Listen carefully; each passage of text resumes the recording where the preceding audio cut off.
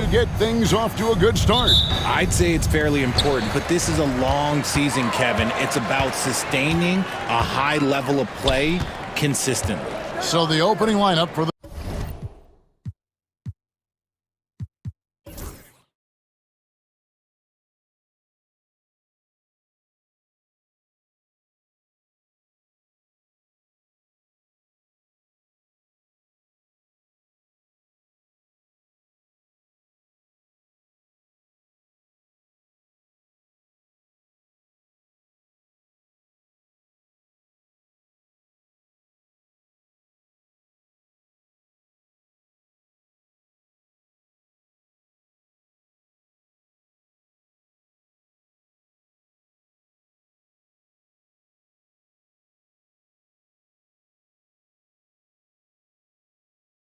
Suns. Deadly backcourt pair of Booker and Beal. Durant is out there with Nick Richards. And it's O'Neal in at the three, the small forward. And attacking the rim. Holmgren making excellent use of that height inside. Tries the spin move. Here's Booker, and the dunk by Booker. And how high can you fly? I mean, he finishes that one with some pop. GA after getting loose in the lane with a scintillating move. Time now to turn to our sideline reporter, David Aldridge. David. Well, I talked with head coach Mark Dagnall. Their plan, such as it is to make Kevin Durant uncomfortable. Force him to take shots instead of giving him the ones he wants. Coach said it's obviously easier said than done, but if you let Durant get hot, forget about it. He can take over an entire game. We'll see if they can execute defensively. Back to you. Thank you, David. And moving with such speed, the quickness of SGA's drives, something to admire. And Greg, despite not winning Rookie of the Year, Holmgren had a historic start to his career. And he would have won the award most seasons, but he obviously had some stiff competition. Regardless, he proved to be a versatile big man with star potential. The three from KD. Gilgeous-Alexander pulls it in. And here in the first, closing in on 2 minutes play. Back to Williams. Oklahoma City moving it around.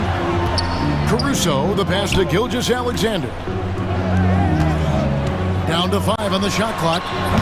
No good. That's miss number 2. He's 1 for 3. Gilgeous-Alexander's gone 1 of 3 on the night. Durant sets a screen for Beal. Fires for 3. And the Suns miss again.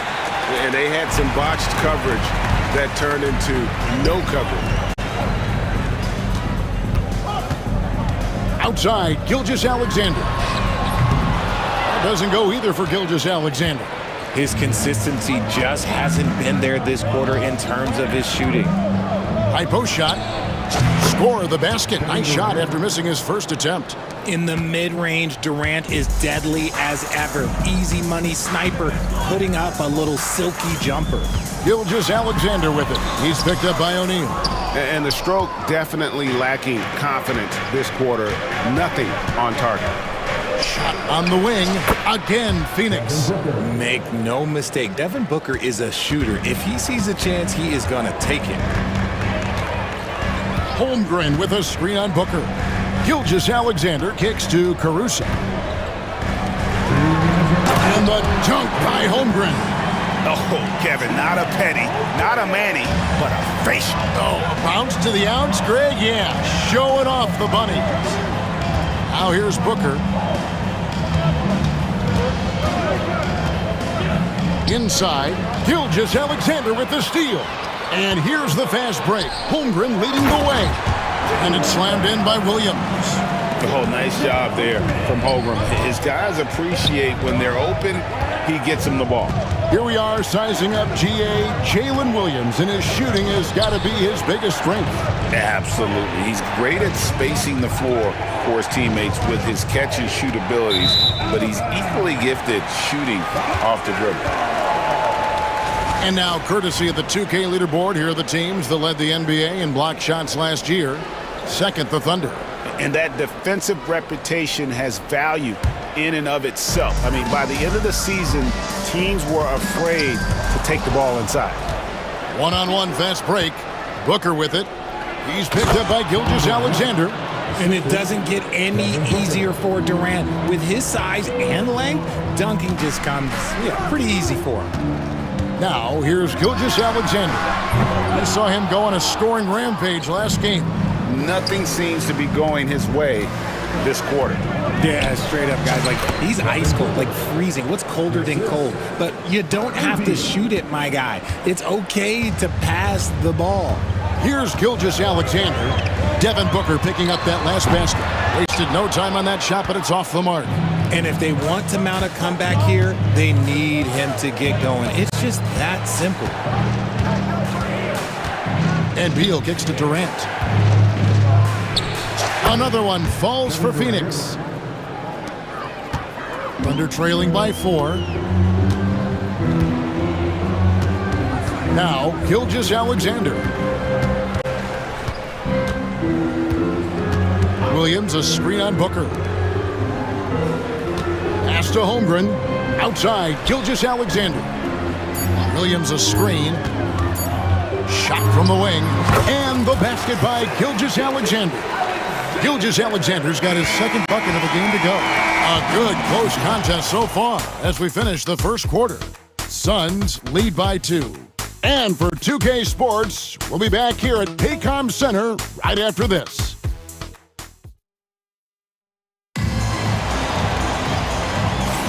And getting going again here in the second quarter. Fairly close game so far.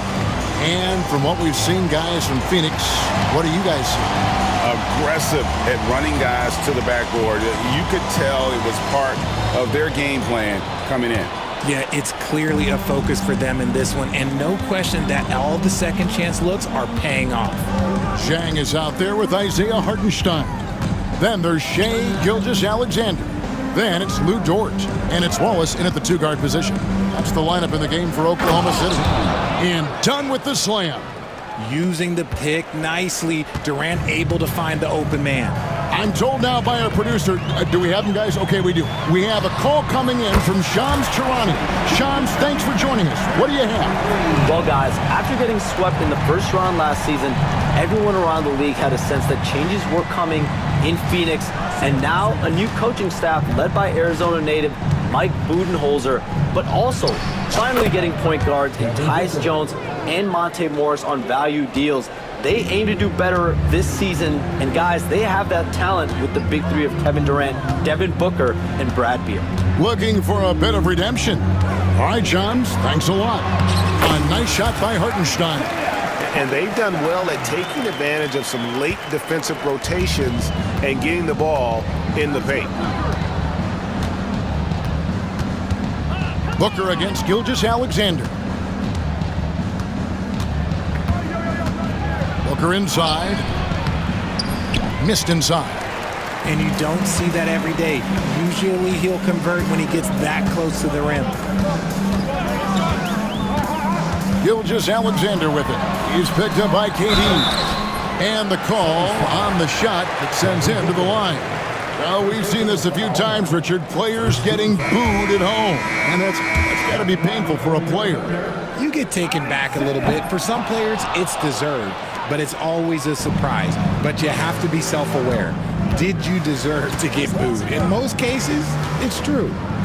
Catching up on the changes for Phoenix. Ole comes in for Kevin Durant. And Jones subbed in for Booker. Nice pass there to set that basket up. Gilgeous-Alexander deciding where to go with it. Double team on Gilgeous-Alexander. Zhang the pass to Gilgeous-Alexander. Yes, it's good. Good for basket number 4. He's now 4 for 10. And good work inside. SGA will make more room for himself on the perimeter when he can be effective down low. Gilgeous-Alexander against Jones.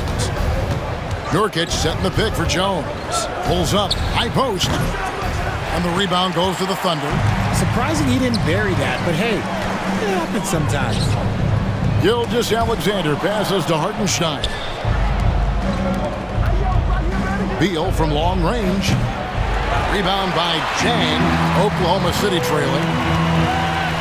And the foul is called. He intentionally grabbed him there for some reason, I don't know. Kevin, all I can think of is that he's trying to slow the game down a little bit. Right. That's a stretch, though. Definitely a strange move on his part.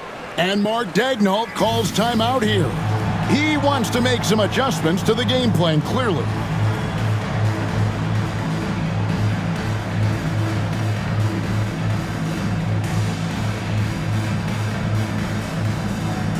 And a new group in here for the Thunder. Daniel Tice is checked in for Hartenstein. Williams comes in for Jang. Alex Caruso, he's checked in for Dort. And it's Isaiah Joe in for Gilgeous-Alexander. Lets the three fly. Wallace misses. I'm shocked that didn't turn into 3 points. I mean, he makes you pay on those nearly every time. Beal from long range hands it from downtown. Beal's got the lead up to 4 now for Phoenix. Beal can hurt you from just about anywhere, and he is a multi-skilled player. RJ, no matter what the situation, Nurkic is a monster on the glass, isn't he? He had 31 rebounds in 2024. You never see that anymore. And now we've got some time to check in from the sidelines. You got for us, DA? Kevin, thank you. Jalen Williams is a do-it-all dynamo for the Thunder. Coach Mark Daigneault said, "We've cross-matched him onto centers. He'll shift into a point guard. It's hard to explain how impactful that is for you. You have a great offensive player that you're also moving all over the lineup." Kevin? DA, the versatility. That is pretty special. Here's Beal. Pass to Jones. Tries again. Makes it off the glass. Jones has got his first basket. Several lead changes going on here in the early portion of this game. It reminds me of that cameo song, Back and Forth. Wallace, good. And the Thunder lead by 1. That scoreless first quarter, that might have woke him up, and he's turned it on here in the second. Jones against Wallace. Jones looking for an opening. To the inside. 5 on the clock. Out of bounds. Suns ball as Phoenix keeps possession.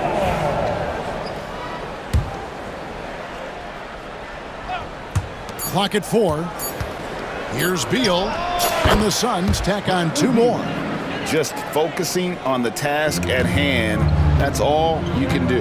Yeah, when the game is up for grabs like this one has been, it's all about the attention to detail. 1 second separating the shot clock and game clock. Wallace outside. Bull against Williams. And he drops in the layup off the glass. Williams has got his second basket of the night. I mean, the number of points they've scored in the paint already here is eye-opening. And some good action through the first 2 quarters as we reach halftime. It's the Thunder leading by just 1. It's time now to go courtside as we set. Thanks so much, David, and we'll step away briefly, but get you right back out here for the start of the 3rd quarter after this break. Please direct your attention to center court and get ready for the fan half-court shot. Drum roll.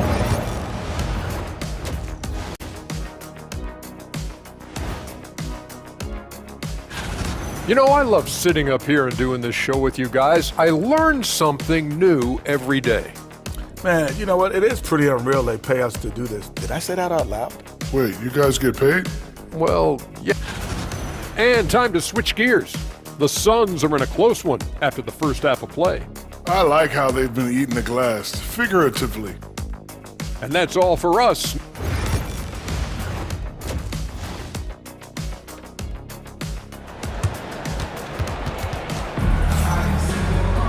And as we get into this 3rd quarter, as we've seen so far, neither team able to create much separation on the scoreboard yet.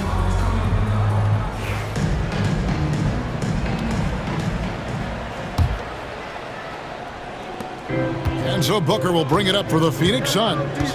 They trail by 1. Looking ahead, they've got the Jazz coming into town for the next game. And that's the first game in a string of 3 straight at home. And on the floor for Mike Budenholzer starting the second half. We've got Booker. Royce O'Neal is out there with Durant. Then it's Nick Richards. And it's Allen in at the shooting guard. And how about the incredible timing on that alley-oop? He absolutely hammered it down. Outside for KD. They set the pick. There's the three. Here's Richards. And terrific work on the offensive glass, and he picks up 2. More good work on the glass there. When it's all said and done, I think rebounding might tell the story in this game. Here's Williams. And it's Caruso, top of the key. Here's Joe. And it's sent back by Allen. Shot clock at 3. Second shot opportunity. A tremendous defender. Durant's length can cause major issues for the offense.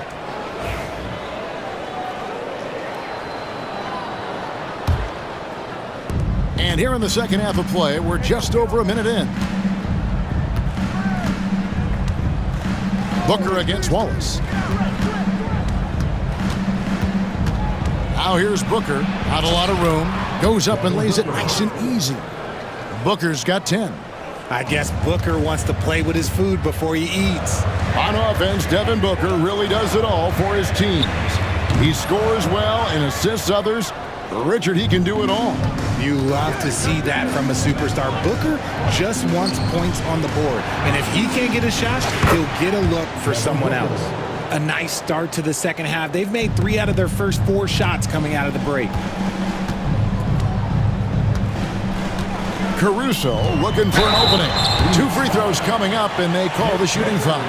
And as disappointing as the Suns' first-round exit was last year, RJ, this team, I think, still has a window open. How about you? Yeah, Kevin, I've often said it takes teams a second year. That first year is really the adjustment period for star players.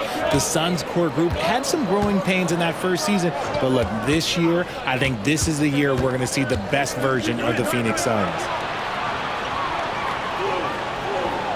It's Durant on the wing. He's guarded by Williams. Taken away by Williams. And now in transition, here's Williams. Here we go. Here's Holmgren. The basket is good off the assist from Williams. Williams has got 3 assists in the game. And here's Booker. 13 points in the game. And the rejection by Holmgren. Already set the Summer League record for blocks in his first game. Holmgren, one of the best young shot blockers in the league. Pass to Richards.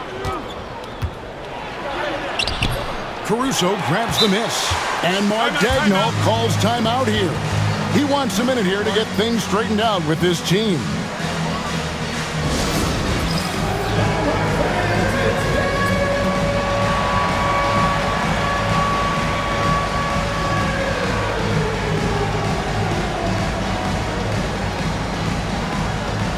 A different look for Oklahoma City.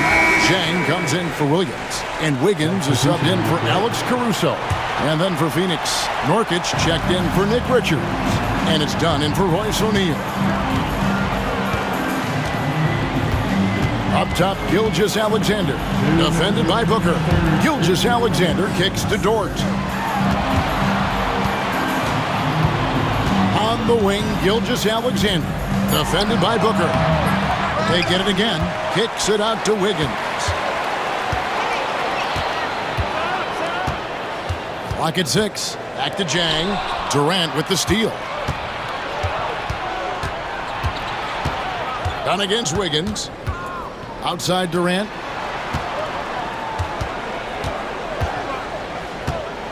A powerful flush by Durant. Gotta take care of the ball. They'll punish you if you're that careless. That's right, and that's severe punishment right there. The important 2 points, not just on the scoreboard, but also for a little bit of momentum. And timeout is called by Mike Budenholzer. He's going to have a discussion here on the sideline.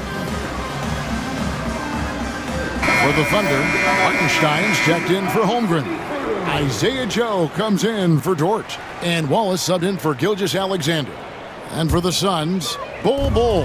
He's checked in for Durant. Bradley Beal comes in for Allen. And Jones subbed in for Booker. Done against Wallace. To the right side. Hartenstein passes to Wiggins. Always going up for the alley-oop here. And the dunk by Hartenstein. And how about the incredible timing on that alley-oop? He absolutely hammered it down. Nurkic a screen on Wallace. To the paint. And finished off by Nurkic. An imposing screener. Nurkic using all of his frame to create space. On the wing, Wiggins, defended by Jones. 34 seconds left in the third quarter. And that one is good from Hartenstein. And you gotta love the big bucket in the paint in this sort of a grind-it-out game. Here's Beal. He has 5.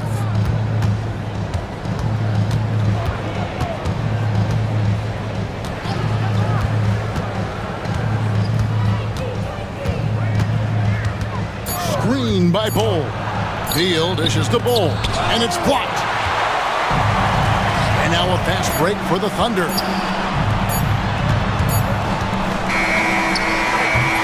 It's a tie game in Oklahoma City. And fourth quarter basketball will be coming your way on 2. Let's listen in on what Mike Budenholzer had to say to his team in the huddle. We don't need to be in a hurry to Beal. We've reached the fourth quarter, and what has been a very competitive game should be an exciting finish. We've got Isaiah Joe. Isaiah Hartenstein is out there with Jang. Then there's Cason Wallace. And it's Wiggins in at the 3. That's the lineup in the game for Oklahoma City. Joe passes to Jang. Down low. And Wiggins throws it down. And those plays can make a difference in a game like this. Well, you know it's going to fire up, Greg, everybody on that bench. And you can feel the jolt of energy that he sent through his team. That is a huge boost in a tight game like this. Plumlee sets the pick for Jones. To the middle. Plumlee, no luck. They came close there to tying it up. You love the intensity out there right now. Close game. Both teams leaving it all out there. Wiggins drives in. Fundamentals, guys, using the one-hand slam. Well, he makes the basics look pretty exceptional. And Mike Budenholzer has called a timeout. He's not taking any chances. He wants to huddle him up right away. And the Thunder going with a whole new group out there. And the Suns here with a different look. Nick Richards, he's checked in for Plumlee. Durant comes in for Bol. Royce O'Neal's checked in for Dunn. And it's Devin Booker in for Tyus Jones. Let's check in with our reporter, David Aldridge. Thanks, Kevin. Mike Budenholzer had some words for his team during the break. Now, he begged his guys to get after it on the break. He said, let's keep up the tempo, guys. You know how dangerous we are on the break. Be confident with the ball. Take risks. Move it, guys. Thanks, David. Caruso kicks to Gilgeous-Alexander.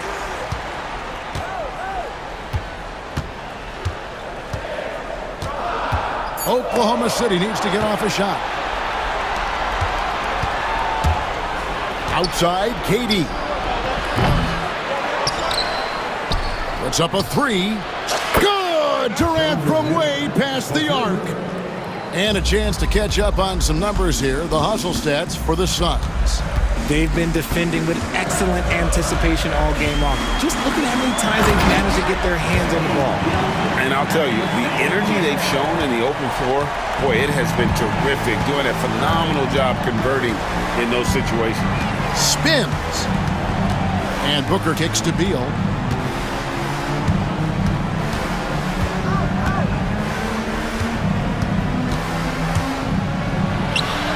Pass to Richards. The Suns need to get a shot off. And they force the shot clock violation. Great team. Just lost his head out there. It'll happen if you're pushing a little too hard. Just under 2.5 minutes gone here in the final quarter. Gilgeous-Alexander with it. Outside Williams. Just 5 on the clock. Back to Gilgeous-Alexander. Now here's Booker. Durant in the corner. Good. A nice assist from Booker. Booker's got 3 assists tonight. Oh, he is just so clutch, saving his best for when the pressure is at its highest. It's stolen.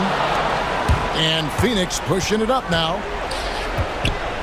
O'Neal passes to Richards. Back to O'Neal. Beal against Caruso. Shot clock at 6. Miss number 4 for him from the floor. 7 for 11 field goal attempts. Holmgren the pass to Dort. Back to Holmgren. Outside, Gilgeous-Alexander. It's tipped. Out of bounds. Phoenix will take possession.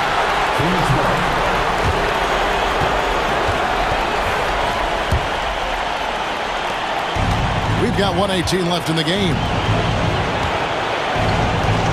Here's Durant. In close. Durant gets the bucket. And we have seen this from Durant before. When the game is on the line, he comes alive. Booker against Gilgeous-Alexander. And he drives in. And it's out of bounds. Last touch by Booker. Mason Plumlee's checked in for Nick Richards. Some substitution. Number 22, Mason Plumlee. 54 seconds left in the 4th quarter. And Williams, here we go. And foul on the shot. He'll shoot 2 at the free throw line. Yeah, way to play in attack mode and get to the line. At the line for your defender, Williams. He doesn't hit the first, and that was the one they really wanted. He's got one more, though, and the Suns making a change here. Dunn's checked in, and he does get the second one, and that narrows the lead down to just 3. He gets them to within 1 possession, but that miss puts a lot of pressure on their defense. KD a screen on Gilgeous-Alexander. Williams with the steal. Can't afford any wasted possessions down the stretch. Pretty much, they have to be perfect the rest of the way. That puts tremendous pressure on your offense. Dort a screen on Durant. 6 to shoot. Gilgeous-Alexander kicks to Holmgren. And again, no good by Oklahoma City. And they foul intentionally. They're going to have to do that now again and again. They're not in the penalty yet. Yeah, you know what? Smart foul. You got to try and extend the game. 11 seconds left to play here in the 4th. And so they choose to intentionally foul.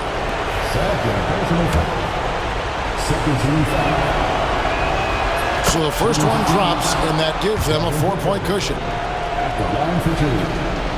And so both free throws are good. And it's a 5-point game. Calm and cool, and his free throws put a bow on this one. Nice way to finish the game out. Time called here. The Thunder decide to talk it over. There's 10 seconds left in the 4th. And let's get your take, guys. What's the strategy? Trying to stay alive. They've got to work quickly. Yeah, no time to waste. They basically have to execute things perfectly from here on out. Here's Wallace. The Thunder with another miss. So it's Phoenix picking up the win. This was a hard-fought, well-earned victory for them, Greg. They really had to work for this win. That's a good point. I mean, weaker teams might have buckled at the end with the crowd amped up, everyone in the building kind of rooting against you, but they stood tall and pulled it out. Well said. And now, let's check in with David Aldridge reporting from the sideline for our player of the game. David, take it away. Kevin. All right, DA, thanks again. Thank you for joining us. That'll do it for now. Alongside Richard Jefferson and Greg Anthony and our reporter David Aldridge. And the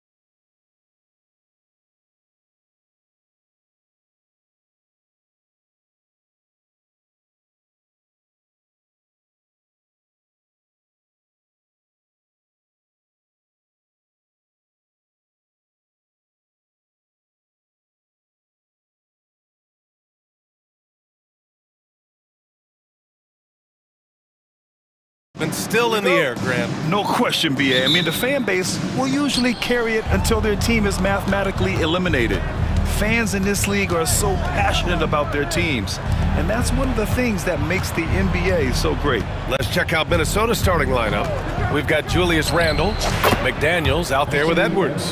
Then there's Rudy Gobert, and it's Alexander Walker in at the 3 spot. Moran against Edwards. Tries it from the top of the key, and it's Gobert with a rebound. And that's one he wants back, just wide open, but not able to connect that time. Oh, it's blocked! It deflects off the backboard. From deep, Bane. Randle pulls down the board. Yeah, and the defense has really got to tighten up on him. I mean, he's just too dangerous from the three-point line. It's stolen by Smart. From deep, Morant. He's now 1 for 2 with that bucket. Yeah, he's so confident on that pull-up now. That's why the defense can't afford to give him any space. And one thing you can say about the Memphis Grizzlies, they are disruptive defensively, Stan. Yeah, Brian. They've been in the top 5 in the league in steals, blocks, turnovers forced over the last few years. And let's face it, they're aggressive offensively as well. This team attacks at both ends of the court. Well, we know Edwards has an outstanding skill set, but what makes him truly special is his competitive will and ability to handle high-pressure moments. And you want to get him going as soon as possible. Great way for him to start this game. Yeah, and I'll tell you what, if he gets into a good rhythm early, watch out. Now here's Edwards. Against Chicago, he was really on his game. Just 5 on the clock. From 10 feet away, Memphis with a rebound. I think he got the shot he wanted inside, but somewhere on the play, he just lost focus. Bane, the pass to Jackson. Edwards against Moran. There's the drop. Oh, he packs it down. That is incredible. Well, this is what the fans want to see. Morant showing off all of his superb athleticism. Randle a screen on Morant. Here's Edwards. Second shot opportunity, and Randle with the layup. And setting the tempo with an assertive move. Like, where was the defense on that play? Well, when you are the aggressor this early, it is intimidating. And you know you're always going to see some highlights when Morant is on the court. I mean, he loves to use that incredible 44-inch vertical. Edwards gets the bucket. Yeah, he makes it look so easy out there. The game comes naturally to him. Morant surveying the floor.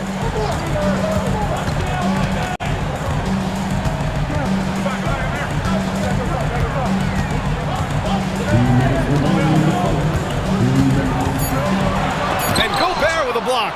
Well, you have to be aware of Gobert on the floor. He's got a few Defensive Player of the Year trophies. Randle finds McDaniels. Edwards against Moran. The open shot by Edwards. No good. That would have tied it. Well, the defense just gave him that shot, and he wasn't able to convert. Very disappointing. And Morant gets it to go. Yeah, this quarter's all about him. He's just dominating at the offensive end. Well, if you went into the lab and created the perfect wing, it might be Desmond Bane, coach. Well, Brian, this guy's so strong. He can guard bigger guys, and his three-point numbers are crazy. Desmond Bane well over a 40% three-point shooter for his career. McDaniels against Morant. The teardrop. Inside. There's a screen. That was a good call. The defense wasn't established. This is his first opportunity at the line this evening. The first one falls. Well, the way that Morant is able to twist and contort through a defense, he is one of a kind in that regard. Timberwolves trail by 4. Here's Edwards. And Edwards slams it in. Yeah, Edwards has some big bounce in his step. A chance to go 2 for 1. And you really must play this just right. Outside Morant. There's the 3. McDaniels with the rebound. And so it's Edwards who brings up the ball for Minnesota. Drives to the hoop. Pass to Alexander Walker. Back to Edwards. There's 18 seconds left to play in the first. Out to the right wing. For 3, Randall. And the rebound goes to the Grizzlies. Now Morant.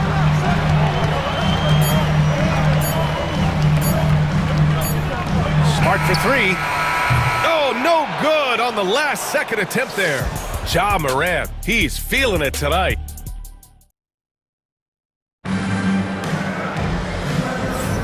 And we hope you're enjoying the game. Both teams tonight keeping things pretty even on the scoreboard so far. What stands out to you from the Grizzlies in this one? Oh, what I love was that first quarter was all about leaking out and capitalizing in transition.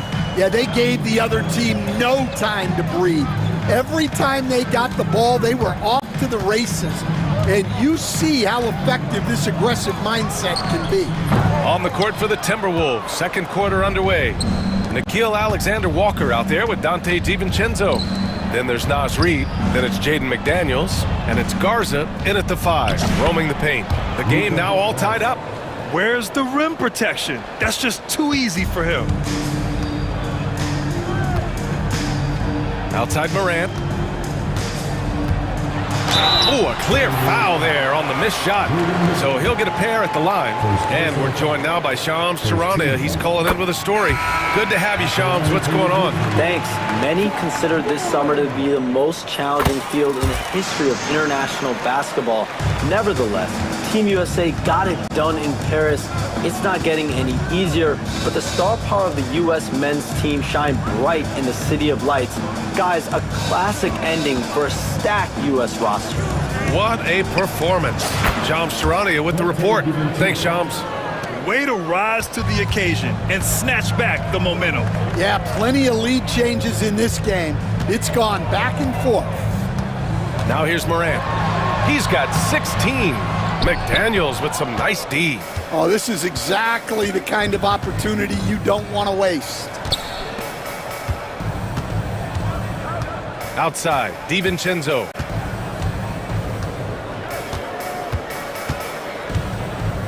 Six to shoot.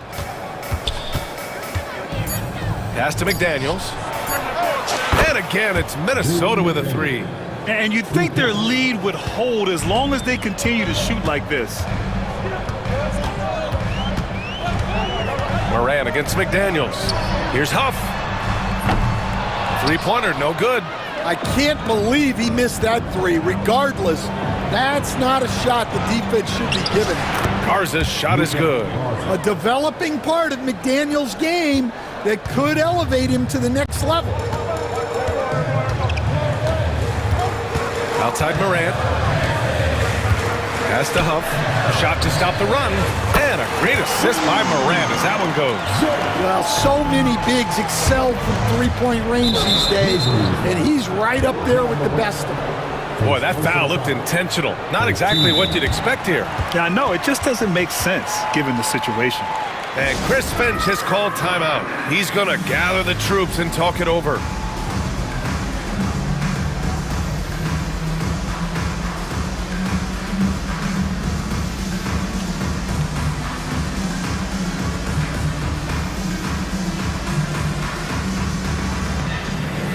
Jackson, he's checked in for Memphis. Rudy Gobert's checked in for the Timberwolves. Julius Randle comes in for McDaniels. And so it's Minnesota with it. It's a three-point game. And so far, there's been tremendous cohesion offensively this quarter. Jackson against DiVincenzo. Jackson attacking. And the dunk by Jackson. All he needed was a little separation. So effective. Boy, cleared the path, put him in position for a prime-time dunk. Well, give credit to the screener there. That's how you help free up your teammates. The shot by Alexander Walker, no good. The Grizzlies have gotten 2 of 5 shots to fall this second quarter. Jackson surveying the D. Pass to Huff. Aldama outside. Oh, and there's the whistle on the shot. So 2 free throws for him coming up. Rudy Gobert picks one up. Well, clearly Aldama is accustomed to getting a little physical in the paint. And he makes both free throws. The Timberwolves have gotten 5 of their first 6 attempts to fall in the second. DiVincenzo against Jackson. Pass to Randall.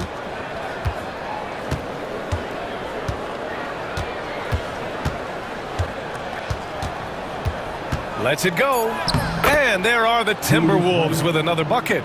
Well, nice turnaround for him here in the second quarter. Had a cold start, but never lost his confidence. Here's Huff. Beyond the arc. That basket is good. Off the assist from Jackson. Huff's got 6. Well, it took him a while to get his legs under him. He didn't do much in the first quarter, but now he's off the run. And Gobert with the stuff. What a slam by Gobert. He's solid getting positioning inside and using it to his advantage. Now here's Jackson. And the dunk by Jackson. Oh, man, he got fancy with that finish. He may be trying to provide the spark they need to break this one open. I just love the aggressive finish. I'm thinking he's sending a strong message with that jam. Jackson against DiVincenzo. Jackson right side. Aldama, the pass to Jackson. 5 to shoot. And the shot counts. He's fouled, and it's a chance for a 3-point play. Memphis shooting their 7th free throw attempt here. And the free throw is good, now leading by 1. Minnesota has gone 2 of 3 from beyond the arc so far in the second. Randall, that's good. For the day, he's 4 for 6. That's 10 straight points they've given up in the painted area. DiVincenzo against Jackson.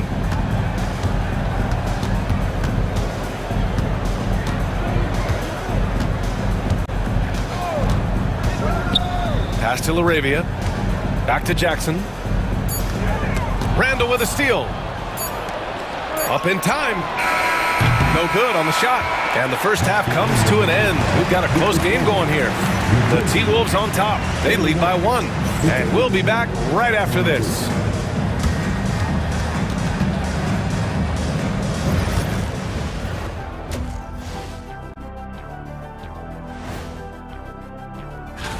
I think for the Timberwolves, they don't get their home opener until next game. But tonight, they start this new season on the road. Kind of like... Moving on now to the first half of play. And how about Julius Randle's contribution? I'll tell you, he doesn't miss many. He can be a... And that's a wrap on.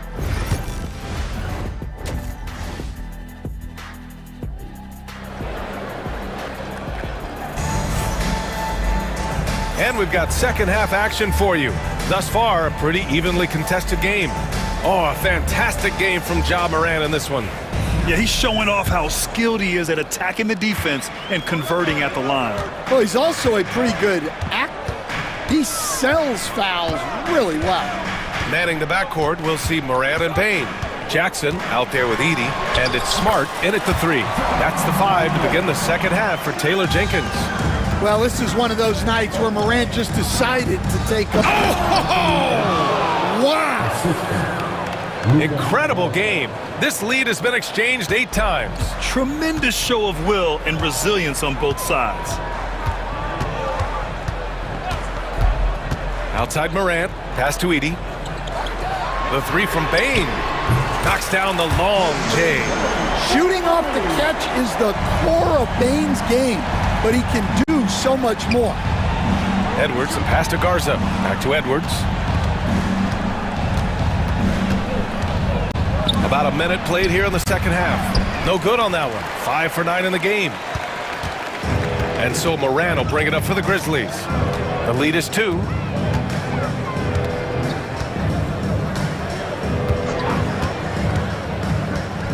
Pass to Edey. Soft touch off the glass. Edey's got his first basket of the night. Yeah, very hot start out of halftime. Making their first 3 shots, getting the looks that they want, and knocking them down. Here's Edwards. Memphis with a rebound. Over a minute and a half now into this third quarter action. Outside Moran. And with today's switching defensive style, versatile wing players are tremendously in demand, Coach. Yeah, well, position now, Brian, comes down to who can you guard. And guys that can guard 3, 4, 5 different positions, those 6'7", 6'8" guys are often able to do that, and they are extremely valuable. Not a great start to the second half, just 1 for 4.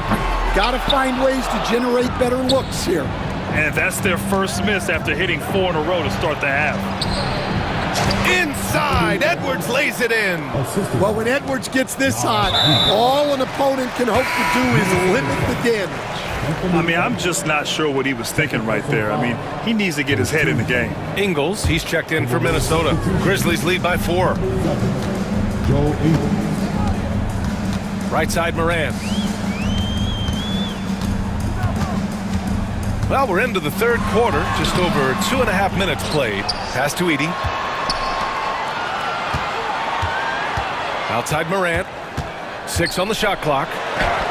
Circus shot, Ja Morant. And now almost all their points coming from the paint. Rim protection and shooting so important. Jaren Jackson Jr. has both of those skills, Stan. Yeah, and look, Brian, it's rare to find guys who can do both of those things. Shot blocker at the rim and stretch the defense at the other end. Guys like that are hard to come by. He's been a defensive player of the year. Maybe we'll see him in the three-point contest one day. Moran against McDaniels. McDaniels with the rebound.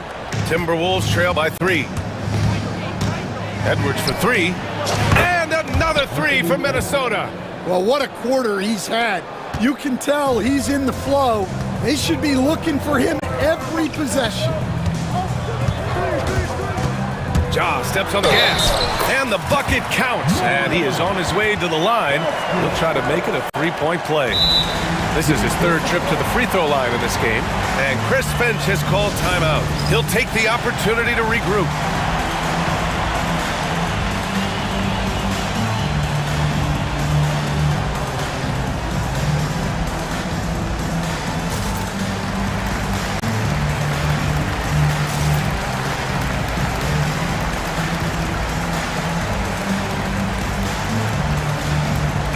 Both teams making some changes here.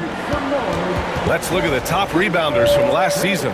Second is Rudy Gobert. Simply put, he was terrific down low last year, owning the glass.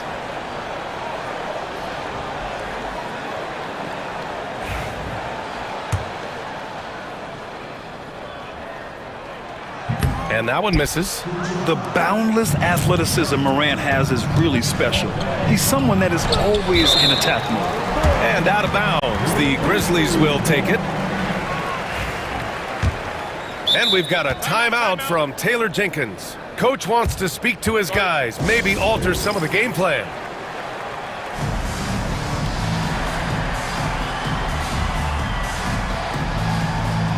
The Grizzlies making a switch here. Jackson is checked in. Memphis has gone 1 of 2 shooting from the perimeter since halftime.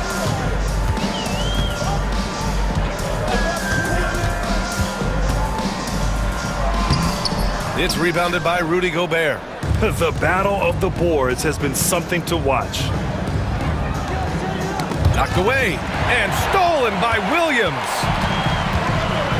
Pass to LaRavia. He takes it in and out of bounds. Minnesota will have it.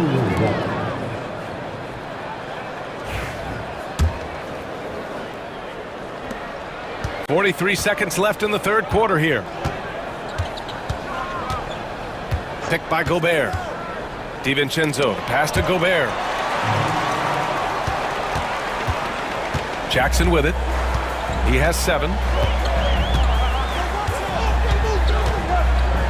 23 seconds left in the third. And that one drops for him.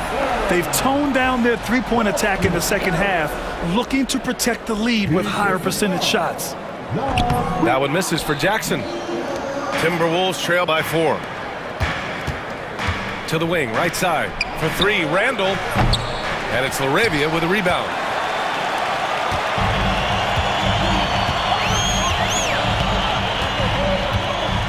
Here's Jackson.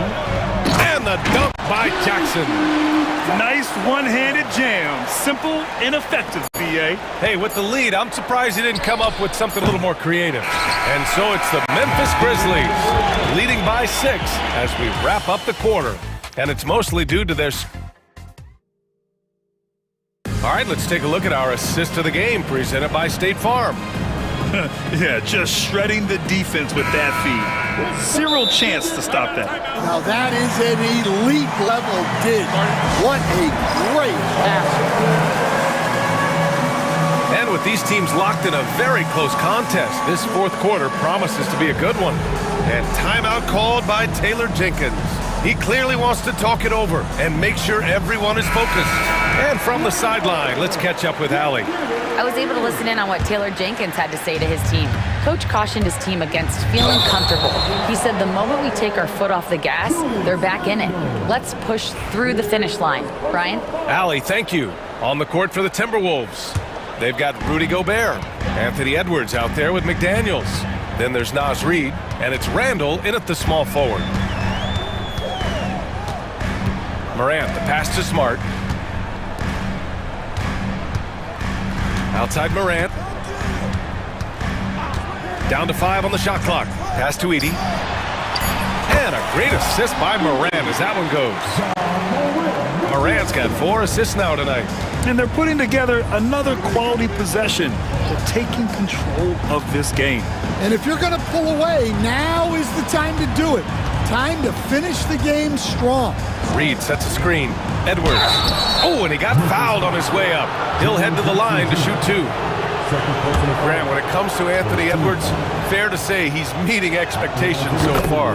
Oh, no question, B.A. The first overall pick in the 2020 draft, Edwards has been anything but a bust. Now we are seeing him trying to compete for titles. Well, you can tell this team looks to Anthony Edwards to set the tone on the floor. His intensity becomes their intensity, and let me tell you, his intensity... Oh, Morant! Wow! And they're building up steam, getting out in front, and trying not to look back. Well, look, we've seen that no lead is safe these days. You got to keep scoring and extending that margin. Edwards can't hit. Memphis leading by 8. Outside Morant. Driving in. Off target. That would have pushed the lead to double digits. Here's Randall. And his 5th basket. Now 5 for 8. Looking comfortable out there. Yeah, nice play by Randall. He can take up space in there and has great short area quickness. Outside Morant. And it's Gobert with a rebound. Gobert's got 4 rebounds now. McDaniels passes to Edwards. Three-pointer. Anthony Edwards rains one in. Well, it doesn't matter where he is on the court. If Edwards likes a look, he's going to take it. McDaniels against Morant. They set a pick.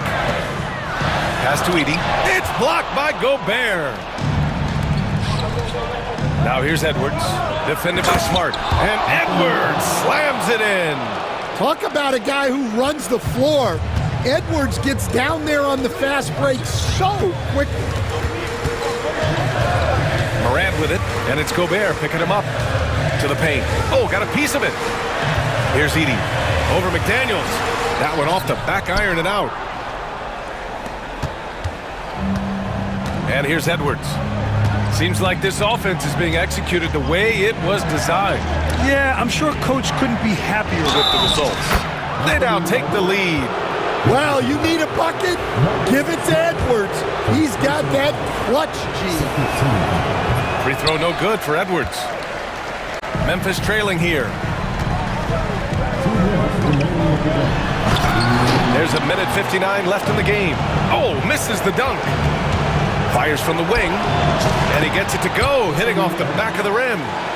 Edwards has got 31. Well, we talk about ice in his veins a lot, but this guy personifies that. What a clutch shot. And timeout called by Taylor Jenkins. He wants to make sure everyone is aligned, given the situation right now. Huff's checked in for Memphis. Here's Morant. We've got a minute 48 left to play in the fourth quarter. Oh, and Reed with a block. Well, Reed really gets after it on defense. He's a big man that loves coming up with blocks.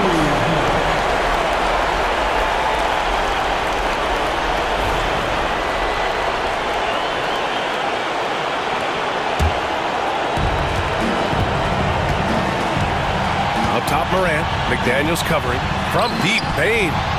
Jackson, the pass to Bain. And he can't stop the run as that one misses. The Timberwolves lead by 3. Right side Edwards. And it's out of bounds. Last touch by Gobert. What a costly turnover. Those are the ones that keep you up at night. A minute 20 left to play in the fourth. Outside Morant. Morant hammers it down hard. And this is why Morant gets paid the big bucks, to knock down clutch shots like this. And Edwards slams it in. Wow, these are the moments that Edwards lives for. He is dynamite in the clutch. Here's Morant. Pass to Smart. Back to Morant. Money! Whoa, that is as clutch as it gets. Big time play. Yeah, don't you just love to see a player embrace that kind of pressure? Here's Randall. And it's in. Oh, a rugged competitor. Randall's teammates trust his ability to make plays in big moments. Against McDaniels. And the foul is called. He missed it, so he's got a couple of free throws coming his way. Rudy Gobert picks one up. The defense there doing whatever they can to protect the rim. He hits the first one, and that brings him within 2 here. That one falls, so he hits both of them. Yeah, he's a guy you want at the line, and clearly not affected by the moment. Here's Edwards. That one rolls around and rims out. Yeah, well, that's a shot the defense is probably going to let him keep taking. Here's Morant. And he buries it. Well, Morant's built to go and showing what he's made of here in the clutch. Morant against Edwards. Reed, a screen on Morant. Here's Edwards. And Edwards slams it in. He's a living highlight reel. Seriously, that could end up being one of the best dunks of the year. Morant. It's good! And he was dominant in their last outing. And the same thing here tonight. He is in a terrific groove right now. Yeah, for sure. He is just oozing confidence. Thinks every shot is going in. They should just keep running sets for him. And Chris Finch calls timeout here. Great time to call his guys into the huddle at a very tense moment in this game. All right, what are the considerations at this late juncture? And there's not enough notification for guest one. Confirm. Press the PS button for details. That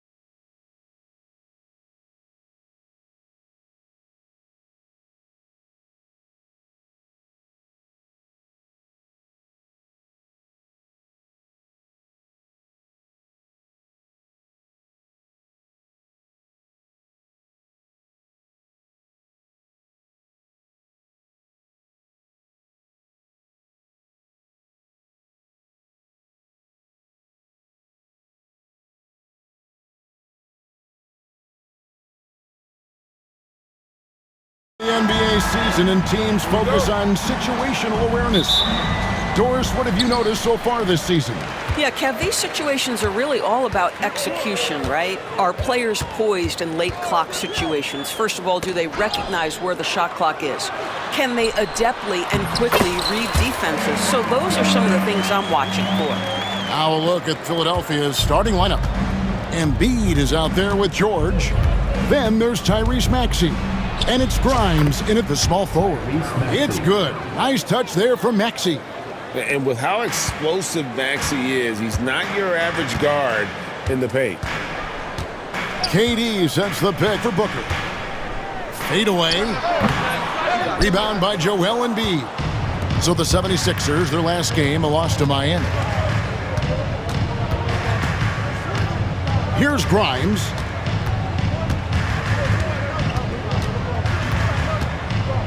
Pass to Maxey. Embiid with a screen on Booker. Maxey, no good. You know, Doris, you think back to the Suns in the NBA Finals not too long ago. How quickly things can change in this NBA. Wow. Kevin, success in the NBA is fragile, it's tenuous, and it's never guaranteed despite past success. The Suns shook up their core after losing in the finals, just trying to get over the hump. But that delicate balance obviously hasn't worked out. They're competitors in the West, but can they get to the ultimate prize? A moment now to hear from our sideline reporter, Hall of Famer David Aldridge. David. I had a chance to catch up with Mike Budenholzer. Coach said he knows the obstacles of playing against Paul George. He told me, you know he's going to have his fingerprints all over this game on offense and defense. Our goal will be to minimize how often we let him disrupt our game plan. We'll see how long they can keep George out of the picture. Kevin? All right, thank you, David. Outside for George. Goes back up. It's hauled in by the Suns. Well, this is the kind of shot we've come to expect him to make. He's got to be upset with that one. Now, here is O'Neal. Beal deciding where to go with it. Oh, and there's the alley-oop. Kevin, he is tough to stop when he gets to the rim. Yeah, Greg, he can get up a few notches higher.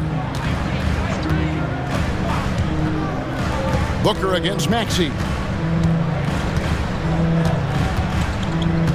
Pass to George. Back to Maxey. 6 on the shot clock. The tray. No good that time. The Suns leading. For 3. Booker. And McCain pulls it down. The shooting numbers just aren't there yet in the quarter. George hangs in midair and converts on the double clutch layup. Oh my goodness, Paul George under duress of exceptional defense. No problem. Booker up top. Paul George grabs the miss. And he has definitely been struggling in this quarter. And you know what? They keep calling his number, and they're simply trying to get him out of this funk. Okay, 2 hands for safety. That's what they say, right? That's right. He was ultra safe with that dunk, no question. You've seen, Doris, Paul George's journey from role player to MVP candidate. There's a reason, Kevin, Paul George is one of the most emulated players in the league with young people. His game is so well-rounded, and maybe his best attribute is his adaptability. Paul George is equally comfortable either being the lead man, or if need be, he can play with 2 or 3 other stars and still be effective. Really incredible. Here's Maxey after the made shot from KD. Maxey against Booker. Pass to McCain. And the 3 off target. Phoenix is gone 0 of 2 from deep here. Outside, Beal. Down low. Got a piece of it. And stolen by Maxey. There's a 4-second difference from the shot clock to the game clock. And so Booker will bring it up for the Phoenix Suns.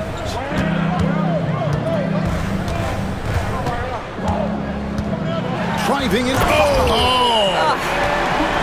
Wow, the elevation execution, the creativity, highlight reel finish by Devin Booker. McCain's shot is off. And a deep three from Beal. That shot no good.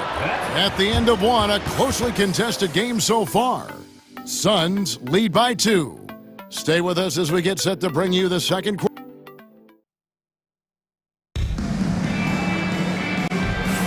And close game underway so far. We'll see if either of these teams can jump out in the second quarter. And from what we've seen, guys, from Phoenix, what do you guys see? You got to credit their defense, communicating, rotating, making plays on the ball. Yeah, I think they wanted to come out of the gate strong, and they have. They've taken the early lead here. So to begin the second quarter for the Philadelphia 76ers, Abusele out there with Andre Drummond. Then there's Kelly Oubre. Then there's Maxey. And it's McCain in at the 2. And slam dunk by Maxey. And don't sleep on Maxey's vertical. He's great at using it to hammer those down.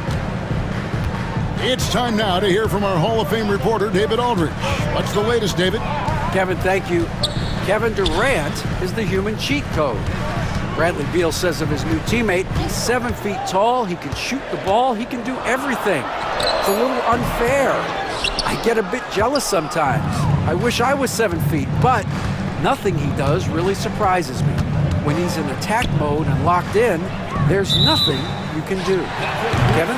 Not a single darn thing. You're so right. David, thanks. Suns leading by 3. Here in the second quarter with a little over a minute gone. Booker with no one around. Here's Durant. A second chance effort. Done outside. And too much time in the lane. They get called for the 3-second violation. Phoenix making some changes. Hole comes in for Kevin Durant. And Tyus Jones subbed in for Devin Booker. The 76ers trail by 3. Outside, Maxey. Played in with a nice touch off the glass. Maxey's got 8 points. And they're beginning to just flat out fall apart defensively right now, especially on the interior. Nurkic setting the pick for Jones.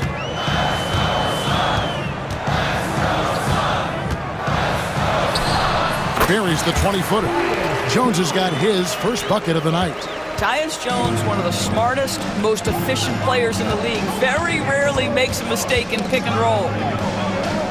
Pass to McCain.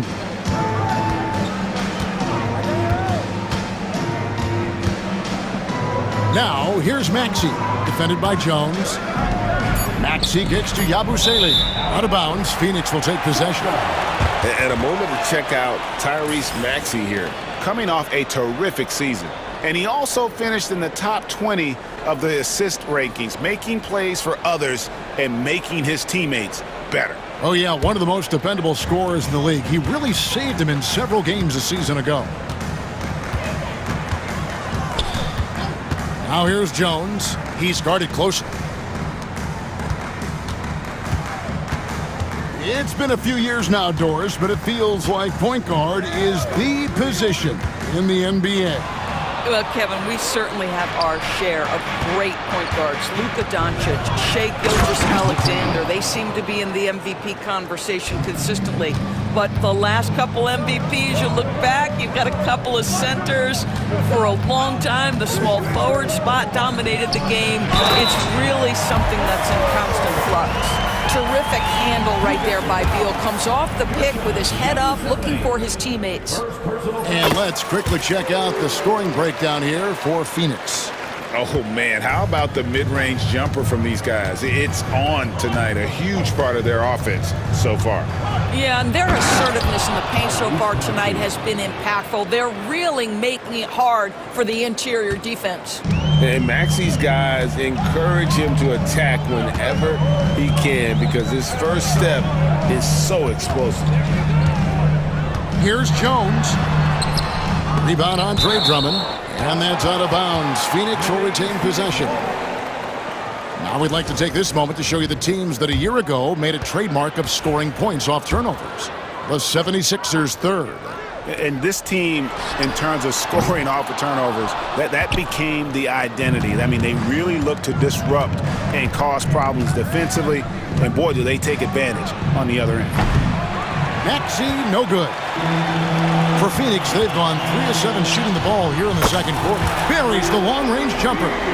You're talking about one of the sweetest shooting guards in the entire NBA. Bradley Beal from deep. Yes, sir. Drummond with a screen on Beal. To the paint. Kicks it out to Maxey. And Phoenix pushing it up now. 1:03 left in the first half. Shoots from the elbow. Bull, that's good. Bull's got the lead up to 7 now for the Suns. And the touch Bull is impressive. You can tell he has a lot of confidence in that shot.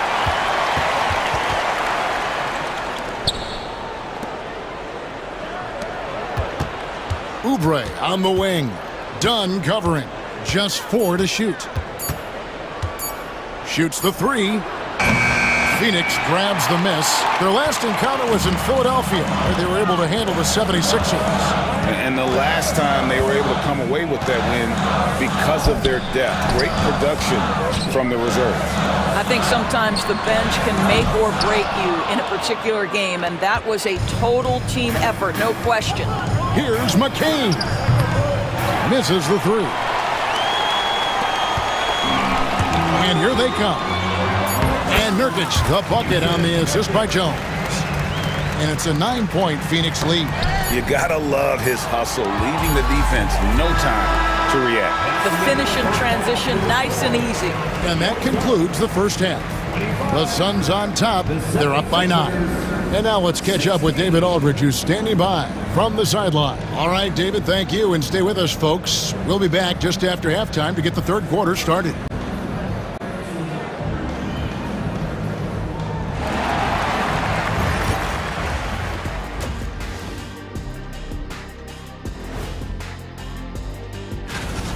Playing the way they're supposed to. Run the offense until you get a good look. Not complicated at all. I disagree. Okay, so now, and that's all for us.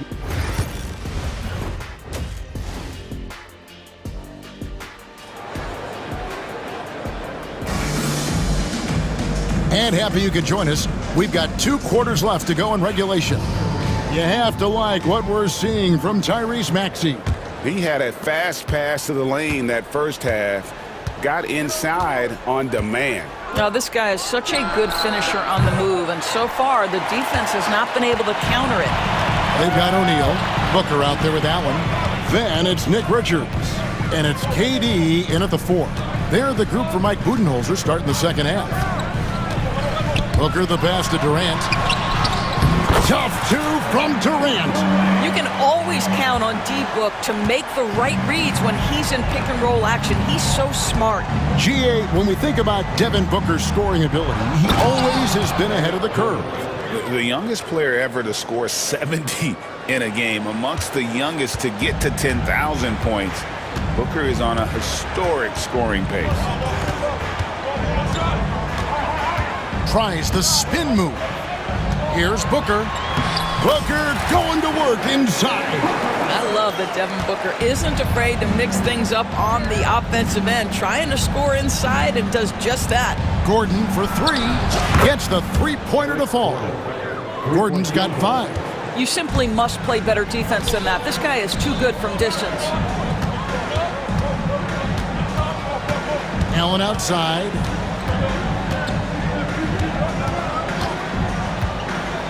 To the inside. Here's KD. And KD throws it down.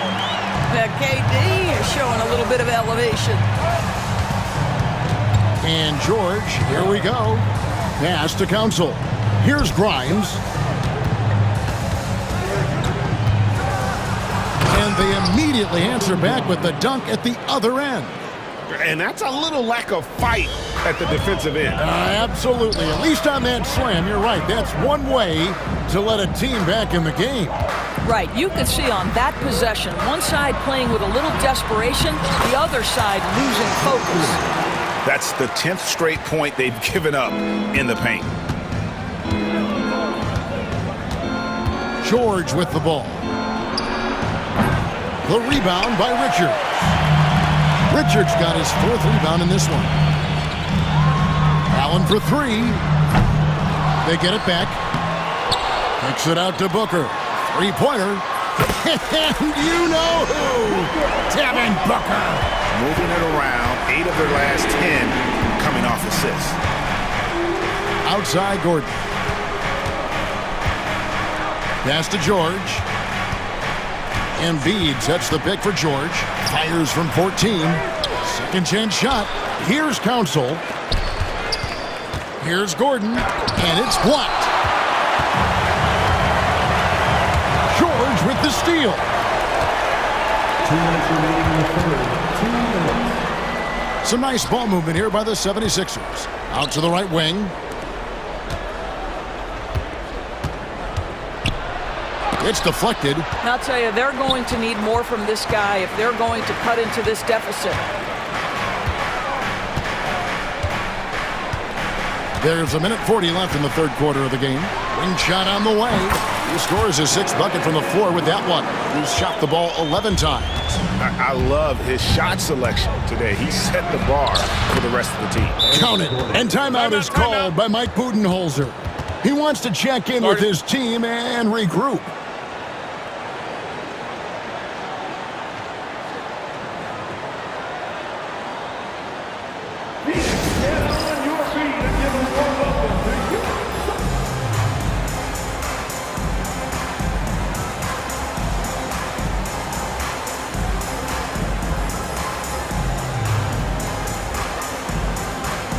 Big group substitution here for Phoenix. Mason Plumlee's checked in for Nick Richards. Bol comes in for Kevin Durant. Donnie's checked in for O'Neal. And Jones subbed in for Devin Booker. Bol finds Jones.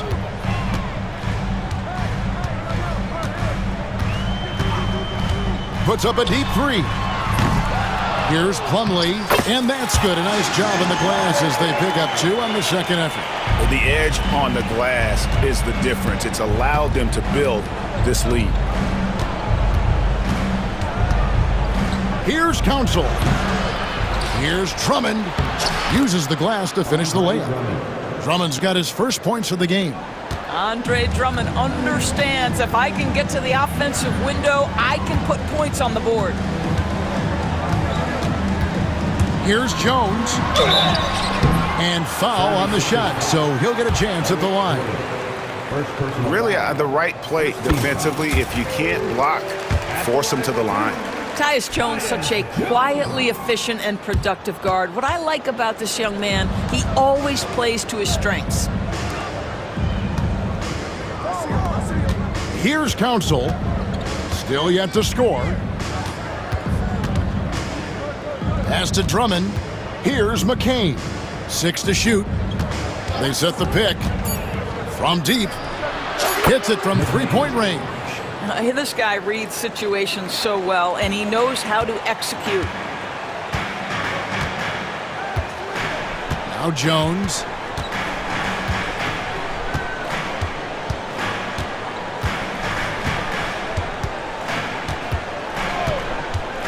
Inside, here's Bol, and the dunk by Bol.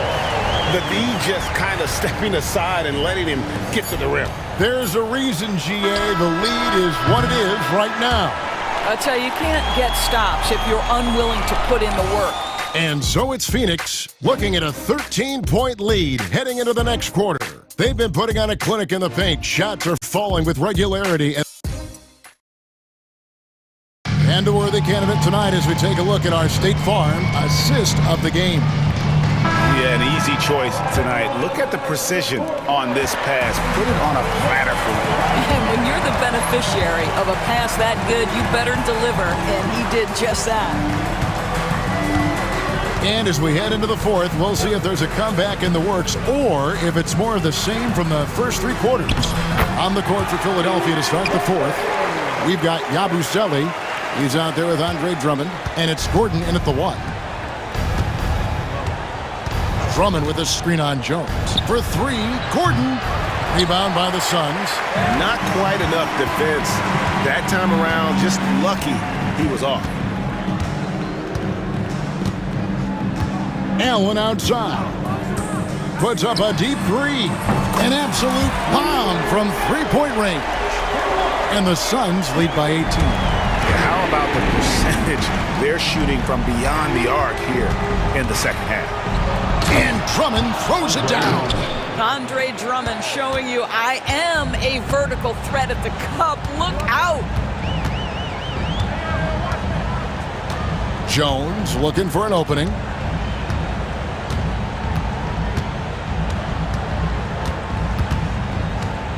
To the paint. He's looking for Ball and finds him.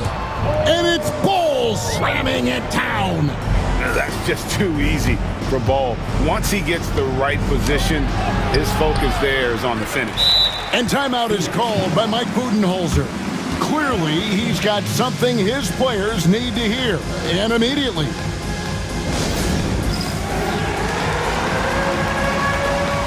And Phoenix with a whole new group on the floor. Substitution on the court.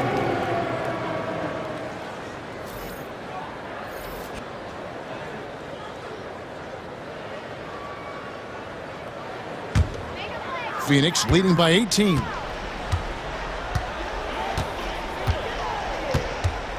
And we've made our way through just over a minute and a half in this fourth quarter. Booker outside. It's hauled in by Paul George. Boy, a miss like that will drive any scorer crazy, especially with the defender giving a cushion. And it's sent back by KD. Boy, how about the defense from Kevin Durant? Sends that shot back. Booker outside. A leaner. And it's Philadelphia with the rebound. Embiid's got his 5th rebound in this one. Here's Oubre into the lane. And the jam by Oubre. How about the vertical from Kelly Oubre Jr.? My goodness. And here's Booker. For those just joining us, fourth quarter here. We're just over 2.5 minutes into it. And even with the big lead, he remains focused on the task at hand. That is the competitiveness he brings to the table. Every night you're going to get great effort from him. From the arc. And it's Durant with the rebound. And so Booker will bring it up for the Phoenix Suns. 2 minutes remaining in the game. 2 minutes.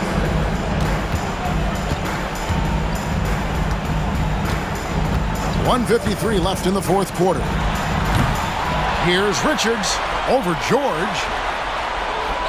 And all around the rim that time before dropping in. And the Suns lead by 20. Looking to close it out. That one might have been the backbreaker. Well, at this point, they're so far up, it would take a real collapse to give this game away at this point.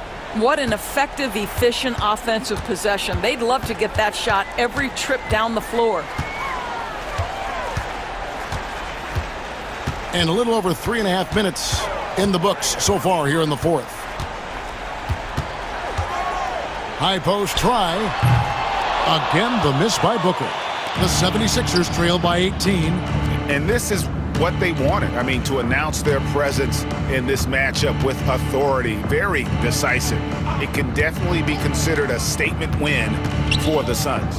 Their shot blocking turned out to give them a big advantage in this game. Yeah, excellent defense around the rim there, Kevin. That they were disciplined and focused. And it'll go down as their first official win of the new year. And they've really had a dominant run of games against this opponent this year. They played them 3 times and won every one. And as usual, some excellent work tonight in what was a quality big impact game for Devin Booker. No doubt he came to play tonight. This guy has been aggressive and effective. From out on the wing, he knocks it down.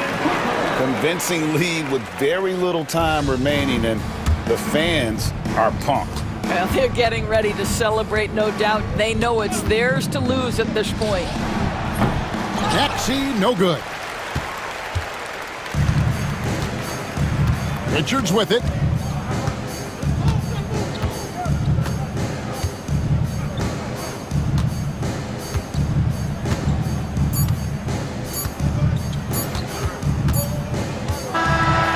so it's Phoenix easily grabbing this one. And the outcome of this one was never in doubt. And boy, they really put in a supreme effort. It just felt like once they had that lead and it was comfortable, they were not going to relinquish it. And now we'll send it over to David Aldridge, who is standing by courtside. David. Thanks very much. Katie, what was the big thing to secure this win? I like how active we were on the defensive side of the ball to start the game. We made shots tonight, and it's always good when you make shots. It brings more energy into the building, and I'm glad we got. Thank you, David. And that'll do it, folks. For Greg Anthony, Doris Burke, and Dave.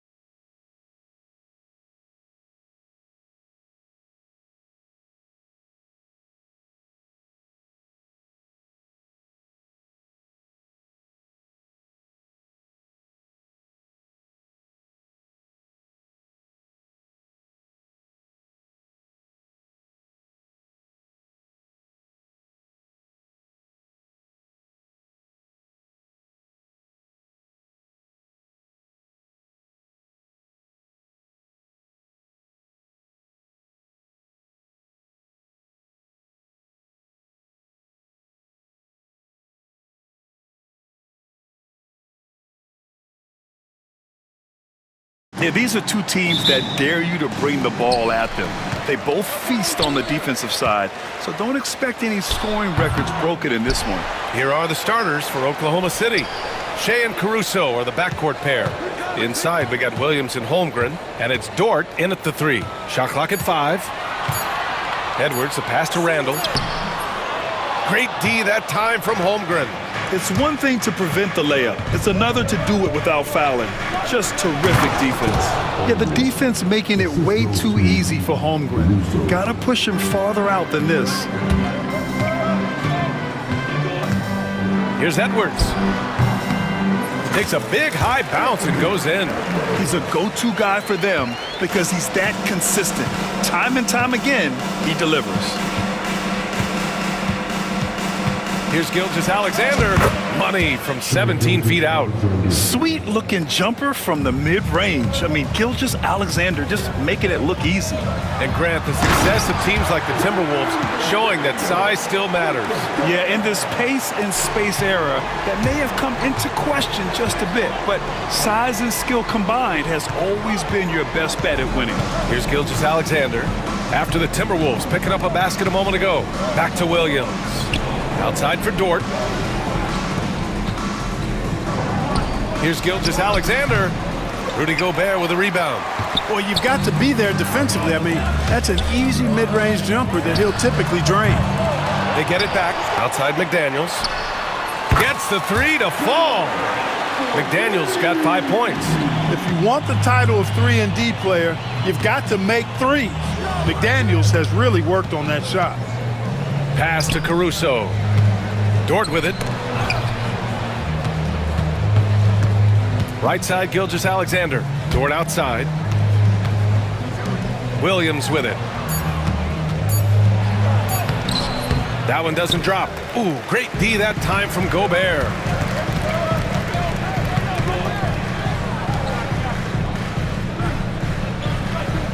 Williams against Randall. Fires top of the key. Dort grabs the miss. For Oklahoma City, they've gone just 2 for 4 from the floor. Holmgren, the pass to Gilgeous-Alexander. From deep three-point range, Randall pulls down the board. The Timberwolves lead by 3. Pass to Gobert. Now Alexander Walker. Ooh, it's stolen by Gilgeous-Alexander. And there's the lob. Ooh, McDaniels with a steal. About 3 minutes gone in the first quarter. Randall on the screen. Edwards, a pass to Gobert. Nice start for him, sinking his first shot. Best of luck to any defender trying to slow Gobert down. He is ruthless inside. And Anthony Edwards has stated that his goal is to ultimately surpass Michael Jordan. Hey, look, that is a lofty goal to run after. I don't know if he'll catch it, but I like the fact that he's ambitious enough and confident enough to put it out there. His ability speaks for itself. This guy's a star already, and his star continues to shine. His work ethic and confidence give me belief that he's going to have a chance to at least get close to that. We know about 25 years ago, there was a guy named Kobe Bryant who sought to do something similar to what MJ did, and he got pretty close to matching it. So it's Oklahoma City now, following the score by Minnesota. From the elbow, Randall pulls down the board. That's the shot they wanted. It just didn't fall. You know what? That's a confidence shaker for him, though. I mean, that's a shot he expects to make every time. Transition basketball, the most reliable way to generate easy looks. Yep, exactly. And if there's any opportunity for early offense, you've got to push it and push it every time. Gets the 3 ball to go. Outside, inside, in between. It doesn't matter. SGA is lethal. Edwards against Gilgeous-Alexander. And Edwards slams it in. Slams it down with 2 hands. Man, they're really getting aggressive now. Now's the time to do it. Keep attacking that rim. Now here's Caruso. Hasn't gotten one to fall yet. Holmgren with a screen on McDaniels. Gilgeous-Alexander against McDaniels. McDaniels with some nice D. Pass to Gobert. Back to Edwards. Gobert with a screen on Dort. Edwards for three. Kept alive. Gobert. Here's Alexander Walker. Buries it from three. Alexander Walker's got 5 now. Gilgeous-Alexander on the wing. Oh, rejected by McDaniels. And that concludes the first quarter of play. It's meant.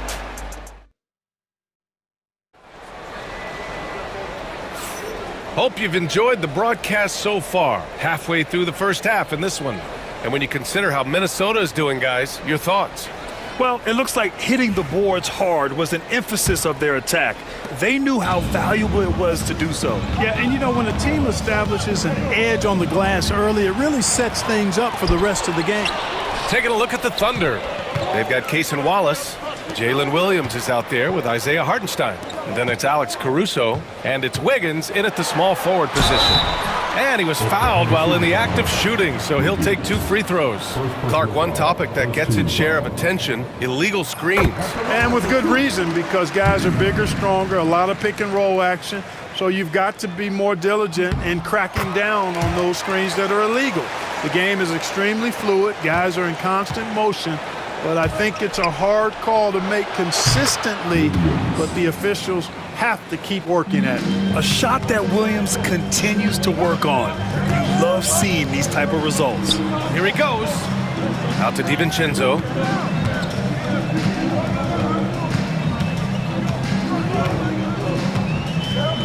Reed, a screen on Williams. Clock at 6. This one for 3. And Reed gets the 3. Reed's got 5 points now this quarter. There's the unselfishness you like to see in a guard. DiVincenzo keeping his eyes up and his options open. Wallace misses. The Timberwolves lead by 10. DiVincenzo, pass to Alexander Walker. Off target with the 3. Oklahoma City has gone 3 of 5 from the perimeter in this game. This past offseason, OKC decided to move on from their former first-round pick, Josh Giddey. Yeah, the 6th overall pick in 2021. Giddey is a talented player with good upside, but fit is so important in the NBA, and the Thunder knew his talents would be better suited elsewhere. Now here's Alexander Walker. 10-point lead. This is their biggest of the game.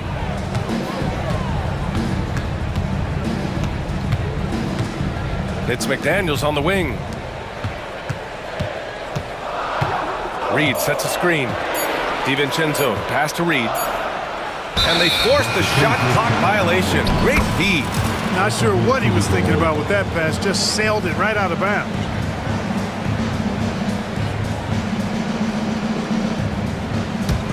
Thunder trail by 10.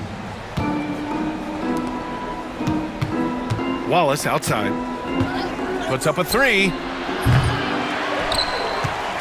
The kick out to Wiggins.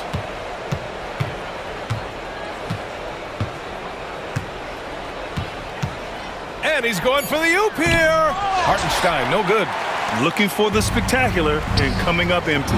And you know, guys, always a tough catch on the lob. Placement and timing have to be close to perfect. Now here's DiVincenzo. Still no points.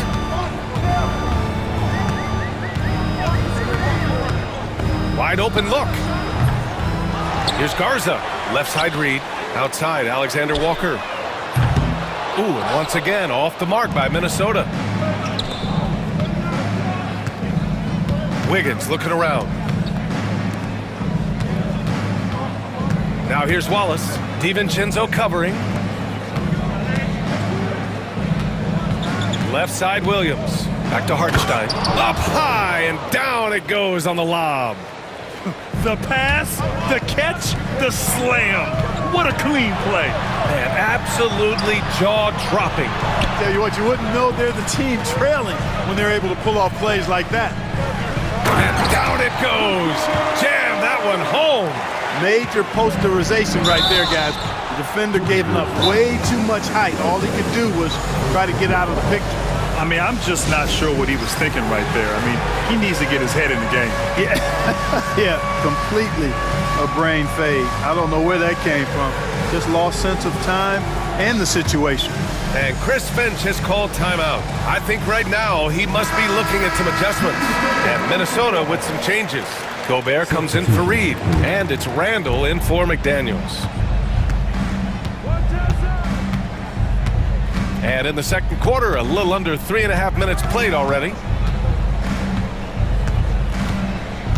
Gilgeous-Alexander against DiVincenzo. Right side Joe to the middle. Oh, deflected. Fast break, here we go. Here's Garza. Book it, and it's Randall with the assist. And now it's a 12-point Timberwolves lead. And a closer look here at the hustle stats for the Timberwolves. They've really been disruptive on the defensive end, forcing turnovers and turning those turnovers into points at the other end. And another area of strength has been their offensive rebounding, converting a lot of those second chances.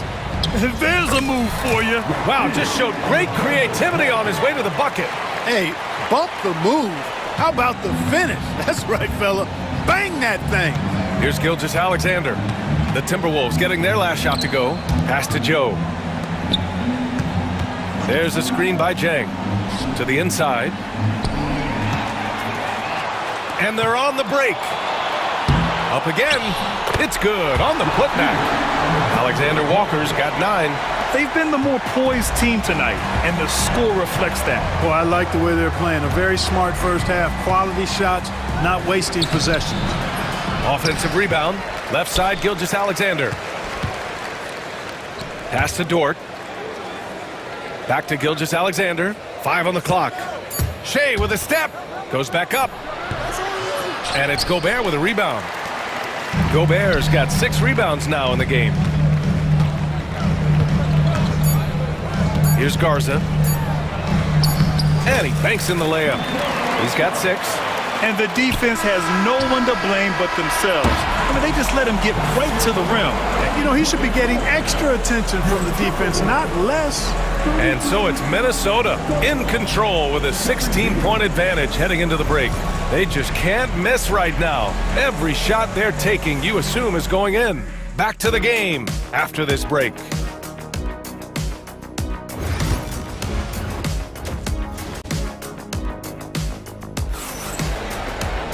And as we dive into the second half, we'll find out if the next 2 quarters are any different from the first 2.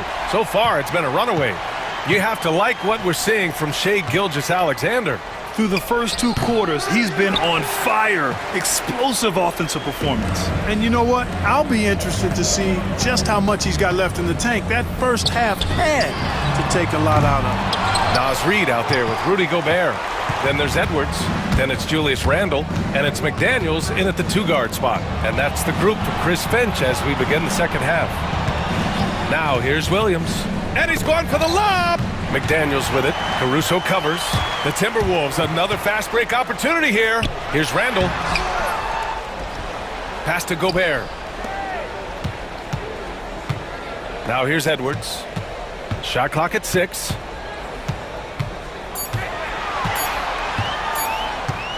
Another shot.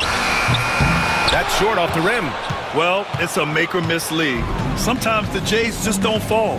It wasn't a bad shot. And something that makes SGA so dangerous on offense, his elite drive and kickability. Yeah, you have to load towards him when he comes off a high pick. He just draws so much attention and can find another cutter or spot-up shooter. He has so much gravity to his game. He is such a smart player. Jalen Williams making people around him better. A great move. I mean, the defense has no response. Yeah, if that's a harbinger of things to come, he's looking at having a very big second half. He's doing his best to carry him, fellas, but he can only do so much. Things would be different for them if he was getting a little more help. All right, let's get a report from Allie. Well, guys, drawing charges is an art. The Warriors' Brandon Podziemski led the league last season, and he said, I'm not going to jump with anybody at the rim and block them. This is another form of rim protection. And Brian, while some have labeled them dangerous and called for charges to be taken out of the game, they remain a winning play. Yeah, that's a good point, Allie. Thanks.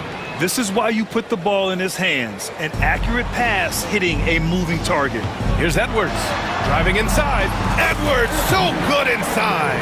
Edwards is a load to stop on the bounce simply because he's got a football player's build.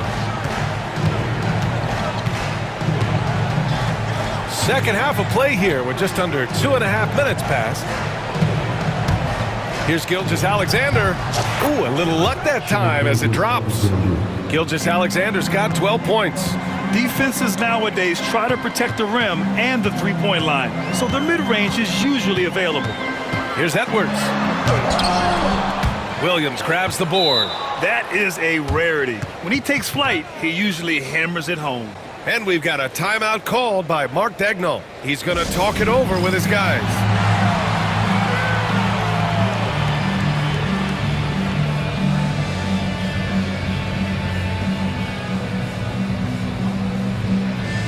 And a new group getting ready for the Timberwolves. Garza's checked in for Gobert. Miller comes in for Reed. Alexander Walker, he's checked in for Julius Randle. And it's DiVincenzo in for McDaniels. And a new group getting ready for Oklahoma City. Hartenstein, he's checked in for Chet Holmgren. Jang comes in for Williams. Joe's checked in for Caruso. And it's Wallace in for Gilgeous-Alexander. Now here's DiVincenzo. Yet to see a basket. Here's the pick, and here's Edwards outside. Oh! Edwards showcasing the range. Didn't take Edwards long to get those 3 points back, right back at you. Grant, how about the rise of OKC? In just 2 years, transforming from a 24-win team to the top seed. Incredible, B.A. The Thunder drafted well and gave those picks lots of playing time. Plus, they made some fantastic trades. And of course, don't forget, OKC still has a boatload of picks. And he was fouled in the act of shooting. Opportunity for a three-point play here. That's all weight room right there. Edwards powers through the contact for the hoop and the harm. Minnesota is shooting their third free throw attempt of the game. Thunder trail by 13. Wallace outside. Pass to Joe. Back to Wallace. There's a screen by Jang. Plenty of space. Again, Oklahoma City. Gotta fight harder to get over those screens. Well, I'm going to credit the screen. I mean, that's a good, strong pick he lays there. And he gets it to go. Yeah, you know, once Edwards flips that switch, now he stays fully engaged. His offensive arsenal is on full display. Now here's Wallace, guarded closely. Down low, and stolen by Edwards. And here we go, the Timberwolves on the run for three, DiVincenzo. Hartenstein pulls it in.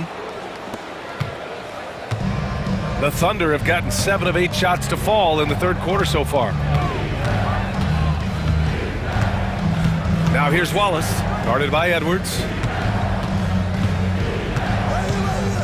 Now Wallace, 5 points in the game. The pass, the catch, the slam. What a clean play. Man, absolutely jaw-dropping. Tell you what, you wouldn't know they're the team trailing when they're able to pull off plays like that. Attacking the rim with power. Tremendous finish. Really piling on the lead with a dunk like that. Here's Wallace.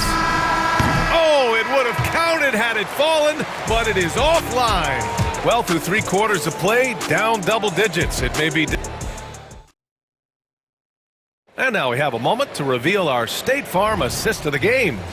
And the winner today coming from an unlikely position. It's the big fella with the sweetest pass of the day. Boy, that's a nice asset to have. It's a huge boost to any offense, too. It adds a whole nother dimension when you've got a big guy that can pass. And with the fourth quarter upon us, time is running out for this game to become competitive.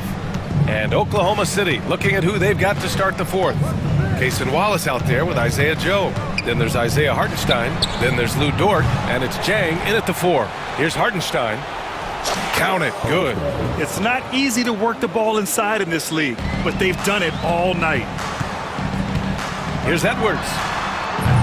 Oklahoma City grabs a miss.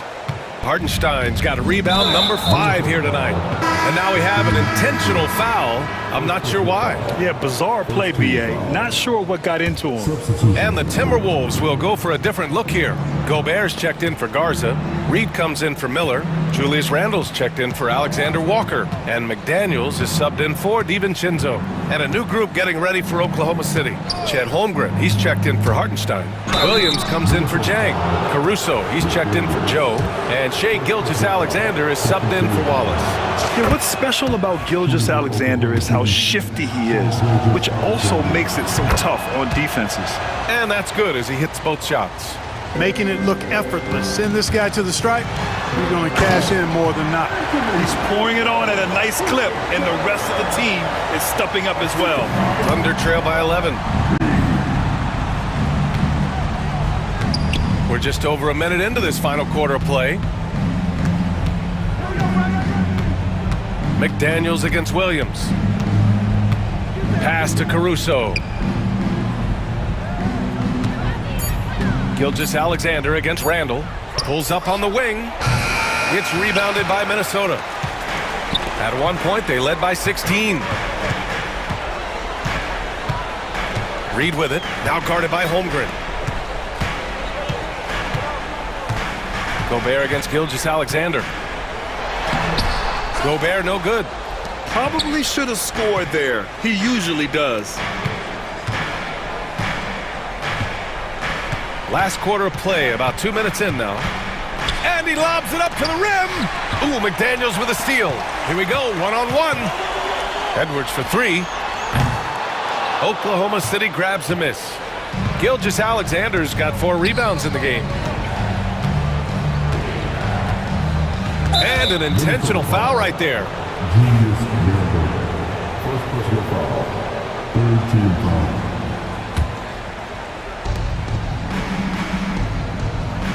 Gilgeous-Alexander feeling it out a bit. Nice move. Nice move. Rudy Gobert with a rebound. Gobert's got rebound number 8 here already in the game. Here's Edwards. Edwards muscles it inside. Wow. Boy, how about the strength of Edwards? Confident in taking on defenders and finishing. Williams a screen on Randle. Here's Gilgeous-Alexander, and the 17-footer goes down. Gilgeous-Alexander's gotten 4 this quarter. Edwards for 3. Edwards on target. And you know, succeeding in the catch-and-shoot game will really help Edwards set up his drives to the hoop. And now they decide to foul intentionally. Second personal foul. Fourth team foul. 1:57 left in the fourth. Williams a screen on Randle. Here's Gilgeous-Alexander. SGA using that size. And the D can't allow Gilgeous-Alexander to get this positioning, because once he does, he makes you pay. Edwards with it. Now guarded by Holmgren. Pass to Gobert. And so he draws the foul, headed to the line to shoot a pair. All right, Clark, how about Rudy Gobert? What consistency rebounding the ball. Yeah, averaging double digits pretty much every season, BA. And that helps them in the battle of possessions, obviously. And it also helps them control pace. You got a guy who eats glass like that and defends at a high level. You got something real good for yourself. Now here's Holmgren. Back to Gilgeous-Alexander. Just 5 to shoot. Ooh, the deft touch on the lob. Saw his teammate with a path to the rim, and boom, lobbed it up there beautifully. Very smooth catch and finish. And he chose the conservative finish with the nice, easy layup, which was a good decision. Williams against Reed. From the high post. And it's Gobert with a rebound. Minnesota's gone 1 for 3 in the fourth quarter from range. And they had an advantage tonight. Came out sharp and did what was needed. Nice win here for the Timberwolves. I think it was their play in the paint that got them the win tonight.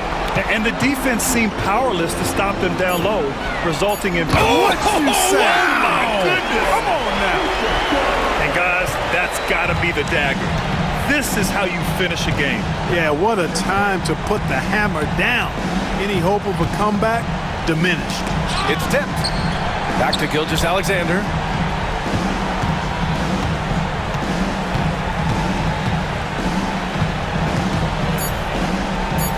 Oklahoma City's got to hurry. They got to get up a shot. And stolen by Gobert. Reed with it.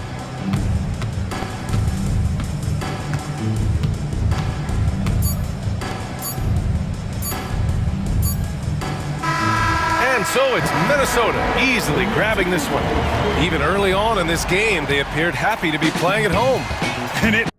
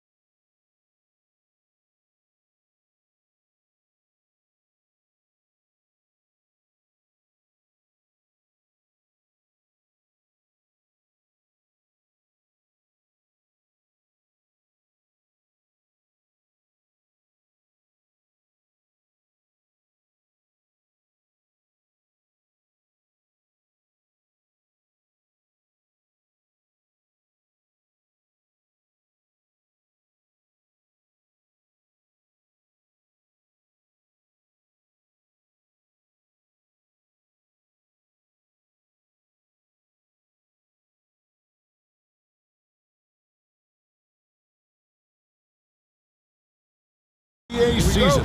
How does opening night feel different from the rest of the season, the rest of the schedule?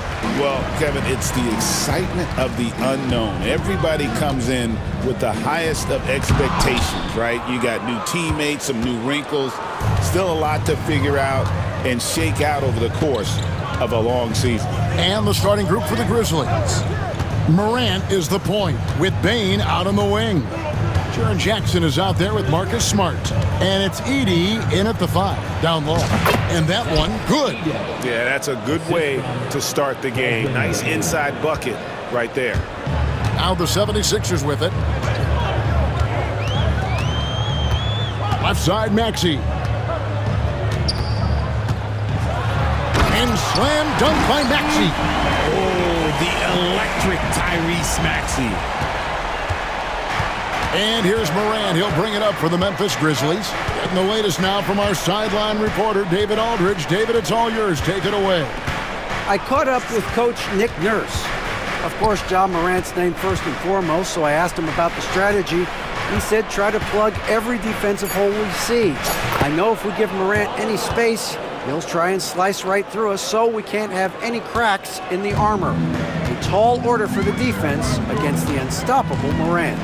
Back to you. Thank you, David. Here's George, following the basket by Ja Morant. And George kicks to Maxey. And there's the drive. The Grizzlies pull it in. Oh, no excuse for a guy of his caliber. You've got to finish that slam. Got to be a little embarrassed by that one. Ooh, as usual, Morant bringing down the house. Philadelphia with the ball. The Grizzlies making the shot. Outside for George. Maxey against Morant. That's basket number 2 with his third shot off to a fast 2 for 3. And once he got to the 10, I think he was surprised to find himself that wide open. Easy possessions like that literally are just a gift. You just dream of them. He'll gladly take those. And one step ahead of the defense with that solid screen. And then Greg, the monster dunk to finish it off. Well, great chemistry on display. He understood where to put the screen in order to free up his teammate. And that one's good, Maxey. First quarter of basketball, just over 2.5 minutes play. Morant outside. To the inside, Jackson. Good, and a nice assist from Morant. And he is a huge presence inside at both ends. Jackson's a great asset to have in the post. And Richard, when it comes to Jaren Jackson, there's a lot to appreciate. My goodness. Oh, I love that he can guard 1 through 5. Really a modern defensive NBA big man. He can go back to the basket or he can face up. He doesn't need the ball to make a huge impact. Now here's Morant. Paul George unable to get his shot to go. And finished off by Morant. It's just so much fun to watch Ja fly. The way this man can take off is so impressive. George passes to Yabusele. Nails the baby hook. And giving up some inches inside, but makes up for it with an aggressive style. Yeah, you can give up some size, but that shows you how fearless he is, willing to attack the basket no matter who is in front of him. Here's Morant. 76ers getting the bucket.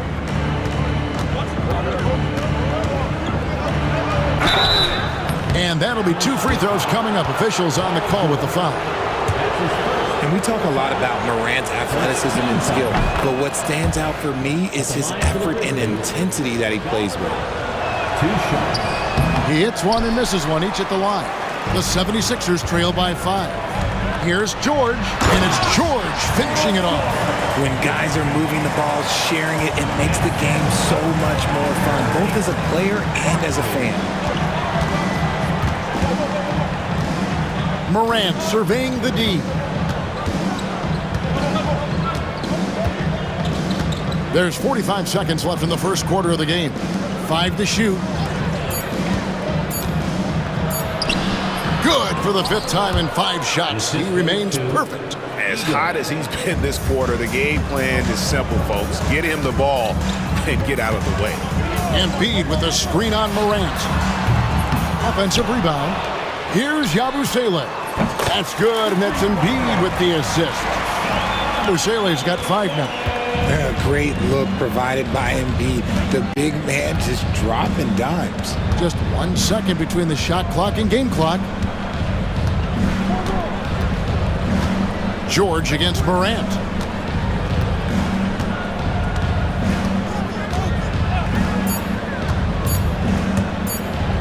And Morant throws it down. Oh, I dunk you very much. He can really fly, and you combine that, Greg, with some nice penetration, too, and you've got 2 points. John Morant has been leading the charge, guys, for Memphis. He put together.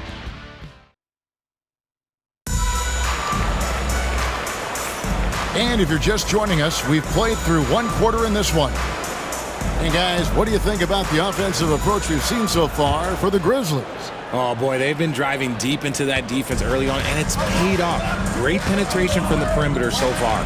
And something else that I liked is how they attack the paint, finding ways to get inside and capitalize time and time again. Oubre out there with Andre Drummond. Then there's Maxey. And it's Grimes in at the 3 slot. That's the group in the game for the 76ers. From three-point land, few guys in this league are better than Maxey. You have to run him off that line.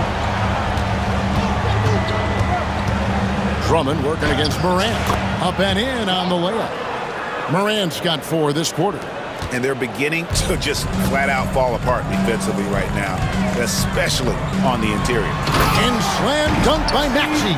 Sometimes you just got to look away, man. I felt that move from Maxey. Morant outside with the drive. 9 for 9, looking deadly accurate. Like guys he cannot miss. Man, have they been effective at getting the ball inside. Here's Maxey. No good on the 3. And he didn't punish them for the weak coverage there, but they can't count on him to continue missing. Here's Morant. Wow, that makes him a perfect 10 for 10, double-digit perfection. And that's 10 straight points in the paint. The defense, nowhere to be found. Down low. That one's good, and the Grizzly lead has got back down to 5 as they get the points there from Oubre. The Grizzlies have gone a perfect 4 of 4 since the second quarter began. Perfect from the field. Morant outside. Rebound Andre Drummond.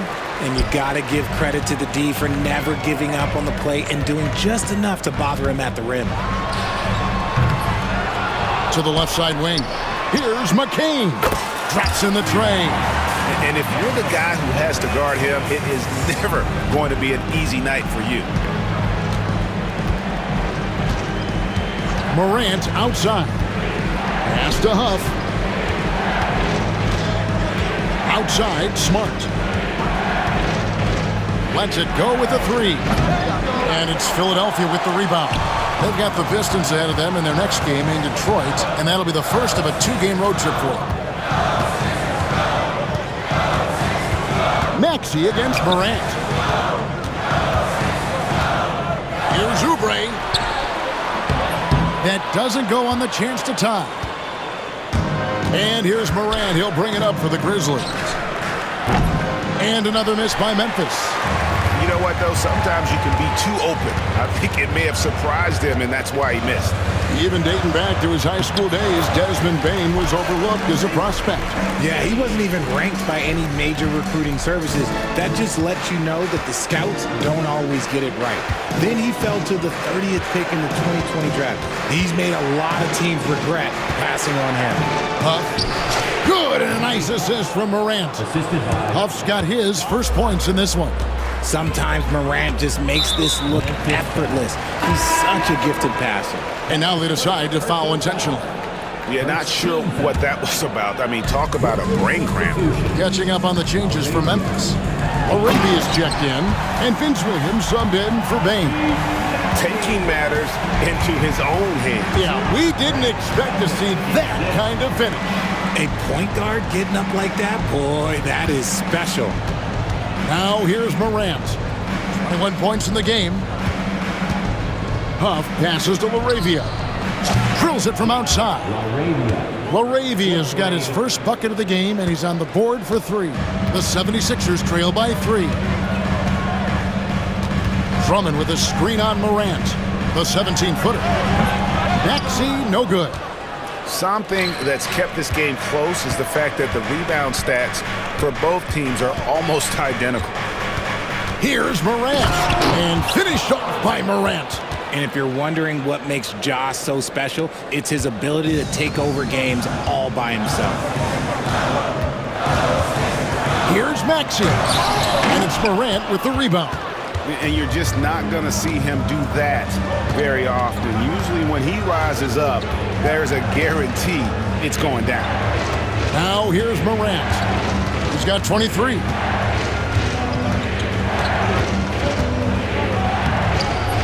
It's Drummond with the rebound. Drummond's got rebound number 5 here tonight. Grimes passes to Maxey.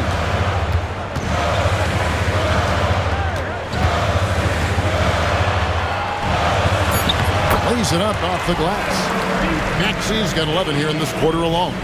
And they've repeatedly probed inside in the first half, guys. And at the buzzer! That is how you finish it. Yeah. How about that? Just a perfect finish to the half as they tack on another 3 to their lead. And so it's Memphis with their lead standing at 6 points here at the end of the quarter. And they've done a phenomenal job down low. So many of their points coming right at the rim. And we've got more M2K Sports coming your way after this. I think for Memphis, they don't get their home opener until next game. But tonight, they start this new season on the road. Kind of like... And now, time to talk about this game. What a solid start for the Grizzlies. This is some retro hoops. And that's a halftime.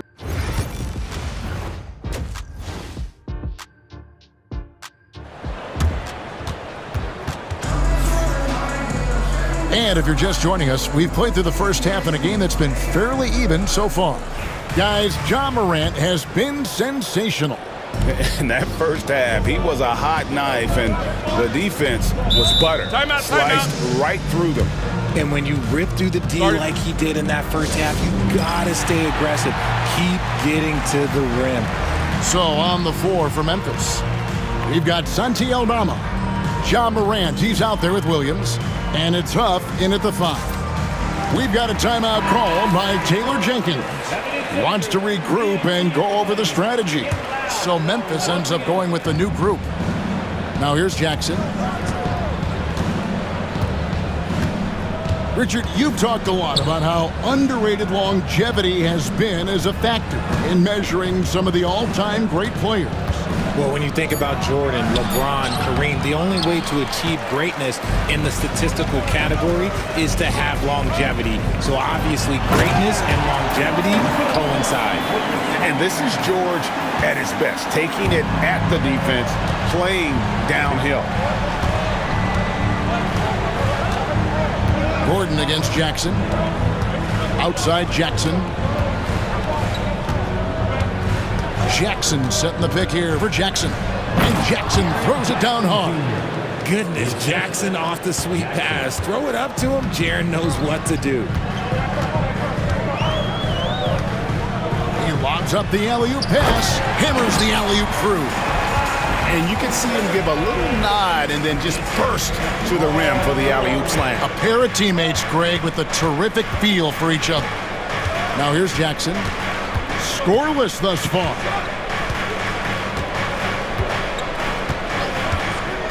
Drives to the hoop. And Embiid with the block. Every year he's a Defensive Player of the Year candidate. His instincts, that's what makes Embiid outstanding. And his awareness of when to go for the block. He had a nice open look right there. Baines got the lead up to 7 now for Memphis. When it comes to the league's most physical defenders, Richard, look no further than Marcus Smart. Yeah, he's someone that has no problem sacrificing his body. Whether that's taking charges or diving after loose balls, he is relentless. Now Jackson, after Eric Gordon's three-pointer that didn't go. Jackson gets the bucket. And now it's a 9-point Grizzly lead Making the floater look this smooth is not as easy as it looks. It's a challenging shot. And the basket is good, and he's got a chance here for one more at the line. That'll put Paul George on the line. That one on Smart. And this is his first trip to the line tonight. And over the course of last year, he was up over 90%. And with a stroke like that, you see why. Now here's Jackson.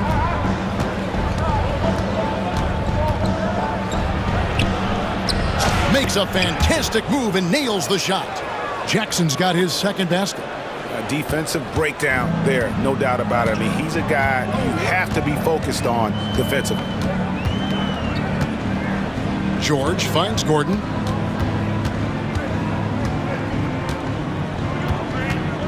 Pass to McCain. Lock at 6. Here's Yabusele. Philadelphia needs to get a shot off. And it's Gordon missing. And the great shooters know when they've got enough opening to go for the 3. I didn't think it was a bad choice on that possession. Now here's Jackson.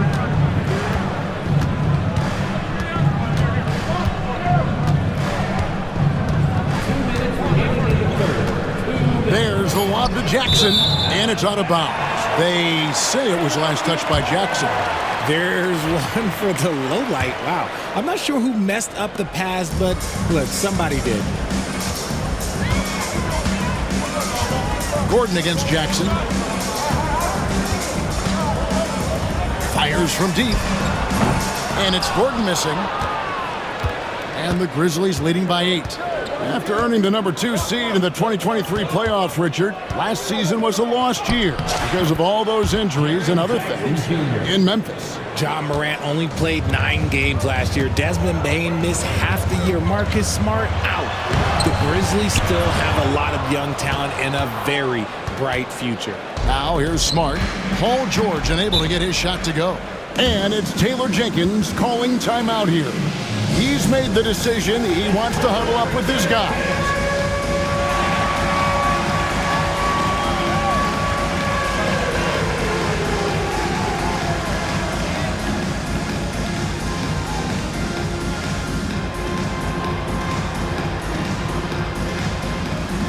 Both teams deciding to change it up. Chance now to take a look at some of the steal numbers over the scope of the last few months for John Morant. Defensively, he's really stepped it up over the past few months. You can see the jump in his steal numbers, and it hasn't been by accident. He's put in a ton of effort at the defensive end, and boy, is it paying off. Sharing the rock. Part of what makes John Morant such a fantastic player is his ability to pass. And there comes a point when, for the team's sake, you might want to move it. He's hurting them with all of these misses. Huff passes to Morant. Pass to Huff. Takes it from 10. Good. And the nice assist from Morant. Huff's got 6. Every time they get scored on during this run, it's come from inside the paint. Gordon, the pass to Drummond. And Drummond throws it down. And how about the movement there by Drummond off that pick and roll, getting himself to a great spot there for the finish. Morant, and he lays it straight in. Morant's got the lead up to 14 now for the Grizzlies. And now you see them starting to really work the ball inside. Drummond a screen. It's 9 seconds separating the shot clock and game. That one good for 2. That may be not the highest percentage of looks right there, but look, you can't argue with results, I guess. Morant outside. We've got a timeout called by Taylor Jenkins. He wants to talk to his guy.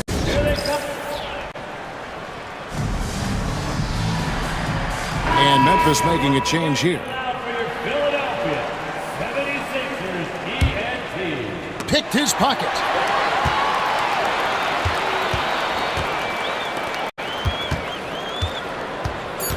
Here's McCain. Got it off in time. And no good on the last second attempt this time. And so it's Memphis. Up by a dozen here at the end. And a quick look now at the State Farm assist of the game. And the definition of teamwork right there, guys. I mean, what great communication between them And what a beautiful feed. Serving it up on a platter, that is a beautiful dish. And two teammates on the same page, woo. And with the fourth quarter upon us, time is running out for this game to become competitive.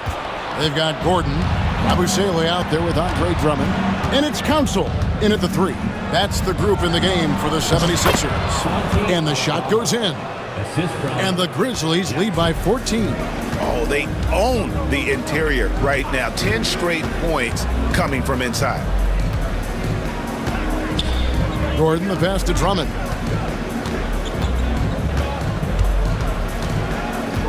Shot clock at 6.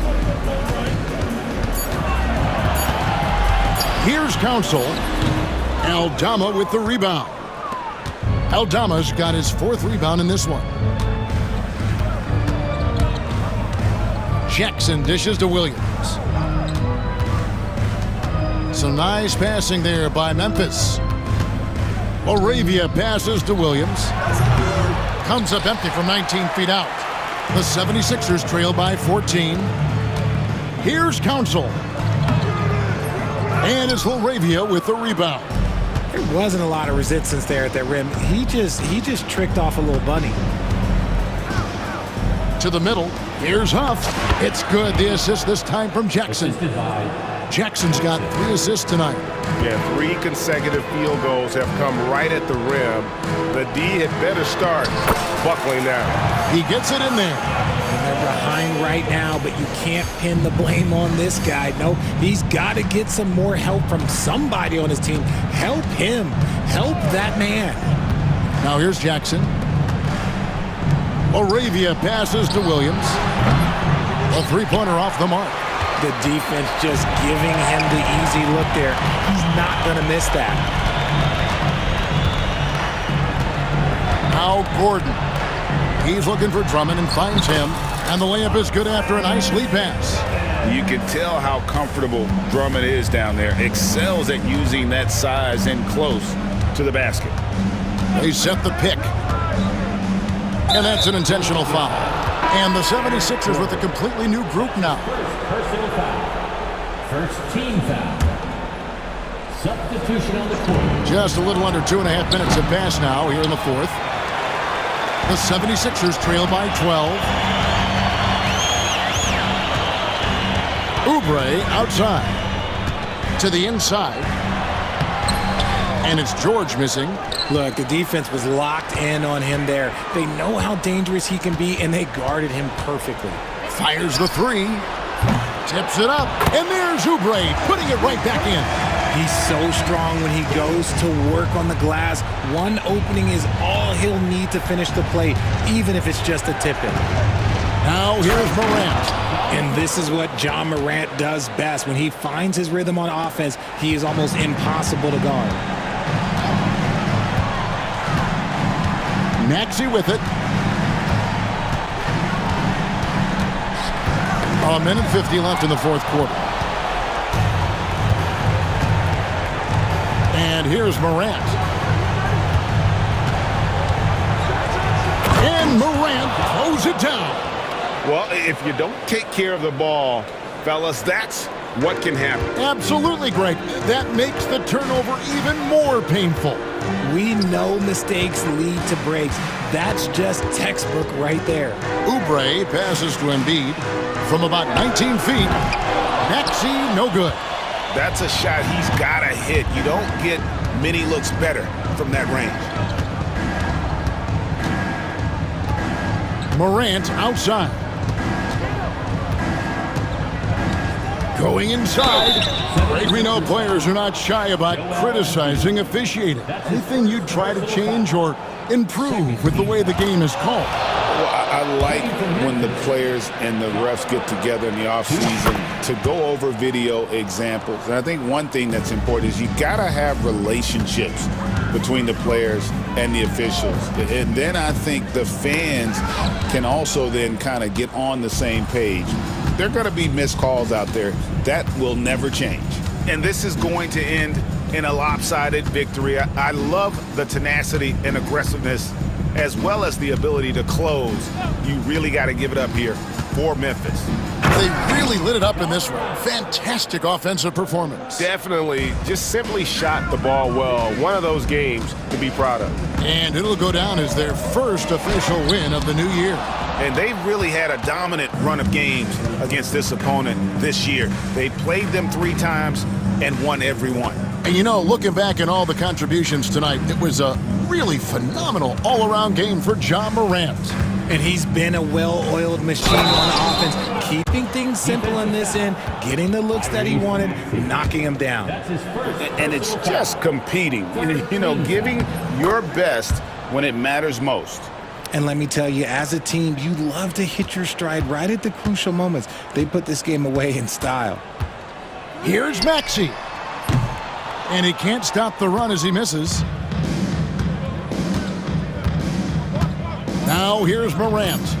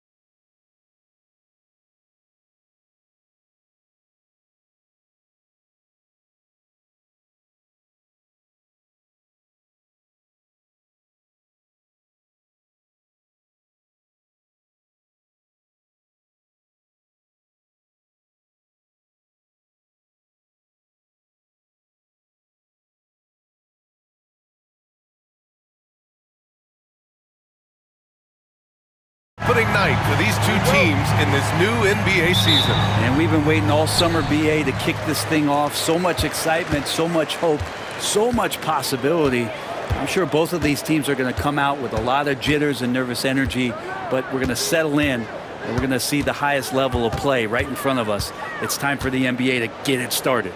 Here are the starters for Oklahoma City. Shea and Caruso are the backcourt pair. Inside, we got Williams and Holmgren, and it's Dort in at the small forward position. Amazing ball handling ability allows Durant to gain separation from even the most locked down defenders. Here's Gilgeous-Alexander. The shot goes down. Very quick possession right there. I mean, what do you expect when you give him the clear look? That's just too easy. No, he's automatic from the mid-range, and the defense knows that it's a mistake to give up a shot like that. Now here's Booker. We saw him with 19 his last time out. And that's good. His first bucket of the game. Didn't have to lean, not a defender on him, but he looked very much in rhythm doing it. Last season, the Thunder became the youngest team in NBA history to clinch a #1 seed, Brent. Yeah, how about that? The age average combined last year, 23.9 years of age. And most of their players not even close to their full potential. To have that kind of success and to share in that kind of story means that they have a big-time foundation to build upon, BA. Now here's Williams. Last game for him, he picked up 13 to the paint. Holmgren. Caruso outside.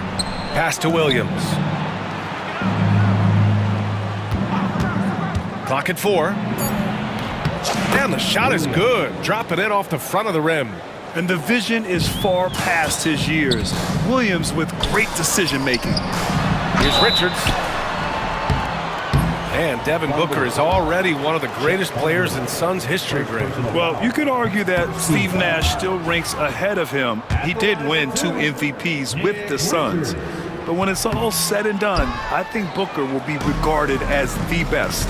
And last season, Britt, many believe that SGA was deserving of the MVP award. Well, he made such a strong case, BA. I mean, finishing in the top 3, that is remarkable. He led that young Thunder team, again, to the #1 seed in the Western Conference and averaged 36 and 5. He also led the league at 2 steals per game. What a season. Devin Booker will score by any means necessary, and that time over decent defense, getting the contact. Outside for Dort. Gilgeous-Alexander looking it over. Back to Dort. Outside Gilgeous-Alexander. Williams a screen on Booker. And he lobs it up top. And Williams punches it home. Yeah, nice finish from Williams on the alley-oop. I mean, that takes some real athleticism. And keeping us updated from the sideline, Allie LaForce. Bradley Beal is settling in as one of multiple stars in Phoenix. He said, it's been an adjustment for sure. You go from being very ball dominant to now you share the dominance. And it's a sacrifice and also an adjustment of learning a totally different role. Brian, he says it's a process, but one he embraces. Good point. Thanks, Allie. Gilgeous-Alexander on the wing. And unable to get the go-ahead bucket there. And Booker has got the ball here for Phoenix. Durant with a screen on Holmgren. And Durant with the big finish. A lot of years behind Kevin Durant, but that doesn't mean he's still not going to get up. Williams a screen on Booker. Gilgeous-Alexander from outside. Gilgeous-Alexander on the wing. He's looking good. 2 buckets in 3 attempts. I love this approach. Getting him involved early, and it's already paying off. Well, he's going to just keep going now. That's early confidence for him. Now here's Booker. Tries it from 16. Durant, no good. That's a shot he'd like back. He's usually going to make those. Holmgren with a screen on Beal. Gilgeous-Alexander into the lane. And slam dunk by Gilgeous-Alexander. Exploding to the rim. No getting in Shea's way, especially when he's got a full head of steam. To the middle. Here's Richards. And that one is stuffed right through. He knew exactly where his man was going to be. Outstanding lead pass. Right side, Gilgeous-Alexander. And the big finish by Holmgren. Yeah, the defense making it way too easy for Holmgren. Gotta push him farther out than this. There's 18 seconds left to play in the first quarter. Screen by Durant. And the foul on Alex Caruso. That's his first foul of the game. First personal foul. Second team foul. Substitution for your son. Here's Booker. Yusuf Nurkic. Done. Durant with a screen on Gilgeous-Alexander.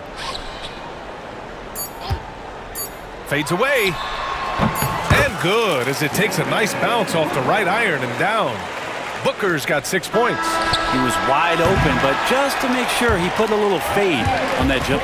1 quarter in the books, and it's been a close one. Suns ahead, up 1.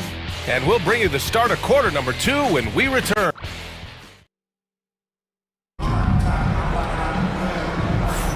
Some good action already in this one, but a fairly even matchup after this first quarter of play. And taking a look at the Suns' performance here, guys. What are your thoughts? We all know good ball movement is what most coaches harp on, and their passing's been excellent so far. Well, everybody just feeling the energy of the basketball as they moved it around, and lots of hands were touching it.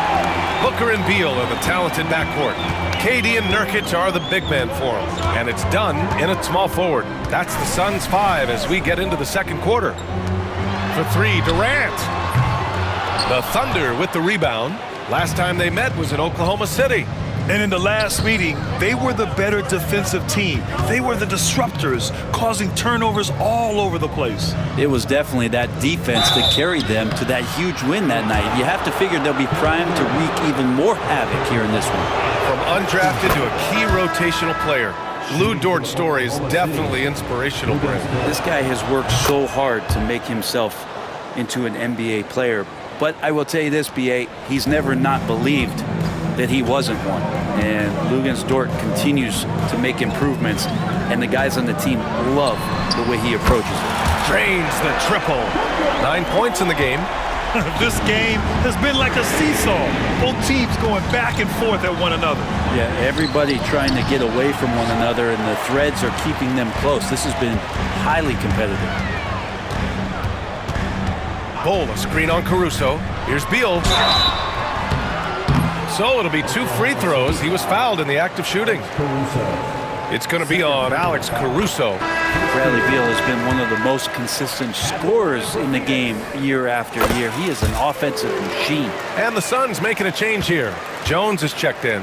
Brent, how much importance do you put on coaching at the pro level? Well, B.A., it's huge, and I think the best coaches in the league are the best relationship builders. I mean, it's not about the tactics. Everybody's running the same plays and trying to take advantage of the same things. It really comes down to the connectivity between the coach and understanding each and every player you have on your team.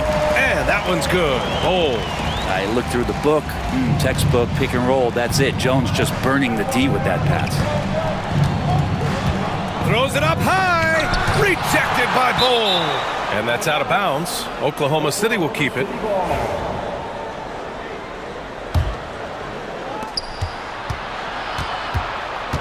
Wallace, left side.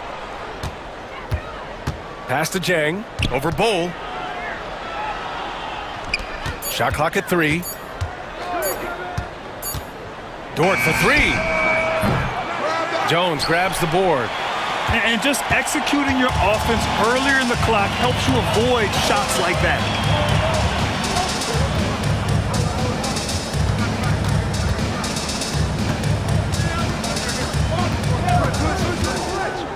Pass to Dunn.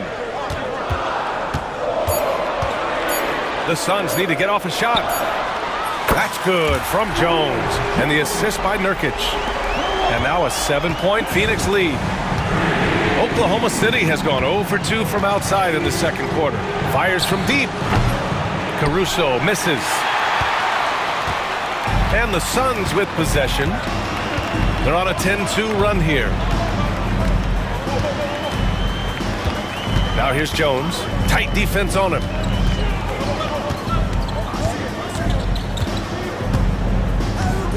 Dort with a double team. Beal, the pass to Dunn. And it's good with time running down on the shot clock. And the Suns lead by 9. Well, Grant, the Suns were swept in the first round last year. Are super teams a thing of the past, you think? You know, perhaps, B.A. The Suns had KD, Booker, and Bradley Beal, but the constraints of the salary cap mean you end up a little top-heavy. The rest of the roster was tough for them to fill out. Here's Jones, and a foul called on the way up. So he'll take 2 from the free throw line. And no matter if he starts or is a reserve, Tyus Jones always takes care of the ball, Brent. Incredibly low turnover numbers throughout his career. This is the kind of guy that coaches put implicit trust in to run their offense. He will continue to find ways to be part of any rotation throughout his NBA career. And we've got a timeout called by Mark Daigneault, and we might see some changes. Coach potentially looking to adjust. Both teams deciding to change it up.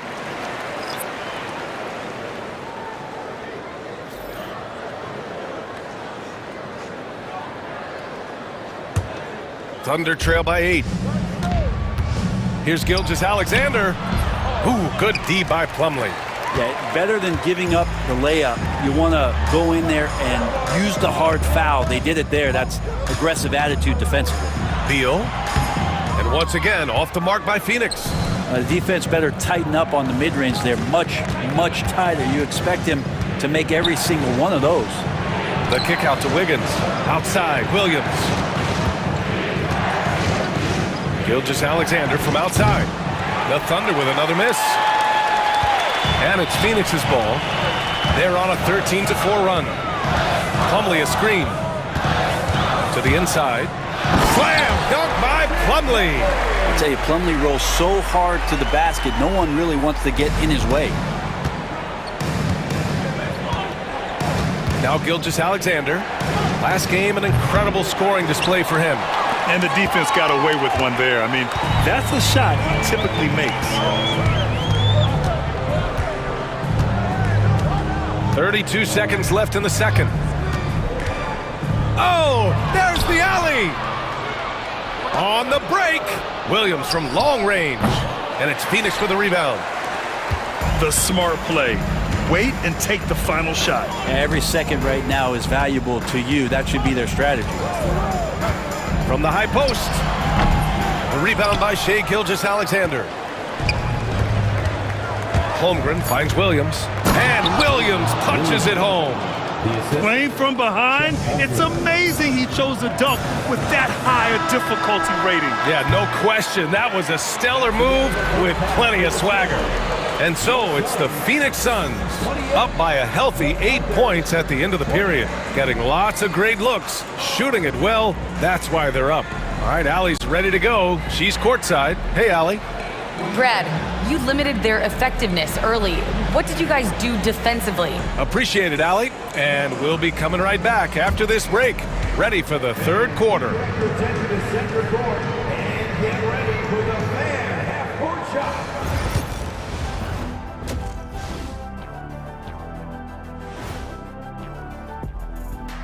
Welcome. You know, for Phoenix, you really get to see what they're made of after your hard work in the offseason. Yeah, you have big changes. And now, guys, it's time to talk about that challenging first half for the Thunder. Well, their problems start on... Thanks, as always.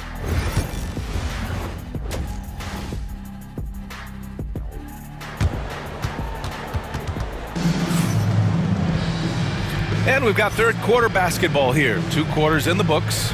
Boy, we're seeing a tremendous game from Devin Booker.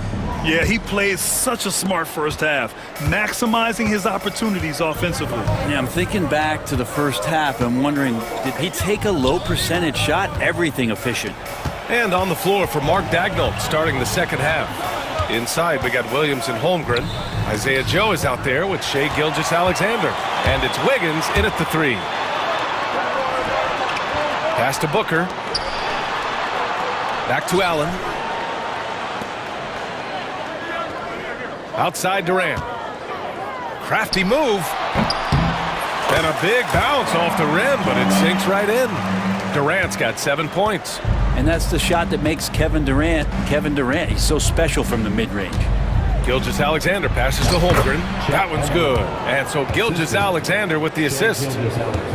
Gilgeous-Alexander's got 3 assists tonight. You know, after sitting out his first pro year due to a foot injury, Chet Holmgren was well worth the wait, Grant. Yes, he was. And Chet was actually guarding LeBron during a summer pro-am game when he hurt his foot. But Chet was a monster his rookie year, already an elite shot blocker. Pass to Holmgren, takes a 3. Bullseye! Chet hitting for 3. Yeah, it's just too easy for Holmgren. Man, is he fun to watch operate off the catch. Gilgeous-Alexander against Booker. Inside. Now here's Allen. Lets the 3 fly. And it's Holmgren with a rebound. Williams with it. Picked up by Allen. Williams into the lane. And Williams punches it home. Oh, I love the ferocity on the drive. Williams doesn't lack confidence tearing towards the rim. Phoenix leading by 5. And now around 2 minutes gone by in this half. Here's Booker. What balance from Booker. His efficiency has been a big factor in helping them capture this lead. Screen by Holmgren. Here's Gilgeous-Alexander. Uses the glass on the layup. Give him 8 points now. Looks like we're starting to see a pattern here. Not afraid to get in the paint and get wet. Durant with a screen on Gilgeous-Alexander. From deep. Booker against Gilgeous-Alexander. Durant surveying the D. Over Williams. Durant's shot is off. Teammates right now covering up for the type of off performance he's having. In terms of scoring, this has not been his best night. Williams passes to Holmgren. And the big finish by Holmgren. I mean, Holmgren, not that hard for him at his height, but jamming it through. It's Booker on the wing. He's got 13. Hits a 3-pointer. Well, you can tell right now the teammates are scanning the floor to find him and feed him. Why not? He's on it right now. Taking it inside. SGA. They have no answer defensively inside. And Booker's got the ball here for Phoenix. They'll face the Jazz after this game. That'll be at home. And that'll be their second of 4 total games at home. Outside O'Neal. Launches it. And the rebound goes to the Thunder. Holmgren's got 4 rebounds now. And Mark Daigneault has called a timeout. He wants to make sure everybody's on the same page.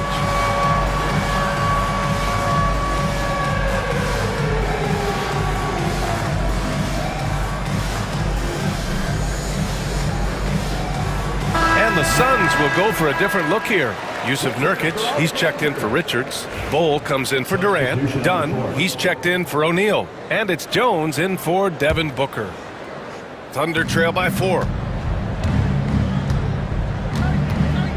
Wallace outside. Caruso outside. Here's Jang. Bol covering. Here's Wallace. And slammed it home. And a foul. A chance at another point at the line. It goes on Bol. Now that's how you capitalize on a screen. Yeah, good positioning, too. Gave him a clear path to the hoop. Really not enough help there. Lack of communication on the backside. Pass to Nurkic. Down low. Here's Bol. And he takes it in for the layup off a very nice feed. Bol's gotten his second bucket of the game. The Thunder have gone a perfect 7 for 7 and looking strong in this third quarter. Wallace outside. He shoots. That one's wide left. Not a bad shot from the mid-range. The D's giving it to him, and he's usually got an eye in that kind of range.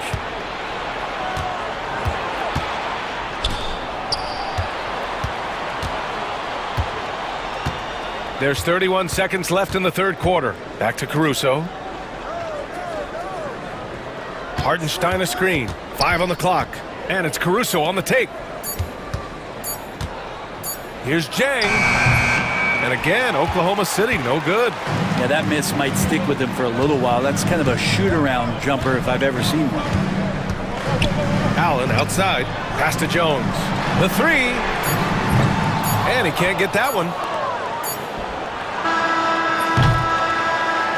We're at the end of the third quarter, and we've still got a close one. Phoenix out in front. They lead by 3. And we're coming back in. And a worthy candidate tonight as we take a look at our State Farm assist of the game. You know, I'm kind of stoked that this was a choice because I love this pass. A remarkable find. He put his court vision on full display. Well, a great job with the eyes. And what separates great playmakers, as we know, is peripheral vision. Well, this has been a great contest so far. I imagine the fourth quarter could have more action in store for us. And we've got a timeout called by Mark Dagnall. Coach clearly has something he wants to say to his team right now. And let's send it over to Allie LaForce. Thanks, guys. Mark Dagnall had some words for his team over the last break. And a big reason their team is down, the three-point line. Coach saying in the huddle, we have to battle on the perimeter. They're outplaying us from the arc. Guys? And Allie, thank you for that. And the timeout called by Mike Budenholzer, looking to get everyone dialed in and engaged.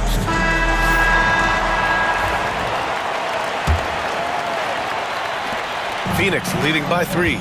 Booker and Beal are the talented backcourt.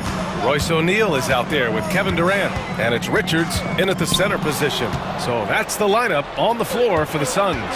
Holmgren with it. Durant covering. It's Dort on the wing. Outside, Williams. Hartenstein with a screen on Beal. Williams passes to Hartenstein. Uses the glass to finish the layup. Hartenstein's got his first 2 points of the night. They're finding ways to get the ball into the paint. 5 consecutive buckets. Gilgeous-Alexander against Booker. Corner shot. It's rebounded by Oklahoma City. Well, next time he should do a better job, I think, of getting balanced and set up his feet. That just throws your body way out of whack and hurts your percentages. I mean, I'm just not sure what he was thinking right there. I mean, he needs to get his head in the game. And the timeout called by Mike Budenholzer. He's looking to make some very important adjustments here. Fourth quarter of basketball. We're about a minute into it. Hartenstein with it. Richards is there. Hartenstein passes to Dort. Deflected! Durant against Gilgeous-Alexander. Oh, plenty of contact on that shot. Officials call the foul, and he'll take 2 free throws now. When you look at the career of Kevin Durant, he's had an amazing list of teammates, Grant. Yeah, that's true, B.A. And it started with Westbrook and Harden. Then he had Steph, Clay, and Dre, Kyrie, and then Booker and Beal. That is quite the list.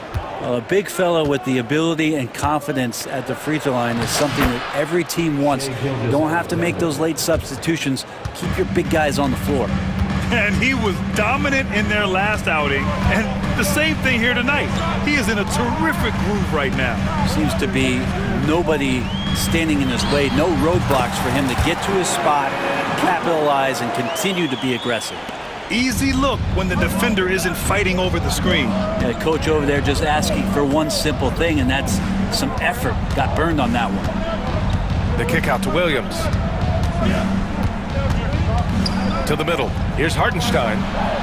And the layup is good after a nice lead pass. We've seen that more than once today. An effortless basket inside. Gilgeous-Alexander against Booker. Outside Durant. Spins. Clock at 6. Richards inside. He's against Hartenstein. Three-pointer. Beal counted from distance. You expect he's going to find a way to pull through in the clutch. Outside, Williams. Pass to Gilgeous-Alexander. To the paint. It's intercepted. In transition, here come the Suns. Booker looking around. Richards with a screen. Booker, the pass to Richards. The officials were right on top of that. And no surprise here. At this stage of the game, slow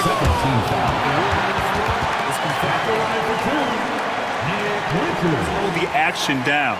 But with so many close calls in every game, the NBA was smart to adopt this challenge policy in 2019. You know, one thing this does for a coach is let his players know he's got their back.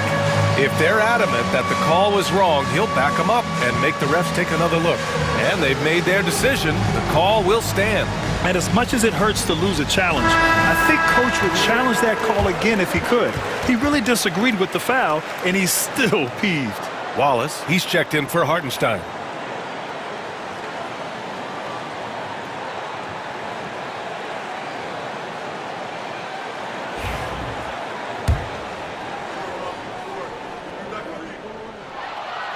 He gets the first, and that puts him up 5.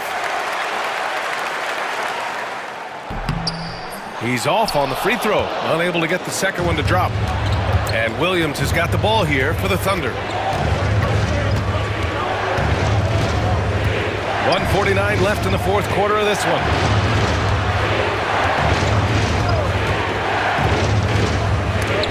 Shots blocked. Deal with it, and it's Dort picking him up. Offensive rebound. Richards, the pass to Booker.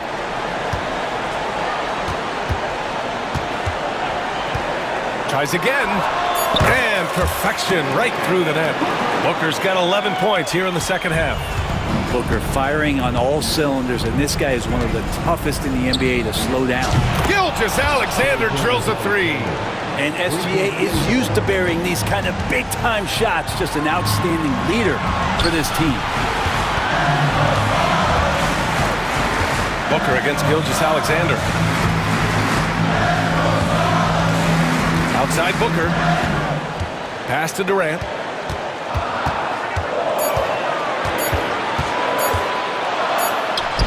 Easy money for KD inside.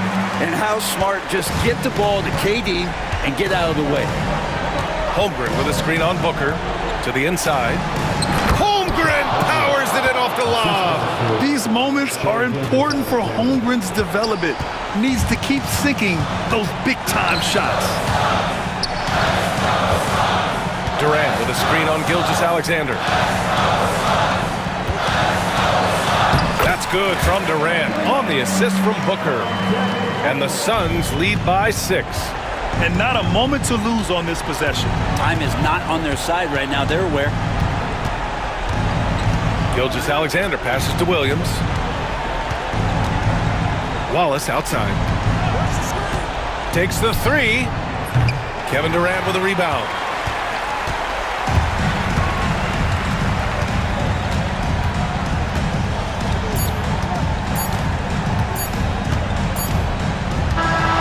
So it's Phoenix picking up the win. Boy, they didn't make it easy on their fans or themselves, but at the end of the day, everyone on their side is happy. Yeah, happy indeed. The momentum shifted away from them a few times, especially early on. But give these guys credit for sticking with the game plan and finishing the job. Well, now we have some time to check in with Allie LaForce. Allie. Thanks, guys. Brad, it took a while. All right, Allie, thank you. Well, folks, that's going to do it for now. For Brent Barry, Allie LaForce, and Grant Hill, this is Brian Anderson, thanking you for tuning in.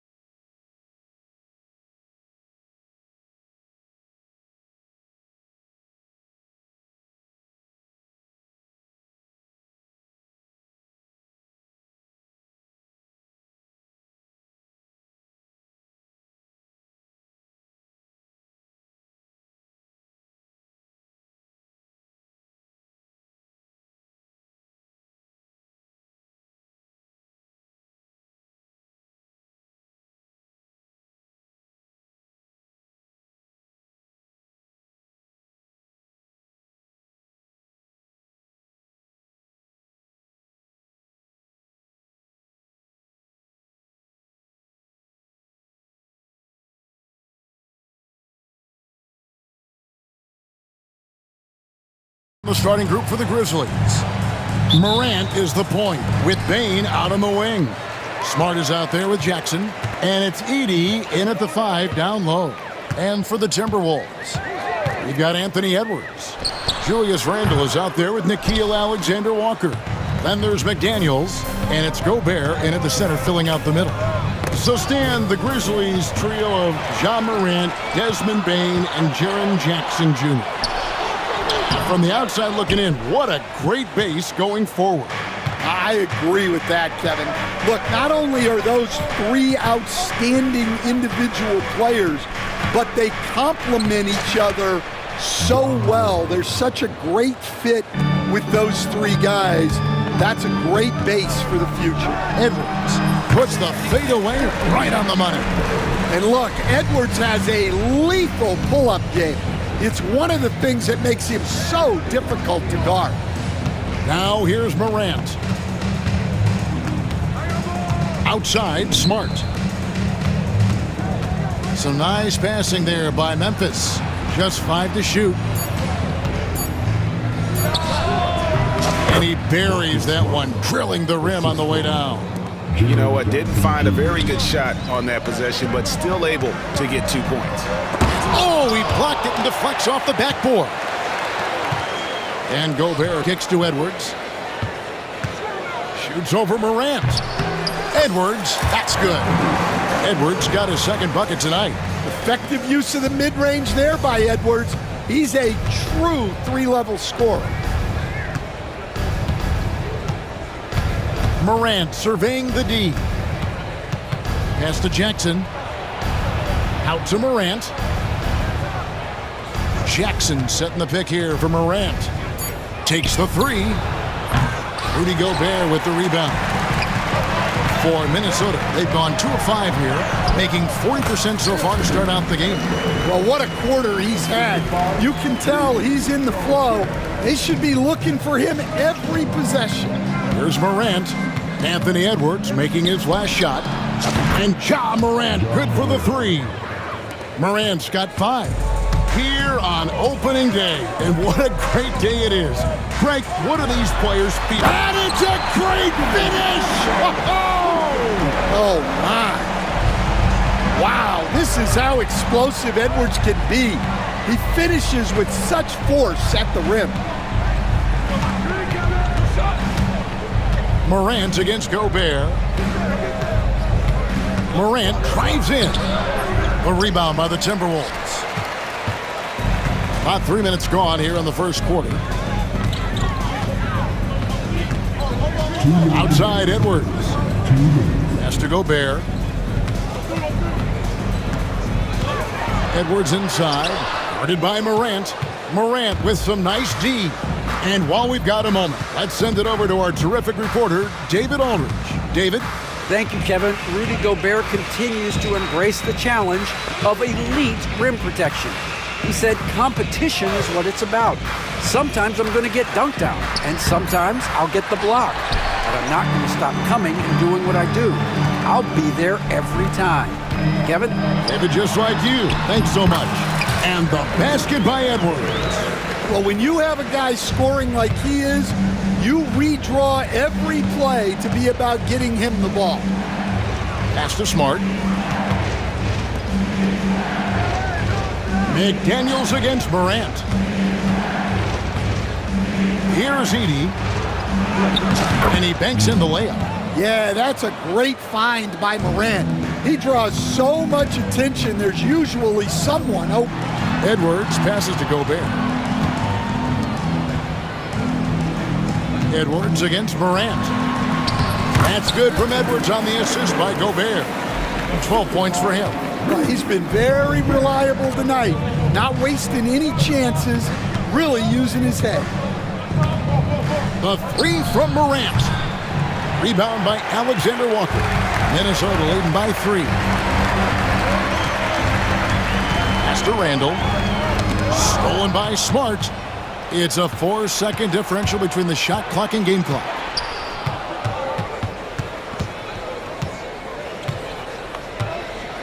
Jackson a screen on Edwards. Smart kicks to Jackson. Clock at 6. Bane passes to Morant. The kick out to Bane. Can't tie it up as that one's no good. Anthony Edwards has been leading the charge for Minnesota.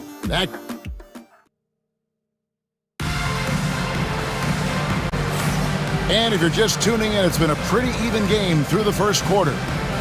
In a moment now to quickly take a look at the offensive approach for the Timberwolves. Well, their game plan has been very effective so far. They're working the ball inside, putting constant pressure on the defense. And I really liked how they moved the ball tonight. Because of this selfless approach, they are piling up the assists. Dante DiVincenzo. He's out there with Nickeil Alexander-Walker. Then there's McDaniels. Then there's Reed. And it's Garza in at the center position. So that's the lineup for Minnesota. First free throw is good. You can see, and Coach, you can feel John Morant's star power, and his presence on the floor is such a factor. It affects the game. Yeah, it sure does. And it even affects the energy in the building. His play is so dynamic, athletic, energetic. I mean, you can't sit and watch a Ja game. He's going to get you on your feet. He is one of a kind for sure. A shot by McDaniels, no good. Memphis trailing here. Morant passes to Smart. And trying for the go-ahead basket, it doesn't go in. DiVincenzo with it, down low. It's stolen by Aldama. To the paint. Morant passes to Bane. Morant left side.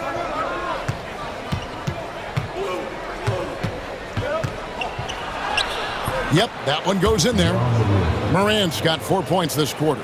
Yeah, so tough to knock Morant off balance, and he's so talented at keeping his focus on the basket. And now with the fast break, Smart with the ball. That three off the mark. Smart's gone 1 of 3 shooting so far. Alexander Walker passes to Reed.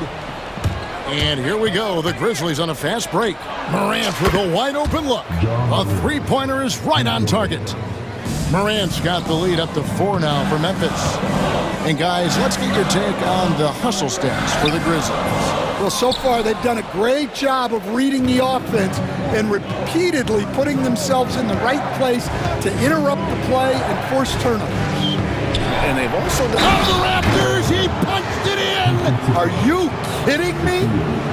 Yeah, he's looking pretty much unstoppable.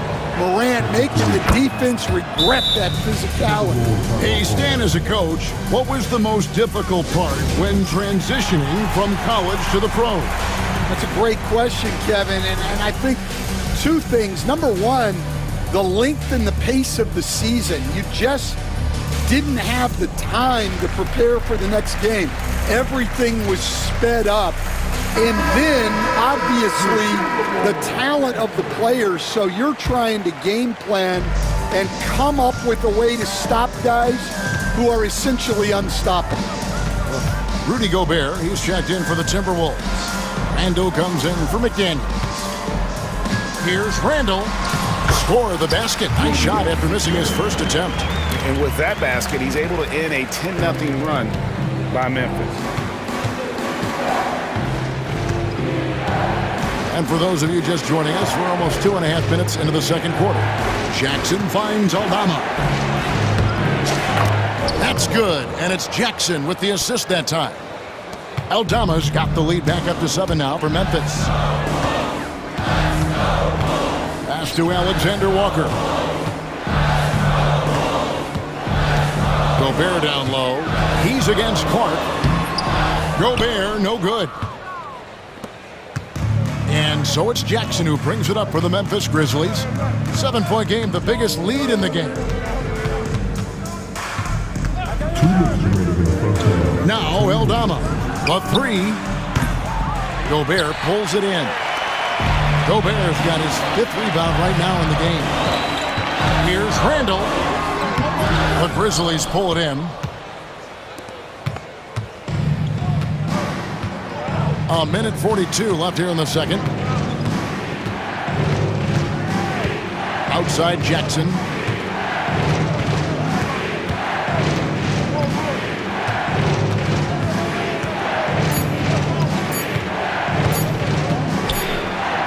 And he hits it just before the shot clock expires. And now it's a 9-point Grizzly lead. DiVincenzo. And he could not get that one to go.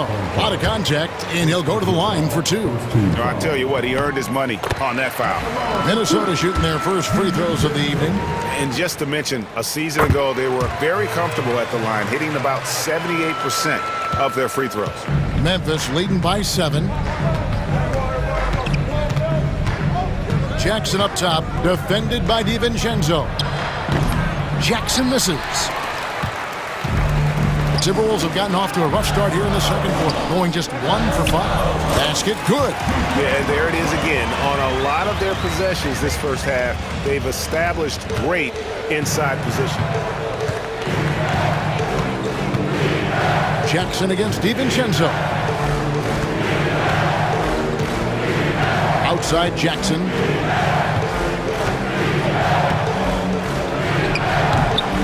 Garza pulls it in.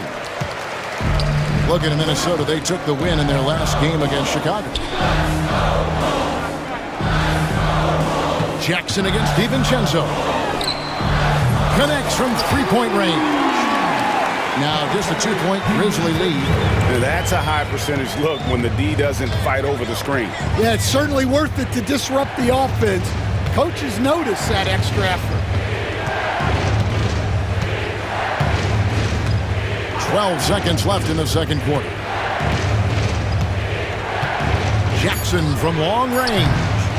No good.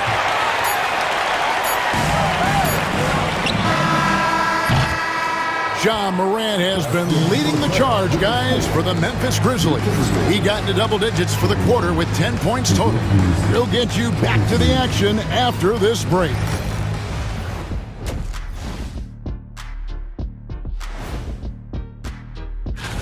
The Nuggets playing at Ball Arena as they go up against the Magic. Tip-off is 9 Eastern, 6 Pacific. This is the kind of game everyone... Changing gears now. Fellas, we need to talk about how dominant Ja Morant looked in that first half. Yeah, he's high points. So that is more than enough.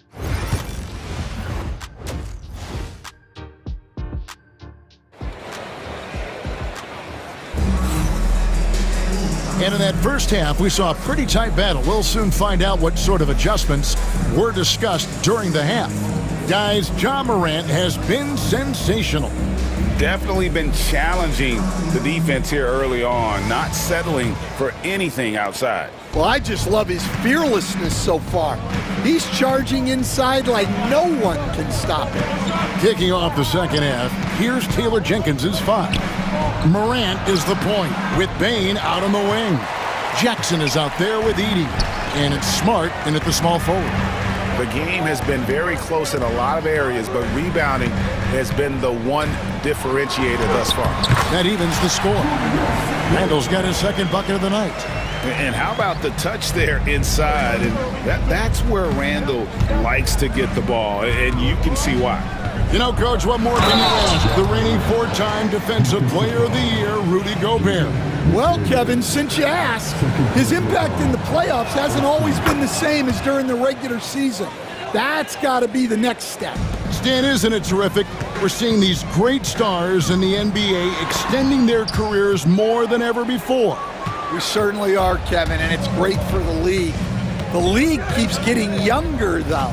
The guys come into the league earlier, but I think what players have learned, it's not even just the basketball part.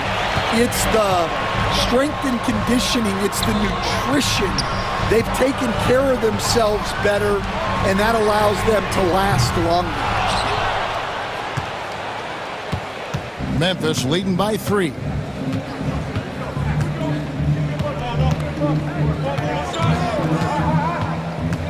There's the lob to Jackson. Takes the alley-oop pass and dunks it down. There's Jackson Jr. with that huge catch radius. You can put that pass almost anywhere. Edwards can't hit. That's 1 for their first 4 to start the second half. McDaniels against Morant.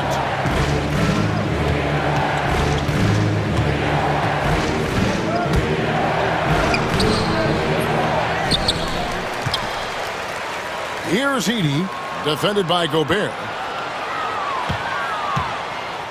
Jackson kicks to Morant. There's the drive, and Morant throws it down. Yeah, just so many ways Morant can create. Timberwolves trail by 7. Outside Edwards. And they get it. Inside, Edwards finishes strong. They didn't have much of a problem getting the ball into the post that time. It's Morant with the drive. Minnesota with the rebound. I think this is a rare case of being overcommitted. He tried to go all out at the rim, and they stifled him.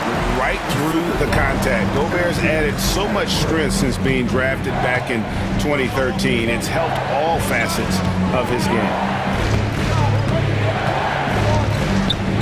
Up top, Morant. McDaniels defending. Morant outside. There's the lob to Jackson. Morant finds Jackson. Whoops, there's the 24-second shot clock violation, so they'll turn it over.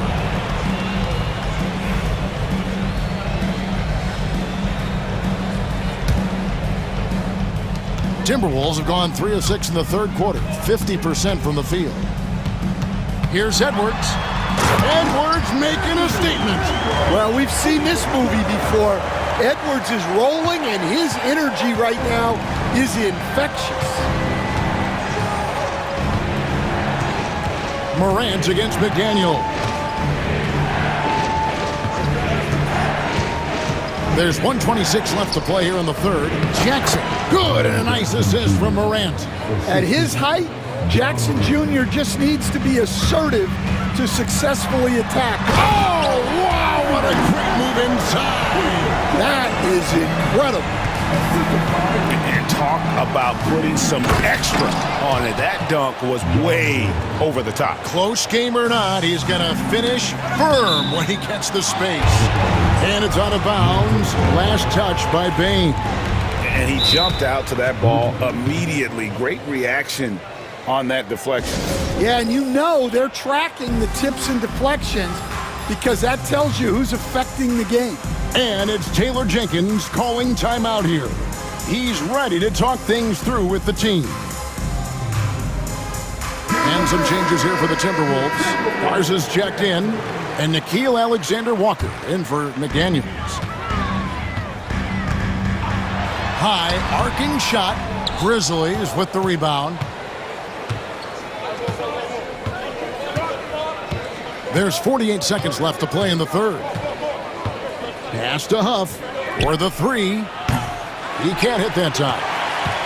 Timberwolves trail by 3. Here's Garza. Finished off the break. Well, good recognition there from Reed to realize that his best decision was to move the ball. 27 seconds left to play in the third. Jackson passes to Huff. Offline with his 3. For Minnesota, they've gone 6 of 10 from the field in the third quarter. And here's Edwards. He's got 18.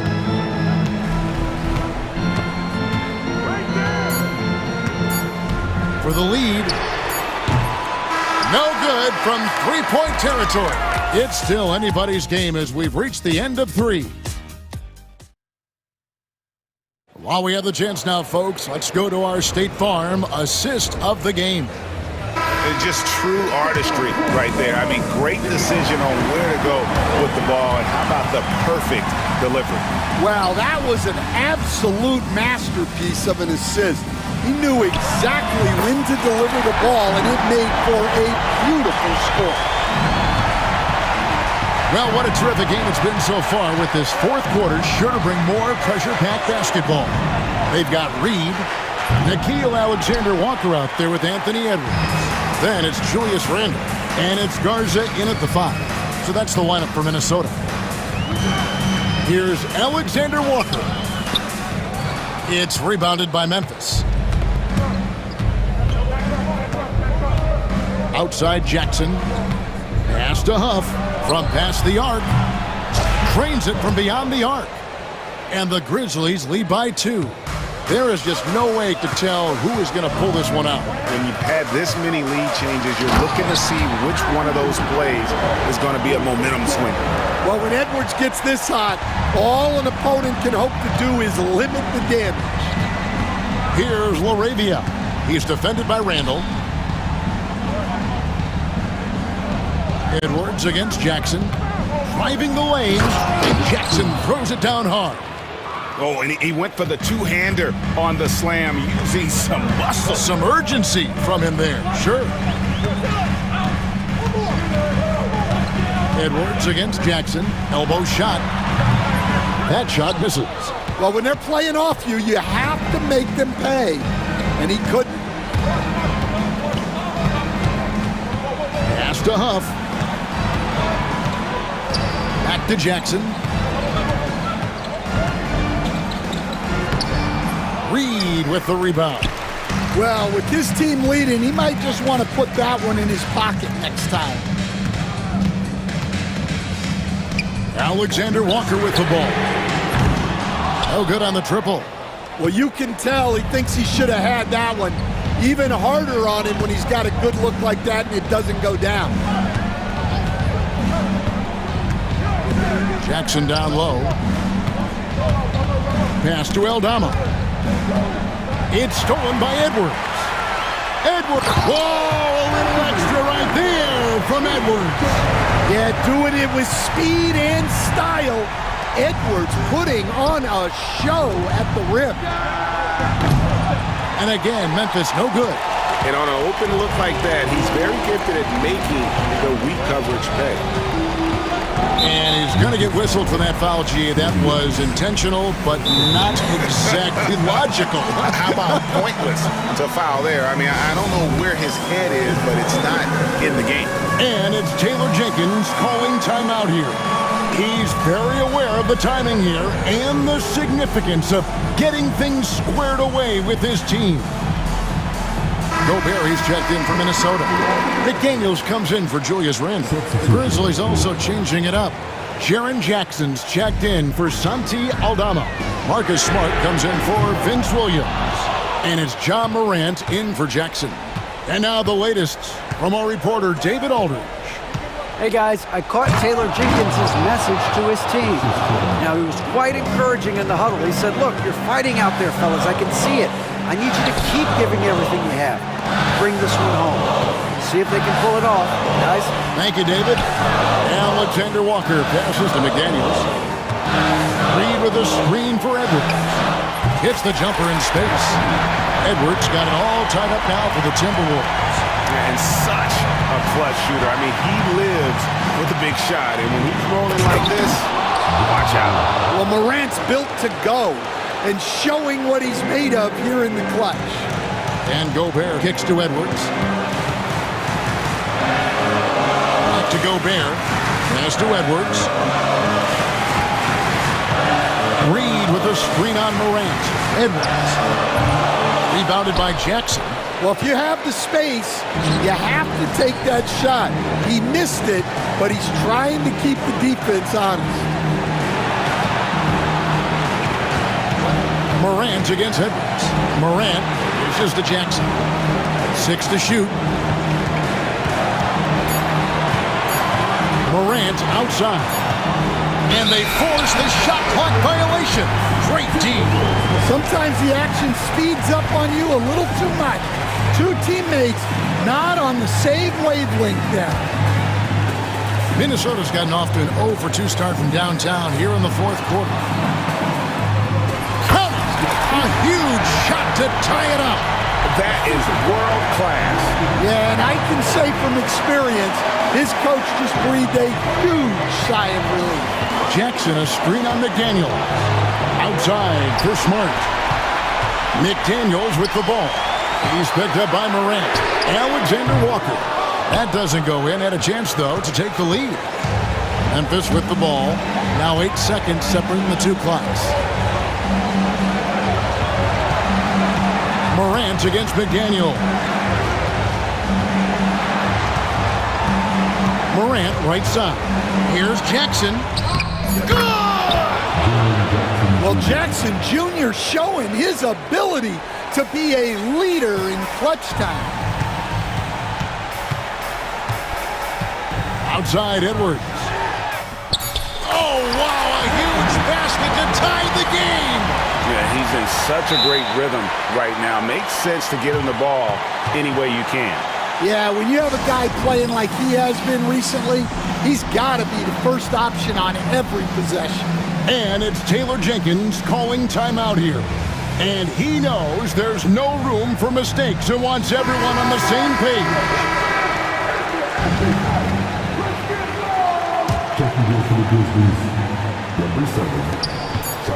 Here's Morant. Oh, missed it. And regulation now complete. We will go to overtime.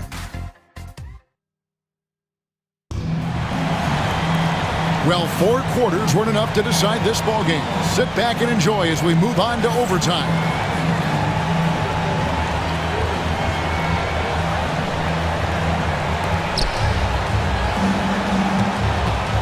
Stan, you've been on the bench in the NBA for many decades. What were some of your biggest pet? And it's a great finish! Oh, my gosh.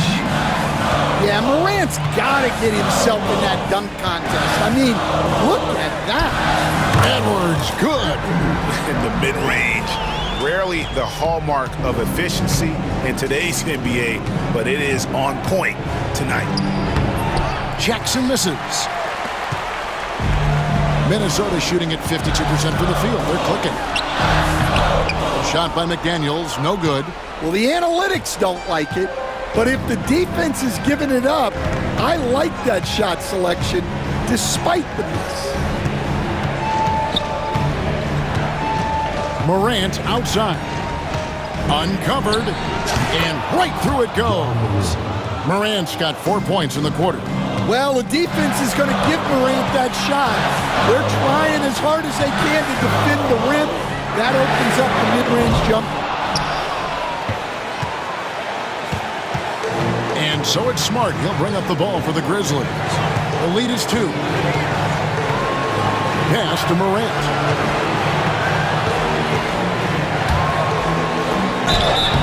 Shooting foul as the whistle blows. He'll shoot 2 free throws. Some guards are absolutely fearless working inside, and Morant very high on that list. The Timberwolves making a switch here. Randall's checked in. Well, that's what you expect from him in this situation. Here's Edwards.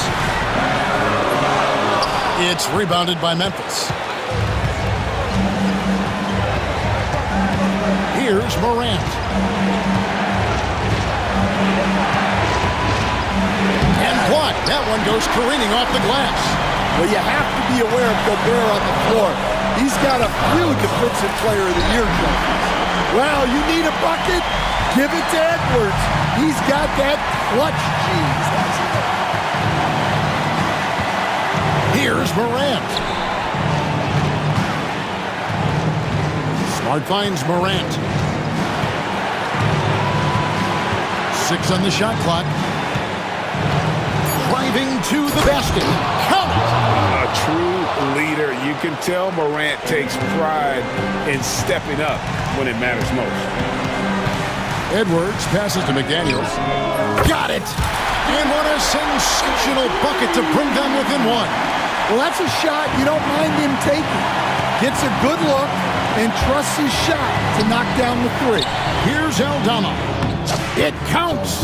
And once again, Aldama proves he's someone who can be relied on offensively. Outside for Randall. Back to Edwards. Off target from 3-point range. 16 seconds left to play in OT, and this battle continuing. Now here's Morant. And they go to the intentional foul. Man, it took forever for them to commit that foul. I don't know why they didn't do it right away. Those are precious seconds. Good on the first, and that gives them a 4-point cushion. Second one is good, hitting both at the line, and it's a 5-point game. That ought to do it. I think any chance for a miracle comeback just went out the window with those freebies. So it's Memphis picking up the win. And they had some nervous moments down the stretch, but things finally came together for them in overtime. Yeah, probably.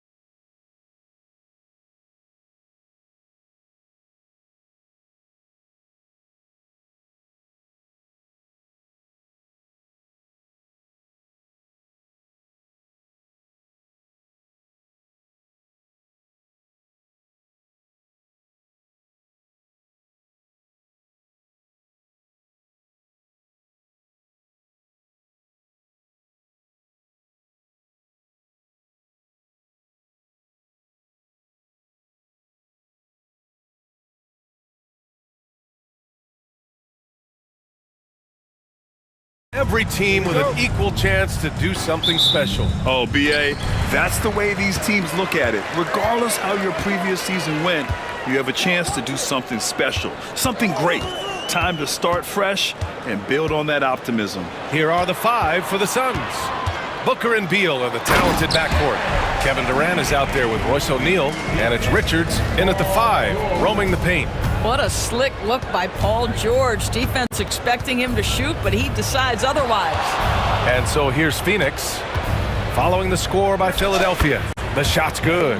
And you got to defend better than that. I mean, that's a good look for him. That's not coming with the right mentality. The defender neither closes the space nor challenges the shot. That's frustrating as a coach, boy. And it's Maxey missing. Boy, that's one he wishes he could have back, especially against soft defense. Let's go now to the sideline and catch up with Allie LaForce. Well, I had a chance to talk with head coach Nick Nurse. We discussed Bradley Beal, the focus for them on the defensive end. Coach telling me that Brad's a guy who averaged 30 points a game in this league, the sign of a special scorer, so they need to figure out a way to make Beal uncomfortable, saying maybe they'll put some length on him. Let's see if that works on Beal. Back to you.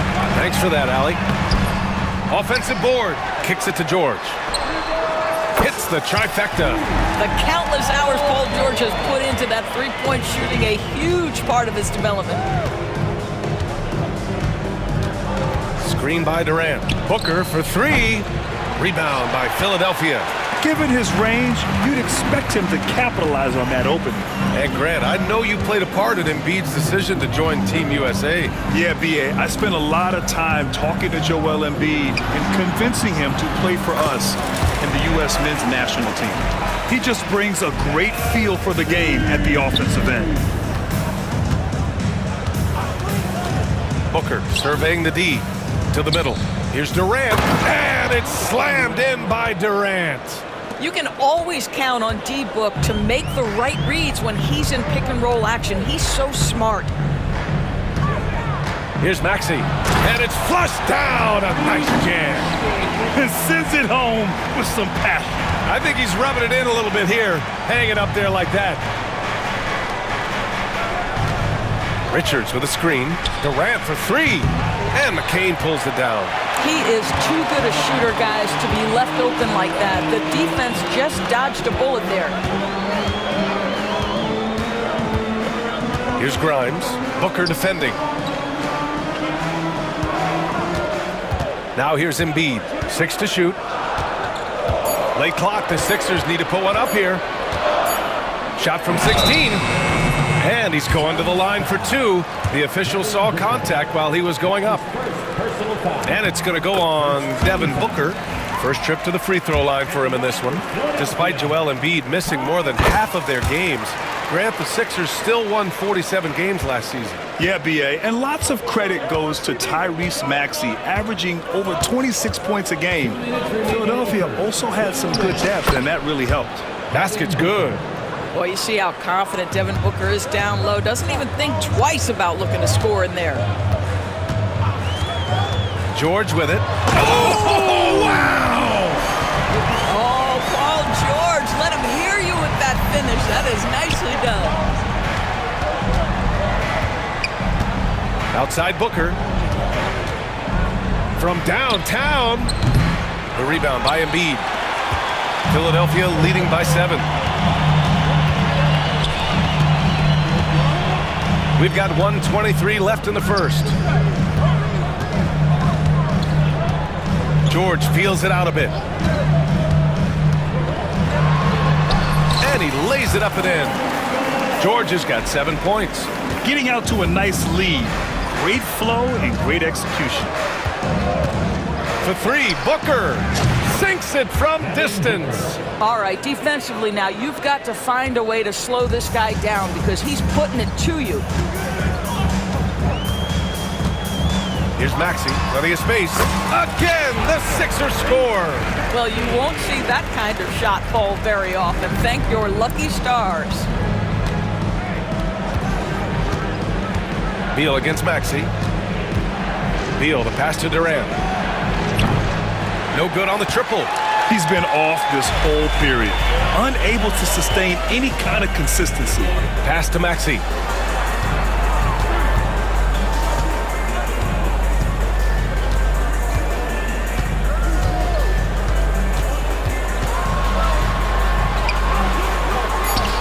A Chance to extend the lead to double digits, but it's no good. Beal against Embiid. And here's Booker.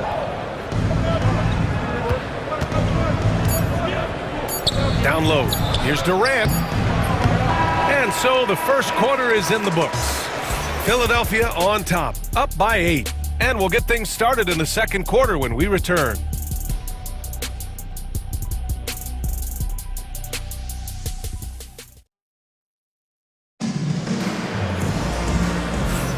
If you're just joining us, we played through one quarter in this one.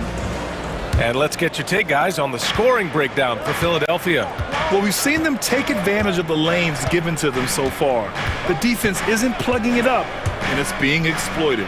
And they've also shown dominance in the paint so far tonight, really putting the work in down low. We've got Kelly Oubre. Tyrese Maxey is out there with Andre Drummond, and it's Yabusele in at the 4. That's the group for Philadelphia to kick off the second quarter. And it's Maxey missing. And so it's Beal who brings up the ball for the Phoenix Suns. 6-point game. And Doris at 7 feet tall and almost 300 pounds. Yusuf Nurkic often is the biggest human on the court. BA, we might as well refer to him as the immovable object. This guy has slimmed down. He's in incredible shape. But Nurkic is an old-school big, and he is a force to be reckoned with around the rim, not just because of that size and strength, but because of his skill as a passer and a finisher. Oh, and there's the whistle. He was going up for the layup, and while it looked like there was some contact, I wasn't sure they were going to call it or not. So we got a couple of free throws coming up. All right, Doris, what do you think separates the good teams from the great teams in crunch time? Boy, I think there's a lot of things, Brian, that separate that. Number one, can you execute on both ends when it's a clutch game? Can you absorb the pressure of a moment, understanding time and score, how to get a quality shot on every possession, how to string together multiple stops? Can you make shots under duress of great defense? There are so many things that differentiate between the good and the championship. Only 6'2", but Maxey got some spring in his step. And Mike Budenholzer decides to call a timeout. We might see him looking to make some tweaks to the strategy here.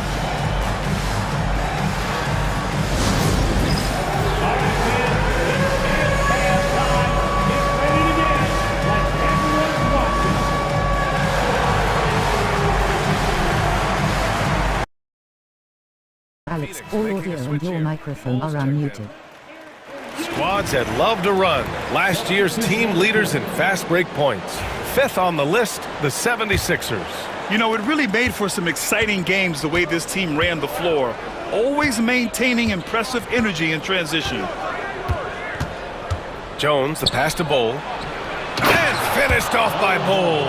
This is what Tyus Jones does best, a floor general who takes pride in creating shots for his teammates. Beal against Maxey. Here's Oubre. And he says right back at you with a big dunk of his own. A brilliant dunk, and he hangs up there for a while, too. Like he's posing for the camera. He's just hanging out, posing for pictures, just making himself at home. Now here's Jones. No points so far. Bol, a screen on Maxey. Beal into the lane. Can't connect from short range. The Sixers lead by 8. All right, Doris, what's kind of an unsung stat you appreciate about the Suns lineup? Wow, they are so gifted offensively. So I'd have to say very good at getting to the free throw line. That's important. Very good at baiting defenders and putting your opponent into the bonus. That's big. Attacking into coverage.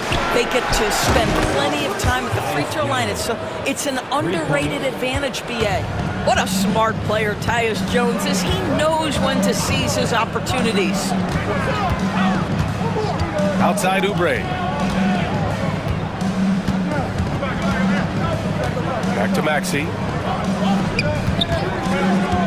From the wing. Here's Drummond. The kick out to Maxey.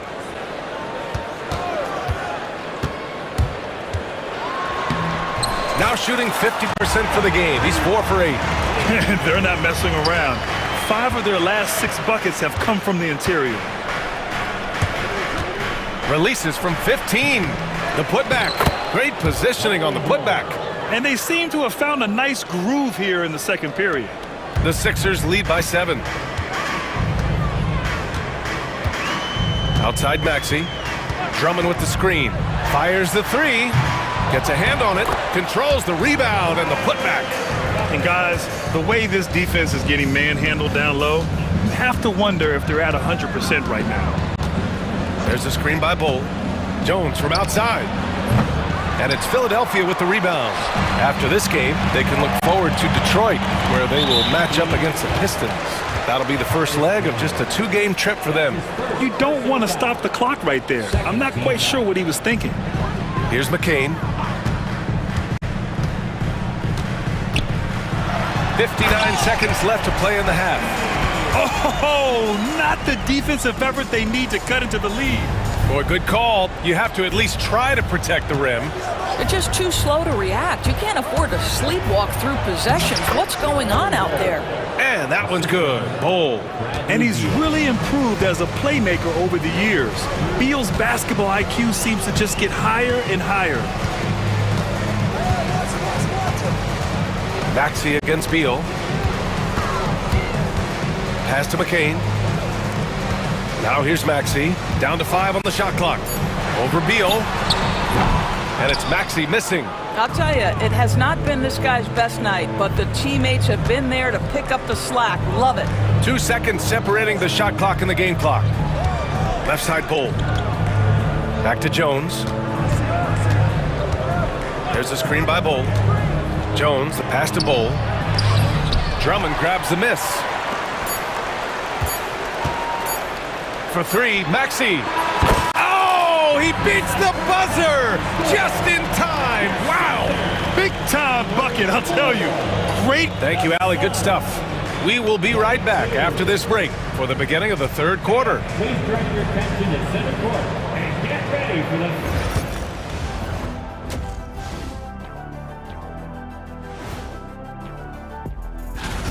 They're moving well on offense. Great teamwork.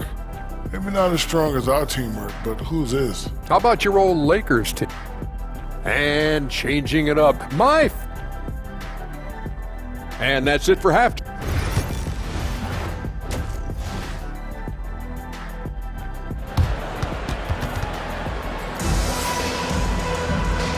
And with a big gap on the scoreboard, the second half begins with very different goals for these teams. One side trying to mount a comeback, one side trying to protect their lead.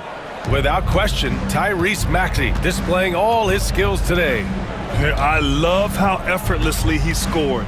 The game just comes so easy for him. And let's see if he continues that trend the rest of the way. He certainly has the talent and the endurance to do just that. Kicking off the second half, here's Mike Budenholzer's 5. Kevin Durant is out there with Royce O'Neal. Then there's Nick Richards. Then there's Grayson Allen. And it's Booker in at the point guard position. Putting up points is what Devin Booker does best, and right now he is showing out. Well, Doris, you look back over the history of the NBA, hard to find a better scorer than KD. Oh, BA, he is unequivocally on the short list of the greatest scorers the league has ever seen. You think about guys, when you think about KD, guys that can create their own shot and hit from anywhere on the floor. You couple that with the size and the release point and the skill with the ball. Kevin Durant is a problem, folks. Tries to spin move. A leaner. And that one off the back of the rim and in. Booker's got 14. Yeah, such a versatile scorer. Devin Booker, the 3 levels. You want to give him the midi, he'll take it. Embiid, a screen on Durant. Here's George. That one is off. Ooh, Durant with some nice D. Suns trail by 7. Outside Booker. Outside O'Neal. On the wing, Durant. Screen by O'Neal. 16 feet out. Hits the rim on the way in, and the bucket is good.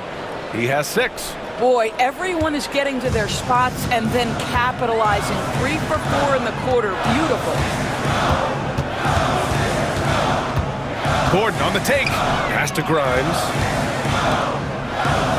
Here's George.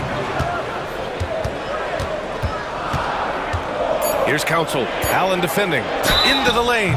And he got the whistle on the way up. So he'll be headed to the line for a pair. It goes on Grayson Allen. Philadelphia shooting their 5th and 6th free throw attempts tonight. Plumlee's checked in for Richards. So he gets them both. You want to contest this guy's shot, but you absolutely don't want to send him to the line. He will make you pay. Elbow shot on the way. A nice shot by Booker. We've come to expect this from Devin Booker. This guy is a relentless force on the offensive end. Not quite 2.5 minutes played here in the second half. Boy, that makes him 0 for 3 to start the second half. Not the start you were hoping for here. Screen by Durant. Allen outside.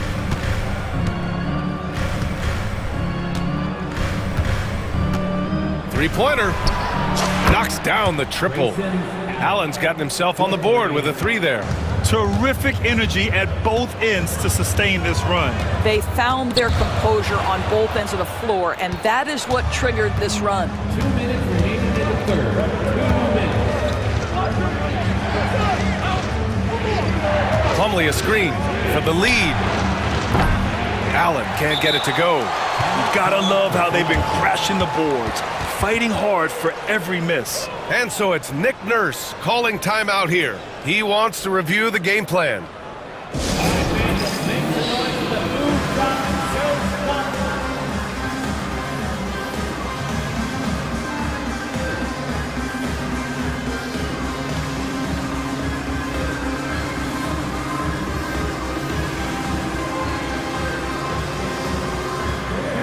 Bridges, he's checked in for the Suns. Looking at last year, here were the players that led the way in terms of overall scoring. 5th is Kevin Durant. This is a guy who never took a night off. You look at his numbers and you know that he put in a tremendous effort every single game. Allen against Gordon. The putback. Plumlee pulls down the board. The Suns on offense. They've got a 12-2 run in progress. Plumlee a screen on Gordon. Pass to Booker.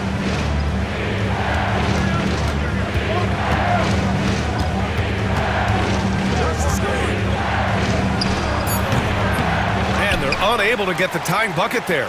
I'm sure he's kicking himself. He hates to blow that kind of opportunity. Council with the bucket. Council's got 4 points in the quarter. He gets inside right when he sees the opening. Gotta attack when you have that chance. And Mike Budenholzer decides to call a timeout. A moment to rest and confer on the game plan. Now on the court,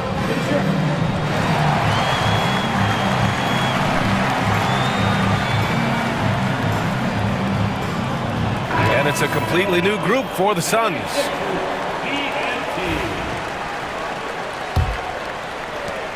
We've got 1:08 left to play in the third quarter of basketball. Here's Beal. He's scoreless. Jacks up a 3. They get it back. Nurkic passes to Dunn. Second chance effort. Back to Jones. Bowl a screen on Gordon. Here's Jones. And the Suns miss again. The Sixers lead by 4. For 3. Rebounded by Nurkic. We've got 33 seconds left in the third. And finished off by Bowl. And plays like that one can make the difference in a close game. And it definitely got the bench on their feet, too. Well, credit him for going for it, not settling, saying, I'm going to attack. Here's Yabusele. There's 21 seconds left to play in the third quarter here. McCain. And a miss there on the triple. Dunn right side.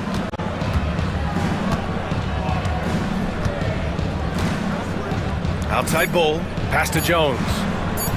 Bull a screen on Gordon. He got it up in time, but it would not fall for him. And we've just finished the third quarter. What a tight game we've got. And while we have a chance, let's go to our State Farm assist of the game. This is the definition of team chemistry. I love to see this kind of communication and connection between teammates leading to the perfect pass. Nothing better than chemistry, right? Working together to create a bucket. Well, what a terrific game it's been so far. With this fourth quarter sure to bring more pressure-packed basketball. They've got Eric Gordon, and it's Drummond in at the 5 down low. That's the group in the game for the 76ers. Here's Jones. That misses. Had a chance to tie it. Oh, man, he can't get anything to fall. You can feel his frustration. He is trying to shoot his way out of it, and it might be better for him to pass the basketball at this point. And great job to establish position and square up. And it's a completely new group for the 76ers. So Phoenix going with almost an entirely new group here. Richards is checked in for Nurkic. Kevin Durant comes in for Bull. O'Neal, he's checked in for Dunn. And it's Devin Booker in for Jones. And this is just typical of him. Always making an impact at crucial moments in the game. And this is a player who understands when the game is hanging in the balance. He knows it's winning time. And looking to shoot as many threes as possible. This kind of confidence is impressive to see. For 3, Booker. Oh, Booker from the parking lot. His third triple of the game. A little more success from out there in the second half. George outside. And Philadelphia hits again from deep. You can see it. Once this guy gets his rhythm, he is so hard to slow down. What an excellent night for him and his team. Beal attacking. Here's Durant. And it's slammed in by Durant.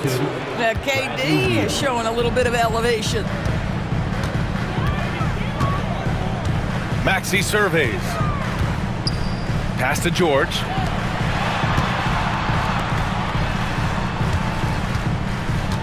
And he lobs it up top. Embiid throws it down. Leaping up to hammer down the alley-oop. Embiid's impressive court awareness on full display there. Now here's Booker.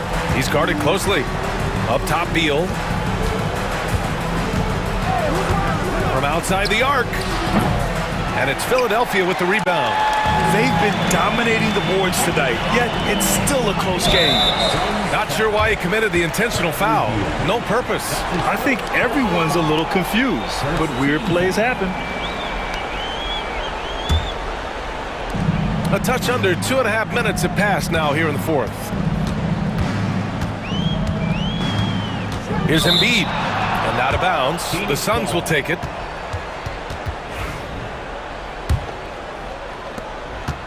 And so it's Booker with it. He brings it up for the Suns. They trail by 3.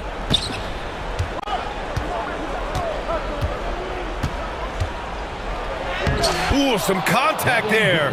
No issue for Booker, though. Does it seem to you guys that this guy, nothing faces him? Booker treats every moment like every other moment. No matter. Oh, wow. Oh, commanding the ball in big spots. Maxey is so fearless. Pass to Durant. Screen by O'Neal. Shot from the mid-range. Another one falls for Phoenix. Well, we know Kevin Durant is one of the elite players in the NBA, and if there's a big shot to be made, he wants to take it. Booker against Maxey. Out to Oubre. 6 on the shot clock. Pass to Embiid. For 3, Maxey. Excellent D there from Booker. He is just so deadly from out there. You expect that to fall. Beal outside. Inside. Richards. That one falls. Coming off Beal's feed. And the Suns lead by 1. Terrific handle right there by Beal. Comes off the pick with his head up, looking for his teammates. Unloads. And so the ball out of bounds. Embiid touched it last. The Suns making a switch here. Dunn's checked in. Phoenix has gone 1 of 2 from deep in this quarter. There's 53 seconds left in the fourth quarter. Spins. Screen by Durant. Fades and shoots. Cash. And the stakes were high right there. What a bucket. I'll tell you, that changes things, doesn't it? Good job, young fella. What a game. It falls! And that one brings them within one. Tyrese Maxey lives for these moments. Loves coming through in the clutch. Outside Booker. 23 seconds left in the fourth quarter, and he drives in. So it'll be 2 free throws. He was fouled in the act of shooting. Well, you can see D-Book fears no one when he gets into the lane on the drive. He's so good creating contact. 2 shots.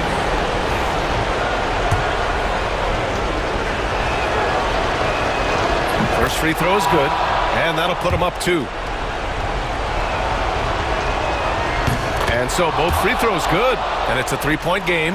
Well, it doesn't get much bigger than that. A perfect trip to the line to give them the critical 3-point cushion. What poise. Screen by Embiid. Oubre passes to Embiid. Out to Oubre. It's stolen by Dunn.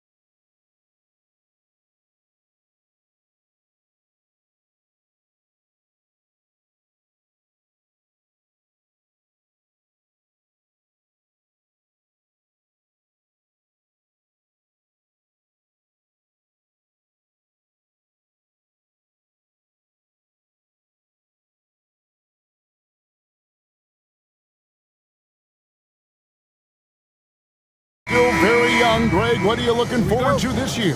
Oh, well, Kevin, I'm always interested in the rookies, seeing which guys step up. The leap to the NBA can be a huge one, so you never know what will happen with some of these young players. And checking out Minnesota's opening lineup. Edwards on the wing. He's joined by McDaniels. Gobert is out there with Randall, and it's DiVincenzo in at the 1. Gilgeous-Alexander can't get it to go. Randall finds Edwards.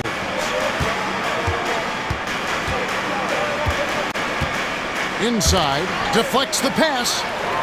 And now in transition, here's Williams. Here we go. And we have an intentional foul there, GA. Wish I could say why. That one's pretty strange. I mean, no idea what got into his head right there. Williams sets a screen for Gilgeous-Alexander. He takes it in. Can't hit from in close. Changed his mind during the layup. You can't be indecisive there. Tried to pull off another shot and missed it. Indecisiveness is never good when you're shooting the basketball. Out to the wing. Gilgeous-Alexander against Randall. And then Randall slams it in. You got to have guts and hops to pull off a dunk like that. Randall got a lot of both. Last season, the Thunder finished as the 1 seed for the first time since 2013. Yeah, and that was when they were led by the young duo of Durant and Westbrook. But they've got a new group of young stars now who are looking to bring that first championship to OKC. And now we've got the intentional foul. Really no idea why you're fouling in a situation like that. You know, maybe there's some bad blood between those two. Yeah, but that's no excuse for that kind of foul. I mean, that might be an explanation for it, but it certainly doesn't justify it. And even then, it's just not a good play. And in the first, a little over a minute and a half in. Here's Edwards. And he gets the whistle. 2 free throws coming up. Anthony Edwards is a classic 2-guard. Clark, a spectacular player. What has impressed you most about his development? Well, he's got a great body. He had it when he got into the league after just 1 year of college. Tremendous basketball body, strength and length and bounce. Now he's worked on refining his skill. I think the biggest thing that's impressed me is not only his work ethic, but his poise. He's not a guy that plays frantically. He plays with intentionality and purpose, and that's a tough thing to do when you've got his athletic ability and you're as young as he is. Pass to DiVincenzo. Shot clock at 5. Here's Gobert, and finished off by Gobert. Gobert plays as tough at the rim offensively as anybody in the league. Holmgren, and the dunk by Holmgren. Ooh, rising and punching it on the young fella. You know he loves having that much of a height advantage. Best chance to get yourself on the highlight reel. Randall with a screen for Edwards. Just over 2.5 minutes played here so far in the first quarter. Here's Randall. The Thunder pull it in. Yeah, he just flat out tricked that one, missed it, and has no one to blame but himself. Holmgren with a screen on McDaniels. And the dunk by Holmgren. And give credit to Holmgren for jumping all over that opportunity, putting his length to great use. Oh, and he plucks it off the glass. Wow.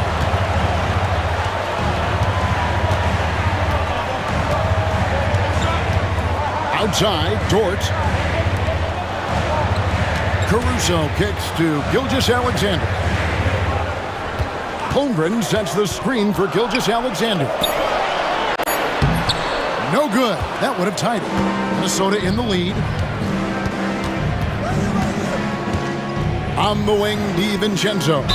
Gilgeous-Alexander covering. You know, he gets there so often. Gobert would like to make these at a higher clip. The Timberwolves gone 2 for 2 in the game at the line.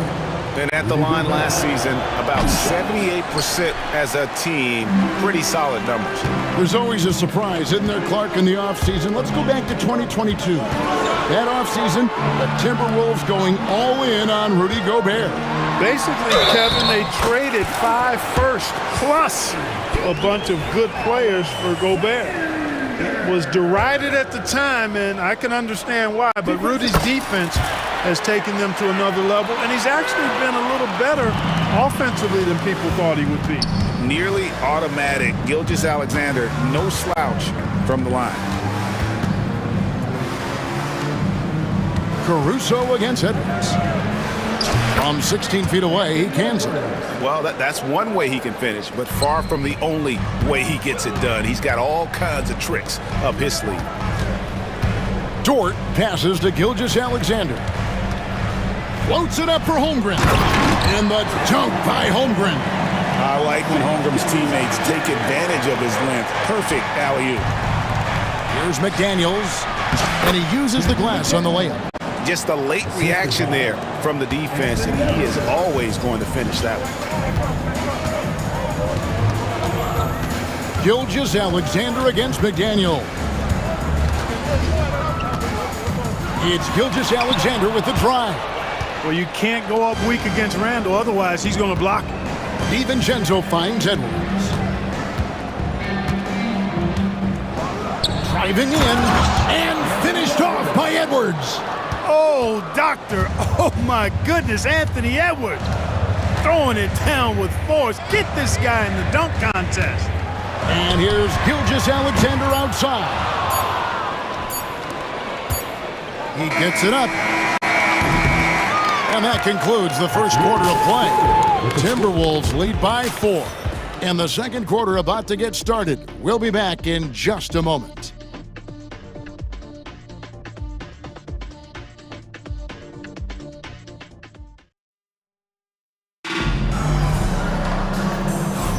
And for those of you just tuning in, the second quarter of action is where we're at right now. And what do you guys think about Minnesota here in this one? An impressive start. They came in with a well-conceived game plan and have executed. Yeah, you know what? Makes it really easy for the coaching staff in that case. No adjustments needed. Just keep on keeping on. On the court for the Timberwolves as our second quarter is underway. They've got Donte DiVincenzo. Naz Reid out there with McDaniels. Then it's Nickeil Alexander-Walker. And it's Garza in at the 5 spot.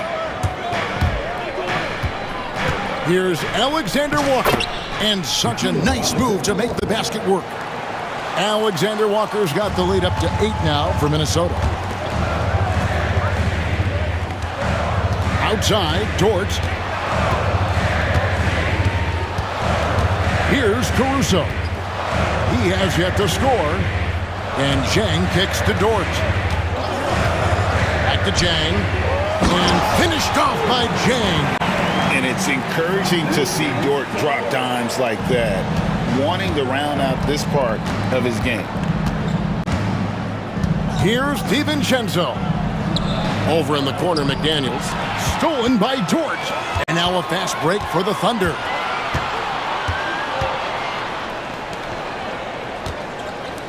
Here's Wallace. Buries the corner 3. Wallace has got himself going there. His first points of the game on the deep ball. DiVincenzo passes to Reid, and he can't answer back. The three-pointer offline. And they're trailing by 3. Second quarter, we're a little over a minute and a half in. Pass to Zhang. Back to Wallace. Down to 5 on the shot clock. The wing jumper off target. And listen, sometimes even the best of us are going to miss the easiest of opportunities. DiVincenzo kicks to McDaniels. Garza no good. Oklahoma City's gone 1 of 2 on three-pointers here in the second quarter so far. Now here's Wallace. Down low. Here's Hartenstein. That one's in, his first shot this game. And a big part of perimeter defense, Greg, avoiding screens. What are some of the tricks of the trade in that regard? Well, sometimes you have to get skinny. I mean, other times it's using your strength. A lot goes into it. Also, you know, getting a cadence for the screener. It's one of the more challenging aspects of NBA defense. And Zhang kicks to Wallace. Fires it up. And, yep, finally drops after rolling around the rim. Wallace has got 5 points now this quarter. Pick works well there. Not much resistance from the D. Yeah, that's not the defense you need. You got to be tougher defensively. And Mark Daigneault calls timeout. Looking for a breather and maybe just one or two things to talk about.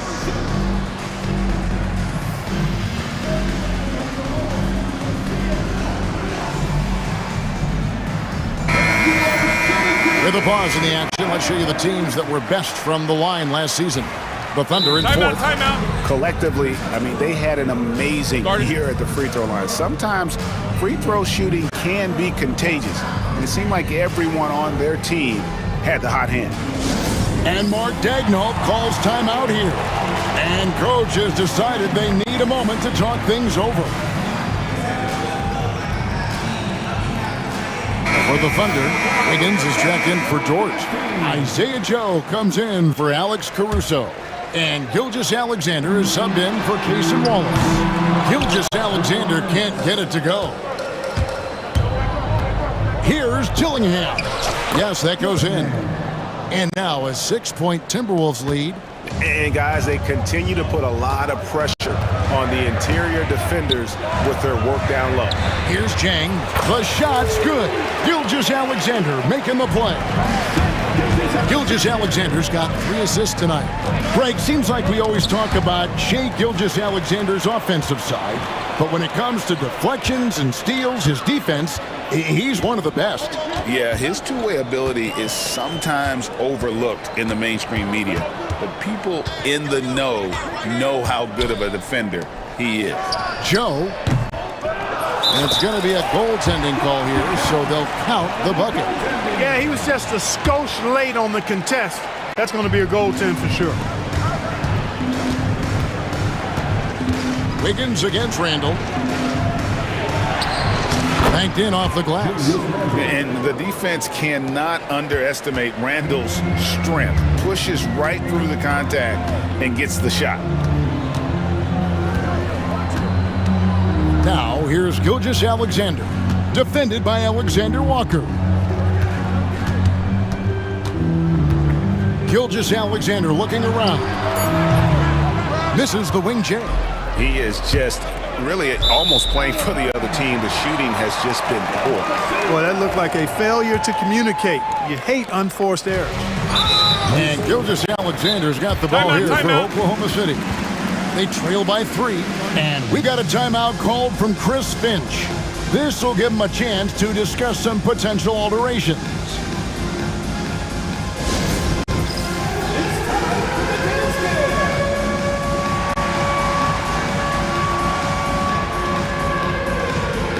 For the Thunder, Holmgren, he's checked in for Hartenstein. And it's Williams in for Jang. The Timberwolves also with the sub. Dante DiVincenzo. He's checked in for Dillingham. Outside, Gilgeous-Alexander. It's Joe on the wing. He's defended by Randall. From downtown, drains the three-pointer. Joe's got the game tied up here for the Thunder. Oh, nice job there from Holmgren. His guys appreciate when they're open, he gets them the ball.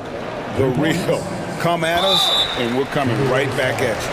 A little back and forth from long range. I love it. That's a terrific answer there. Oklahoma City shooting their second and third shots at the line right here. And one of the highlights last year for this group was the fact that they were so efficient from the charity stripe. That's a huge factor. And you can't take those numbers lightly, fellas. I mean, their free throw shooting made a difference for them in a lot of their games last season.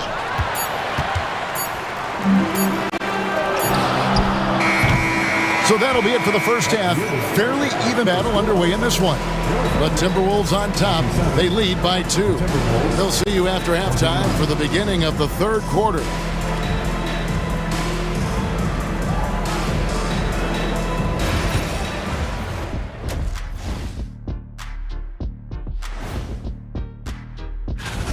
They better be grateful for their bench. The reserves are showing up in a big way. The others you always talk about, big fella. Taking some... And a lot going on around the league as we speak. Let's take... Thank you for being with us. Now let's send it to Kevin.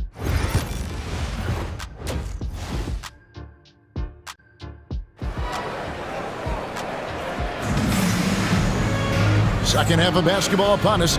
We may be in for an exciting finish based on how close of a game it's been so far. Minnesota in the lead. The post pair form will be Williams and Holmgren. Isaiah Joe is out there with Gilgeous-Alexander, and it's Wiggins in at the 3 slot. And that's who Mark Daigneault starts the second half.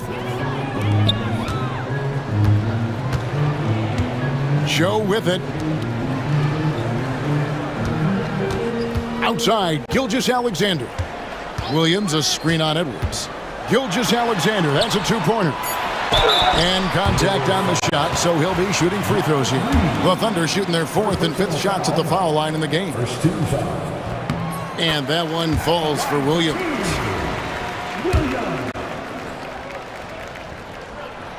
And both free throws good for Williams. The Timberwolves shooting the lights out in this building, 68% from the field. Randall no good. Oklahoma City has gone 3 of 7 tonight from 3-point territory. Back to Gilgeous-Alexander. Over Edwards, and he nails the jumper. Gilgeous-Alexander's got 6 points. So impressive, the fortitude, the will to battle back, but it did take a lot of energy to get here. Yeah, you know, battling back is about staying the course, and their attitude never changed. And Greg, it didn't take long for Anthony Edwards to prove himself in the NBA. There's so much to like about his game. As outstanding as his offense is, his defense cannot be overlooked. He is a lockdown presence when he needs to be. Right now, I'd send it over to the sidelines and get a report from David Aldridge. Kevin, Rudy Gobert has tied for the most Defensive Player of the Year awards all time, but he's challenging himself to do more offensively. He said it's all about just being okay with missing or making mistakes, freeing my mind and doing the things that I work on to get out of the shell that I was being put in. Kevin, back to you. All right, David Aldridge, we thank you for that report. A 3-pointer, Wiggins. Rudy Gobert with the rebound. Hard to figure out how he doesn't knock that one down. No defender in sight. And that one drops for him. Yeah, that's the 3rd bucket in a row from the paint. This defense needs to clog those lanes in the middle. Gilgeous-Alexander against Edwards. To the middle. Holmgren finds Wiggins. Oklahoma City moving it around. Williams sets a screen for Gilgeous-Alexander. Stolen by Reed. Edwards with it. He's picked up by Gilgeous-Alexander. Edwards, no good. The shot's there for him, and he's got to take it. I don't care if he doesn't convert. That's a shot he has to continue to take. Here's Joe. And it's in after a nice bounce off the right side. Joe's got 8 points. And here's Edwards. He'll bring it up for the Timberwolves. A 2-point game. Following this one, they get to host the Rockets. That'll be the first of 2 straight at home. And Mark Daigneault calls timeout. Wants to talk some things over. Might be seeing some things to adjust.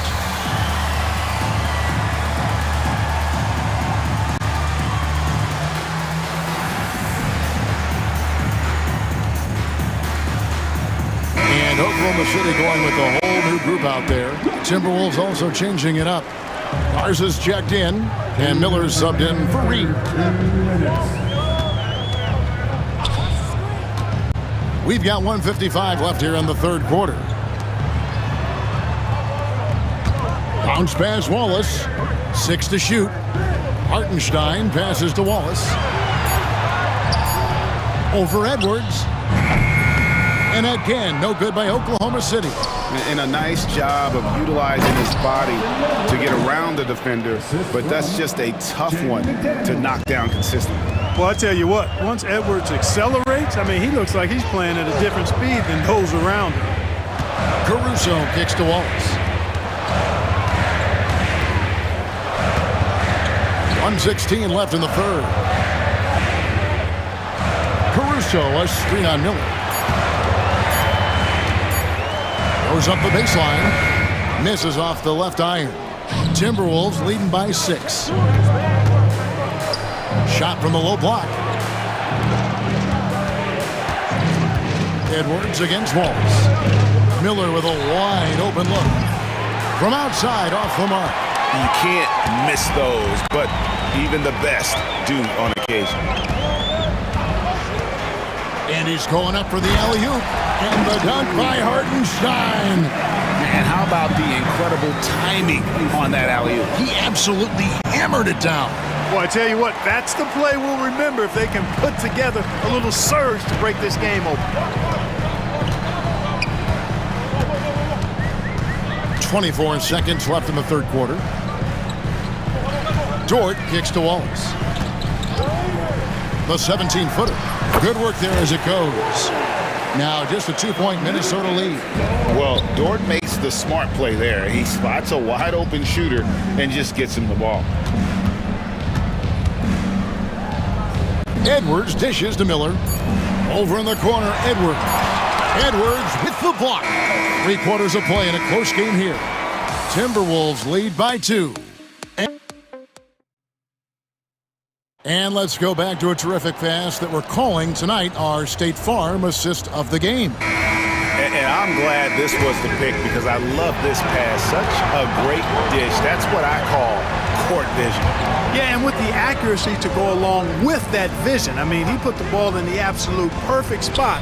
That's how you orchestrate it. Well, this has been a great contest so far, and I imagine the fourth quarter could have even more action in store for us. And a look at the 5 for the Timberwolves to start the fourth. Anthony Edwards out there with Jaden McDaniels.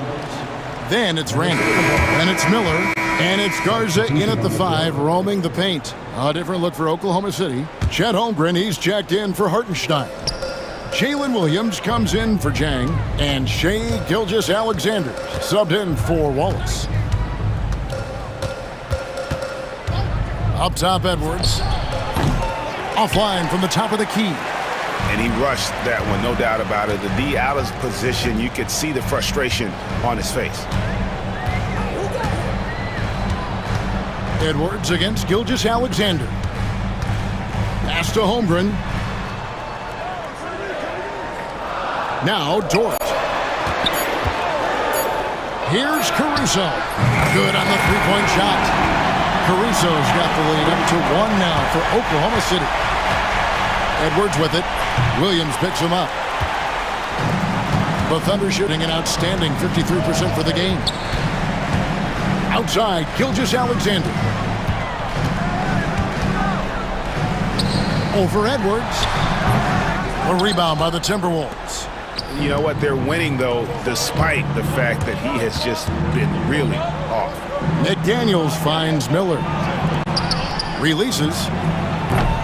Another miss by Minnesota. Well, you know he wants that one back. I mean, more often than not, he'll sink that mid-range jumper. Gilgeous-Alexander against Miller. And the basket by Gilgeous-Alexander. And he had a good look, and Gilgeous-Alexander made it pay off. Here's Edwards. Rebound by Williams. The Thunder leading by 3.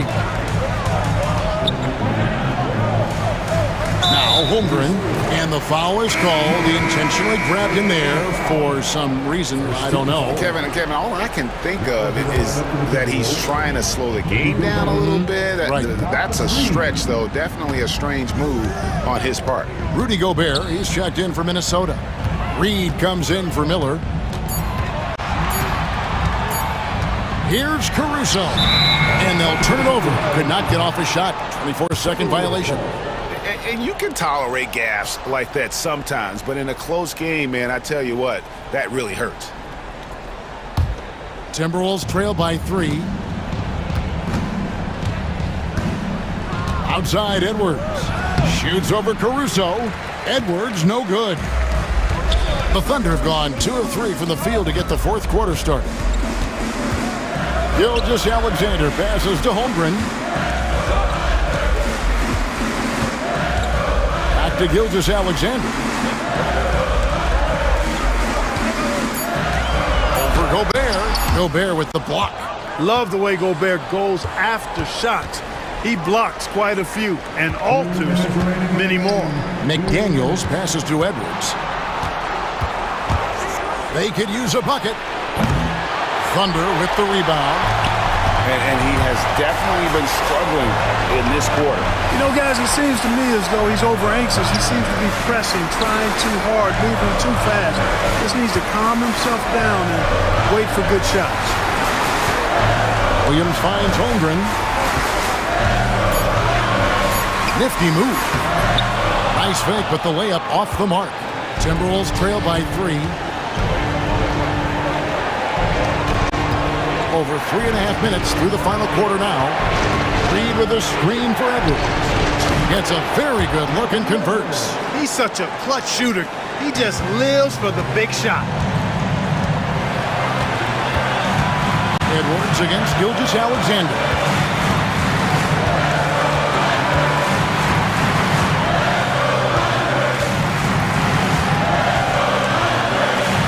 Pass to Dort.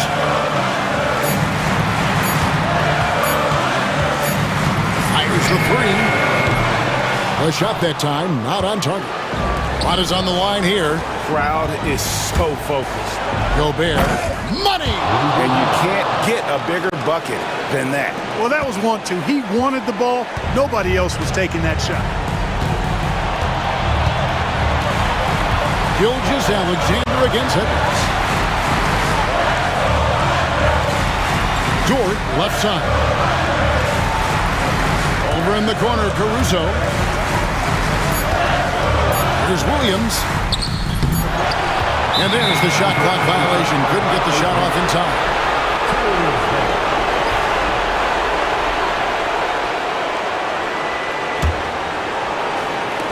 There's 18 seconds left to play in the final quarter.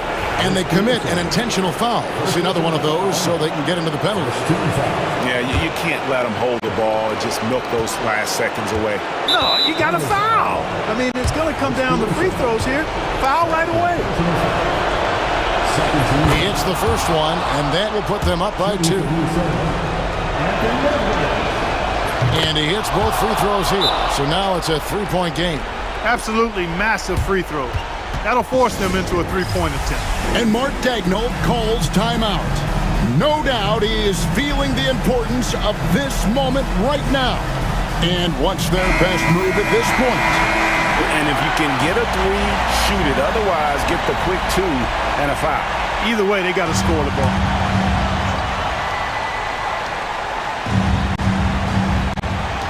$15 seconds left in the fourth quarter of this one. Up top, Gilgeous-Alexander. Edwards defending. From outside the arc, the 3 won't fall. And so it's the Timberwolves who come out on top here. They much appreciated, David. And that about wraps it up. For Greg Anthony, Clark Kellogg, and David Aldridge.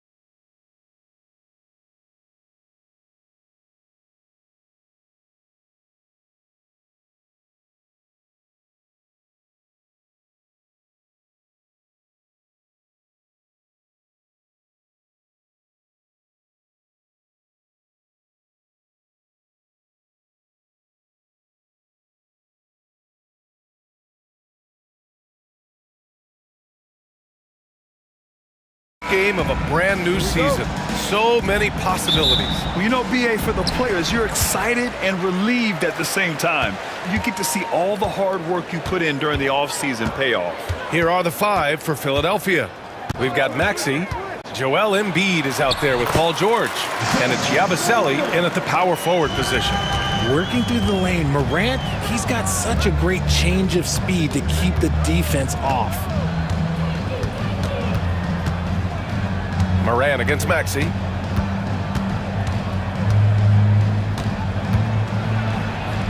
Uneasy, too, on the layup. A physical scoring guard. Maxey is at home on the inside. Here's Morant.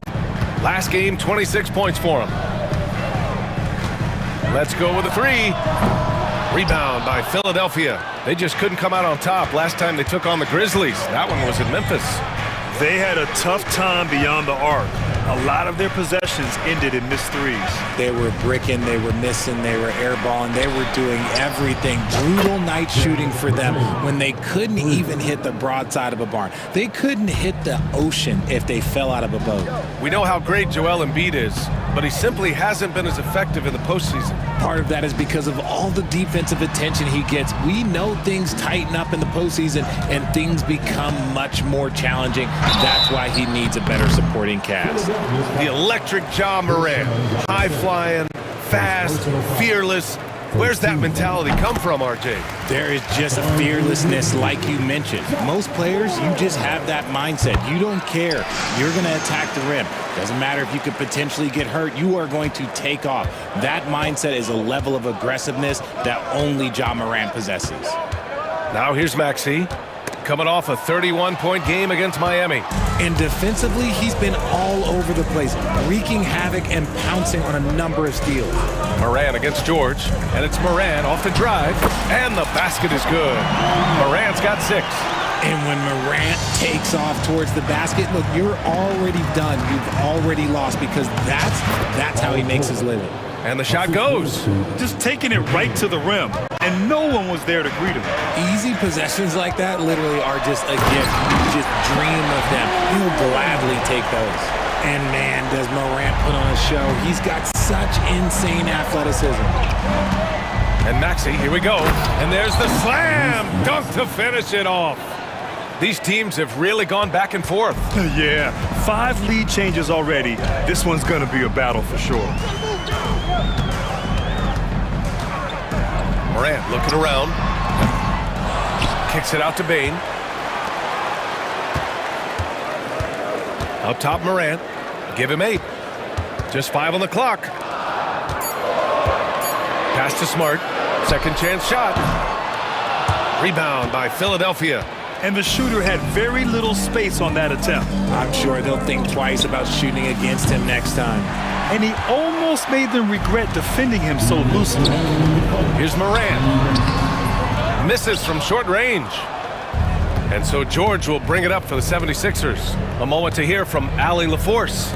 I had a chance to catch up with Taylor Jenkins, and the conversation quickly turned to Embiid. The coach said, we know he can be unstoppable, but we're hoping to slow him down just a little.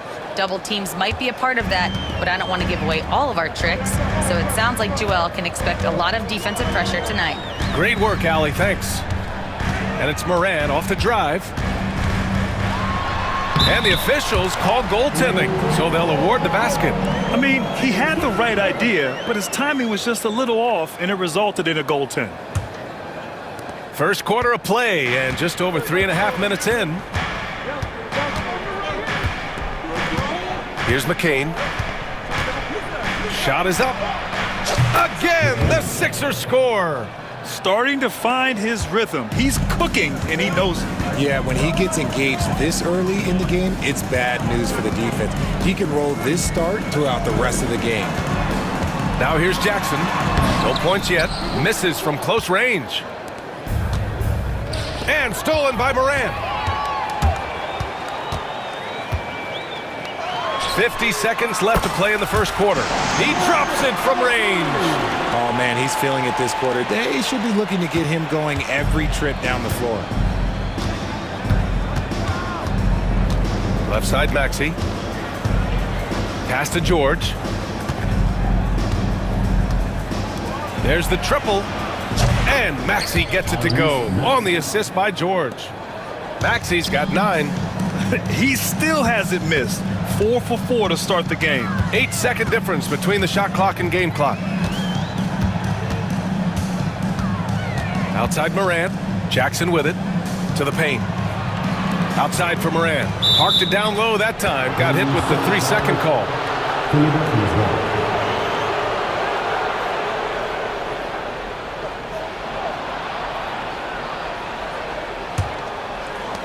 There's 14 seconds left in the first quarter. George against Smart. George scanning the floor. Over Smart. And again, it's Philadelphia. No, it's just ridiculous. He is just an absolute surgeon when he has the ball. This man is surgical. There is no way to slow him down when he wants to score. What a performance for Tyrese Maxey. He has been the story for the 76ers.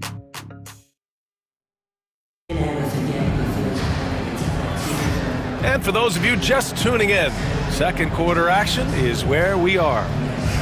And a moment to look at the scoring approach in terms of where the points are coming from for Philadelphia. The ball movement has been outstanding so far. They've come out of the gate looking for that extra pass. And another thing, they've been on the attack tonight, going right at defenders with the ball in their hands early. Manning the backcourt, we'll see Morant and Payne. Marcus Smart out there with Santi Aldama. And it's Huff in at the 5, down low. That's the group for Memphis to kick off the second quarter. RJ, when Ja Morant's at his best, you won't find a more entertaining player in the league. Oh, B.A., he is a generational talent. There is no easy way to defend him. That blend of skill, athleticism, quickness, it is so impressive and hard to guard. Beautiful setup on the alley-oop. Great catch, great flush. Here's Morant. It's hauled in by Oubre. I thought he had that all sewn up, but somehow the defense just threw him off. Here's Maxey. Sinks that one from the post. Maxey's got 11. But he's been locked all the way in from the floor, and he's the #1 reason why they're winning right now. Here's Morant. Oh, Morant from close range. What I love about Morant is that he understands his strengths on offense, which is why he is so efficient. Morant against Maxey. To the inside. Payne surveying the D. Launches a 3. Rebound by Philadelphia. And the defense dodged one right there. Not the guy you want to leave open. Ooh, anticipated the pass. It's a turnover. And now the Sixers on the break. Now here's Maxey. He's got 11. He got a piece of it. And here's Morant. Oh, Morant gets it done inside. And if you're wondering what makes Ja so special, it's his ability to take over games all by himself. A chance here to catch up with Allie from the sideline. Grizzlies great Marc Gasol last season retiring from basketball. He embraced the city of Memphis. He said, quote, "I think a player has to feel that it's their city and they have to fight for it. You play with a different mindset when you do that. To me, winning was the most important thing." And they did a lot of winning, Allie. Outside Morant. Here's Aldama. Hits the layup after the sweet pump fake to freeze the D. All right, Cran, which U.S.-born player do you think has the best chance to supplant LeBron as the face of the league? Oh, man, you're putting me on the spot, B.A. Well, the conversation has to be between Jason Tatum, Ja Morant, and Anthony Edwards. They're the best young talent that the U.S. has to offer, and they're only getting better. Watch out when Maxey finds his groove like this. He'll just keep coming at you and at you. Outside Morant. Smart outside. Back to Morant. Kicks it out to Smart. The 3 is up. Good. And the setup by Morant. Morant's got 3 assists now in this one. Just such a quick release there by Marcus Smart. You love to see that just catch, touch, and release. It's stolen. And so Morant will bring it up for the Grizzlies. They trail by 1. And timeout called by Taylor Jenkins. He wants a few moments to regroup with his players. For all the adversity Memphis faced last season, Richard, there were some silver linings. BA, they had a lot of talented young players get more minutes than they might have otherwise due to the injuries. And there is nothing more valuable than experience. And some changes here for the Grizzlies. Laravia's checked in for Smart. Williams comes in for Bain. And it's Jackson in for Ja Morant. Jackson, he's checked in for the Sixers. Clock at 6. Jackson, the pass to Huff. It's picked off. Here we go, the Sixers on the break. And the dunk by Jackson. With quickness and speed, Jackson remains a valuable fast break option for this team.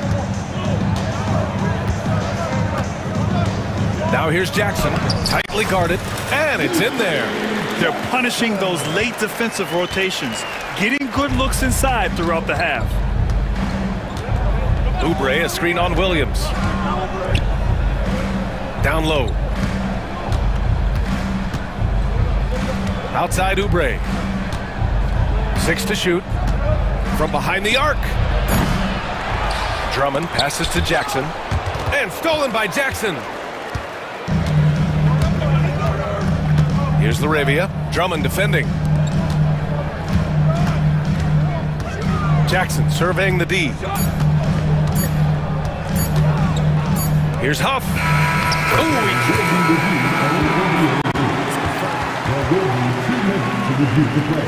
And hold up. We're not going to halftime just yet. The officials signaling that they are going to take a look at this replay.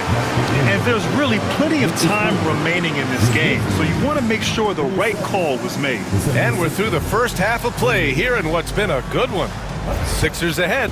They lead by 1. And we'll see you back here after the break. Third quarter action in just a bit. Taking a look here at the Grizzlies, like most teams right now, they're optimistic. We'll see how they handle the first couple of games. Yeah. Switching back now to the Philadelphia 76ers, they've been fighting it out through the first half of play. They're hitting at a high clip. Some shots.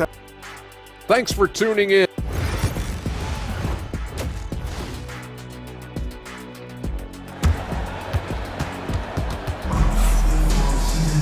And after a fairly even first couple of quarters, this second half could turn out to be a great one, as both teams trying to gain an edge. Oh, a fantastic game from Ja Morant in this one. Yeah, tonight, he's done a great job of slashing through the lane and finishing. And you love that mindset he has going at the rim. He hasn't settled for anything, and he's been the aggressor all game long. Second half underway. Here's who Nick Nurse has got on the floor. We've got George. Joel Embiid is out there with Eric Gordon. And it's Yabusele in at the 4 slot. Jackson can't get it to go. You gotta love how they've been crashing the boards, fighting hard for every miss. With an MVP trophy under his belt, Joel Embiid has only become more dominant, RJ. I think that 2023 MVP increased his confidence. It allowed him to feel like he really was the best player in the world. And I think it motivated him to keep pushing himself. And the results speak for themselves because the stats, they back that up. Philadelphia leading by 3. Here's George, and he drops in the layup off the glass. George has got 8. Their defense just falls apart once the ball goes inside. George against Jackson. The kick out to Williams. Jackson outside. And he lobs it up top. And the dunk by Jackson. Love watching Jackson on the receiving end of the alley-oops. He definitely won the athletic lottery. Boy, that foul looked intentional. Not exactly what you'd expect here. Yeah, I know. It just doesn't make sense, given the situation. Marcus Smart's checked in for Laravia. Embiid, a screen on Smart. Here's George. And the 76ers tack on 2 more. A nice start to the second half. They've made 3 out of their first 4 shots coming out of the break. Jackson outside. No good from outside. Rough start to the second half for them, only getting one of the past 4 shots to fall. And the jam by George. Nice job by George to get out, run, and complete the break. Jackson outside. Inside, here's Edey. And he floats it in for the easy 2. Credit the sweet setup on that one. In a tight game, they wanted to make sure of that possession. Here's Council. The rebound by Jackson. Grizzlies trail by 5. And when it comes to the Grizzlies, they're a team that's hungry to take that next step, Grim. Yeah, and they've got the core to do it, B.A. You got Morant, Bane, and Jackson. They're all all-star caliber players and still in their mid-20s. So they've got a lot of great chemistry and time to get it right. Williams, and the layup falls. Williams has got his first 2 points. No settling for an outside shot there. They went right to the hoop. Pass to Gordon. And now we're 3 minutes into this third quarter of play. Here's Yabusele. Now here's Embiid. Defended by Jackson. Shot clock at 5. Embiid misses. And here's Smart. He'll bring it up for the Memphis Grizzlies. It's a 3-point game. Jackson can't get it to go. The 76ers have gotten 4 of 7 shots to drop in the third. Here's George. And yes, it's good. He's 7 for 8 now. That's 10 straight points they've given up in the painted area, huh? Jackson outside. To the middle. Here's Edey. And it's blocked by Embiid. Every year he's a Defensive Player of the Year candidate. His instincts, that's what makes Embiid outstanding. And his awareness of when to go for the block. And timeout called by Taylor Jenkins. He wants to give him a breather and talk things over.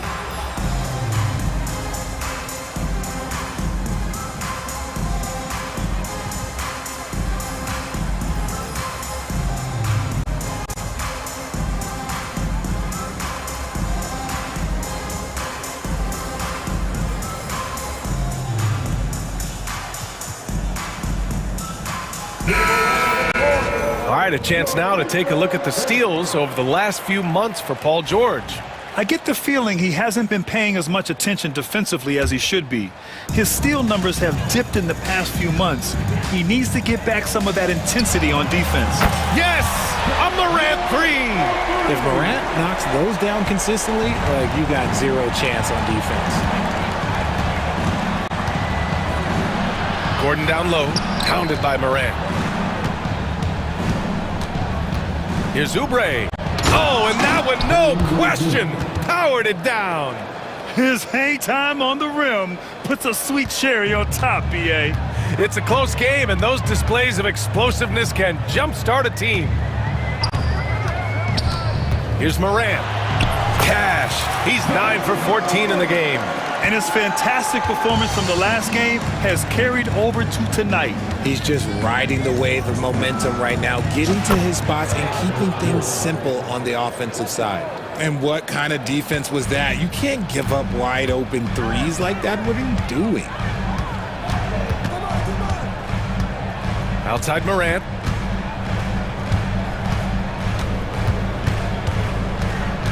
Fires the 3. No good that time.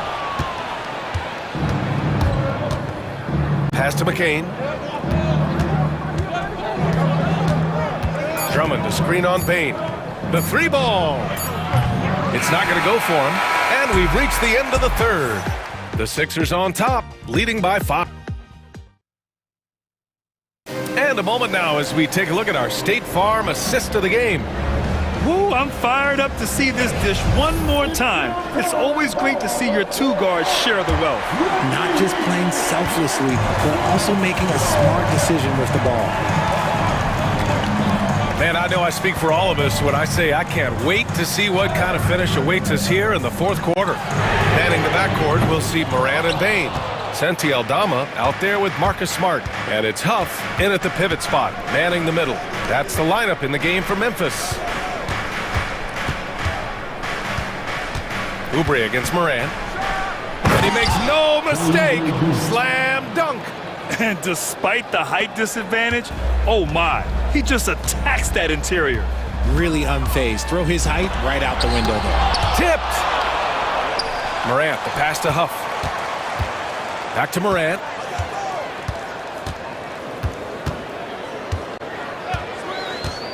Pass to Aldama. Good, and the setup by Morant. And it's so difficult to defend Morant in a pick and roll because not only can he get his own, but he can also create passing angles in very tight spaces. And here's Oubre, defended by Smart. Here's McCain.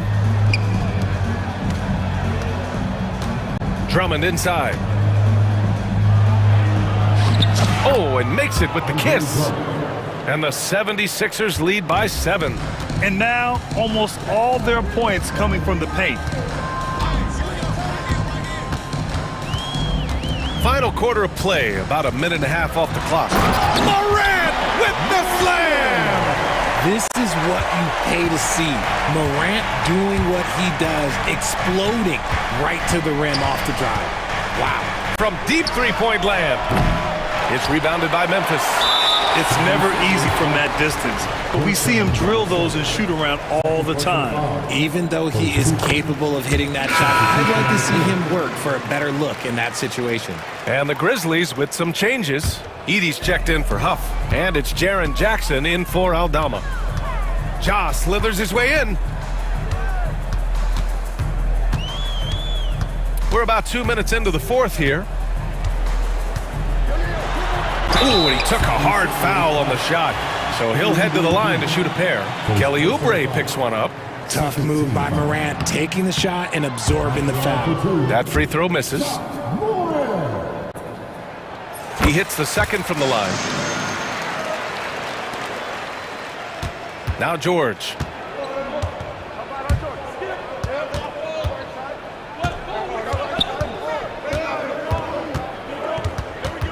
And it's going to be a 3-second call. Tough one. In a game where every possession is valuable, turnovers can make the difference. Grizzlies trail by 3. Outside Morant. And the layup is good off the glass. Morant's got 5 points now this quarter. This is when your interior D has to be on high alert. Here's Maxey. And that one is hammered home. Attacking in a big moment. Maxey is not holding back. The Grizzlies have gone 3 of 5 since this fourth quarter started. And here's Morant outside on target from range. Morant's got 30 points. And this is where Morant really shines. The bigger the moment, the more he wants to capitalize. Oh, got that one up quick. And the 76ers lead by 2. And this is just typical of him. Always making an impact at crucial moments in the game. And his team needs every bit of his production if they want to pull this one out. It is neck and neck here in the final period. Here's Morant. Count it, and the foul. It's going to go on Paul George. The agility, the athleticism. Morant sometimes, I don't know, he just seems unstoppable to me. And that one falls. That puts him up 1 point in the game now. And in a close game like this, they can really rely on him to take care of business at the line. It's George on the wing. No good on the 3. And here's Memphis now. They're on a 14-6 run. Oh, Morant takes the contact, and it still goes. Wow. Oh, one thing about Ja, he's determined. 76ers trail by 3. George with it. Down low. Here's Embiid. Yes! Embiid from in close. Never one to turn down the big moment. Joel Embiid knocks it down. George against Morant. Goes up and lays it in. Nice and easy. Morant's got 37. Massive points from Morant. Willing to take the big shots. For 3, Maxey. They got the rebound. And no doubt the ball is going to go to Embiid there. Needing a bucket, and he gets it. And it's Morant with the ball for Memphis.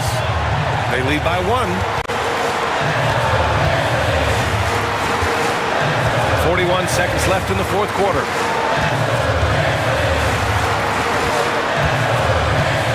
To shoot. Takes it inside.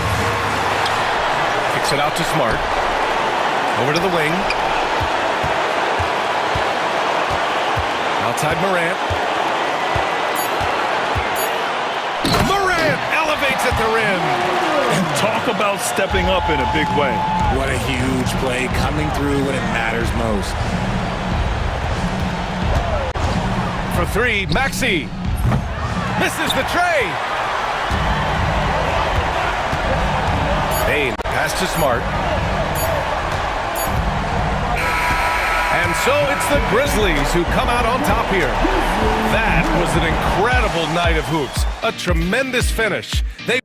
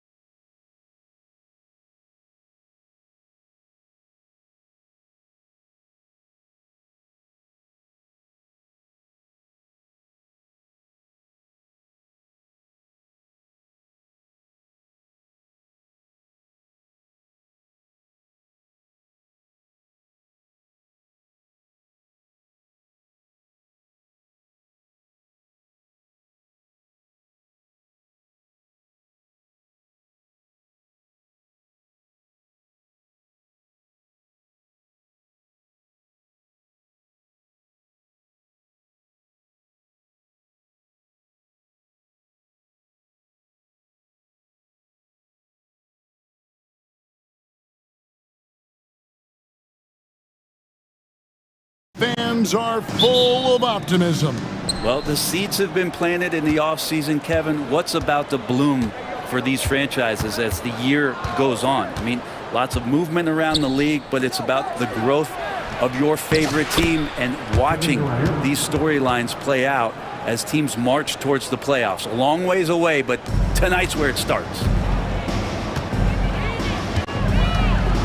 Here's Gilgeous-Alexander. Williams sets a screen for Gilgeous-Alexander. Suns on offense. Their last meeting was in Oklahoma City, where they were unable to fight off the Thunder.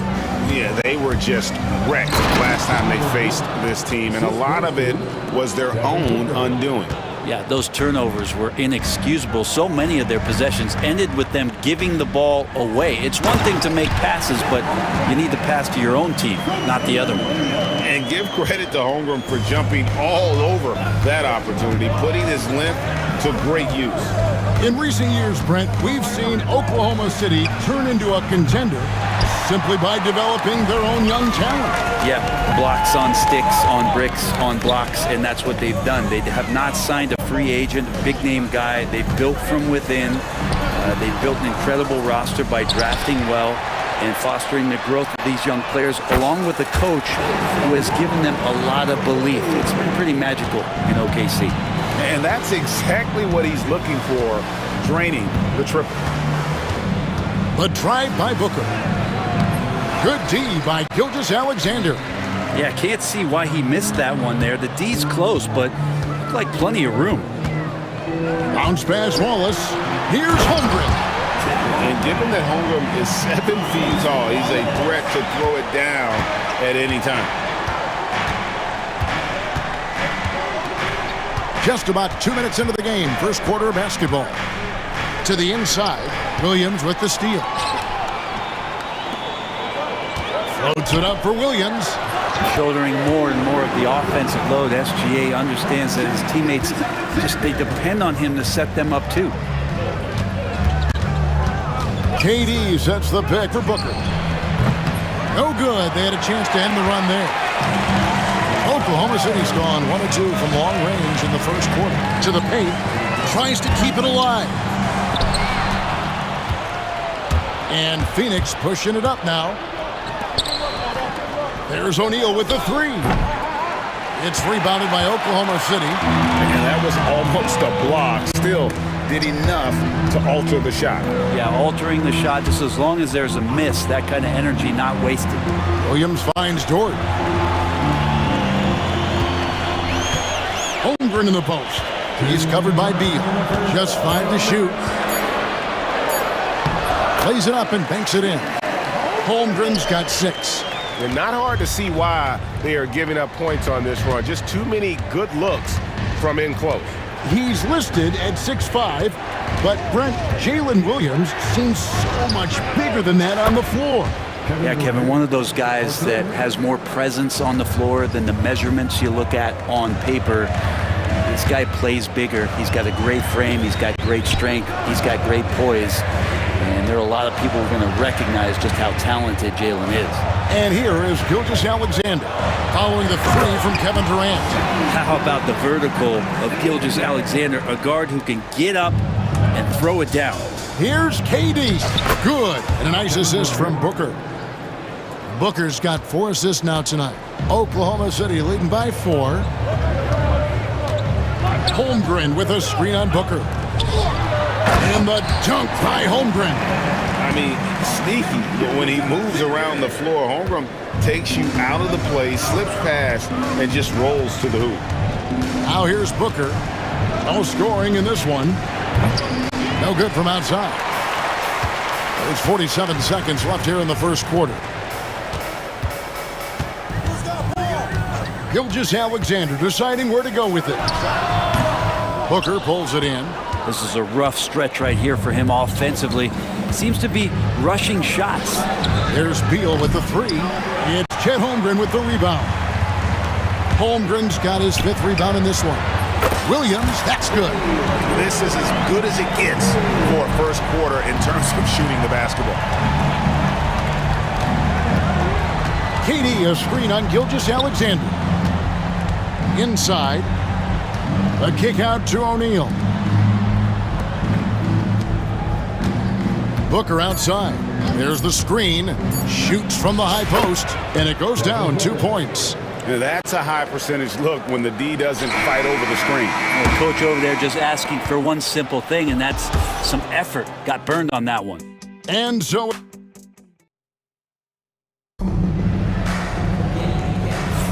And thanks again for tuning in. If you're just joining us, we've played through 1/4 of action so far. And a chance for just a second to check out the scoring breakdown for the Thunder. And right from the jump, they've been working hard to establish themselves inside, using agility and power to get shots in the paint. Let's make sure that that selfish nerve doesn't get tapped, because right now there's great ball movement. They're setting each other up. Let's see if that maintains. In the backcourt, we'll see Gilgeous-Alexander and Caruso. Zhang is out there with Lou Dort. And it's Hartenstein in at the center, locking down the middle. That's the lineup in the game for Oklahoma City. Now, here's Gilgeous-Alexander. Back to Caruso. Oklahoma City moving it around. Beal against Gilgeous-Alexander. Shoots over Beal. And the shot is good, dropping in off the front of the rim. Gilgeous-Alexander's got the lead up to 11 now for Oklahoma City. Craig in the process to bring in all their stars. The Suns don't have a lot of ways to add players in the near future. Yeah, they don't control their draft picks for the next few years. That was part of the price for Beal and Durant. They'll have to be very shrewd to add rotation pieces to help them win. Here's Gilgeous-Alexander. Devin Booker picking up that last basket. Now, Gilgeous-Alexander coming off a solid outing against Phoenix. If you told me this was the kind of game he was going to have, I would not have expected them to be in front right now. And finished off by Nurkic. And Nurkic around there, big and right on top of the cylinder. And here's Gilgeous-Alexander. He'll bring it up for Oklahoma City. They've led by as many as 11 points. Brent, it seems like throughout his career, Gilgeous-Alexander has an answer to whatever the defense might throw at him. Well, the defenses don't have answers to stop him, Kevin. I know that. This guy is so quick with the basketball. He's so good at adapting on the fly with the ball, getting around the initial defender to make plays. Superstars have that quality. SGA has it in spades. Now the Thunder making a switch here. Wiggins is checked in. Wallace is checked in for Gilgeous-Alexander. Bol is screen on Wallace. Jones the pass to Bol. Great pass to set up the lay-in. Yeah, inside, Bol does a great job just making subtle adjustments and utilizing that length. Wallace. It's good from long range. Wallace has got his second bucket of the night. Unwilling to let up even for a moment. That's his killer instinct, just fanning the flame. Hey, he's the guy that you want to go to right now, trying to put this one away. The Thunder leading by 10. With a short break in the action, gives us a chance now to send it over to David Aldridge. Kevin, thanks. For the NBA, content continues to be king. Commissioner Adam Silver says the biggest issue for streaming services is what's called churn. To cancel is just a click. So it's more pay for play these days. We have to focus on people staying with you and having great content throughout the year. Kevin? Yeah, you know, he's doing a great job, isn't he, David? Thank you so much. Now Wallace. Following Tyus Jones' three-point attempt. Wallace kicks to Caruso.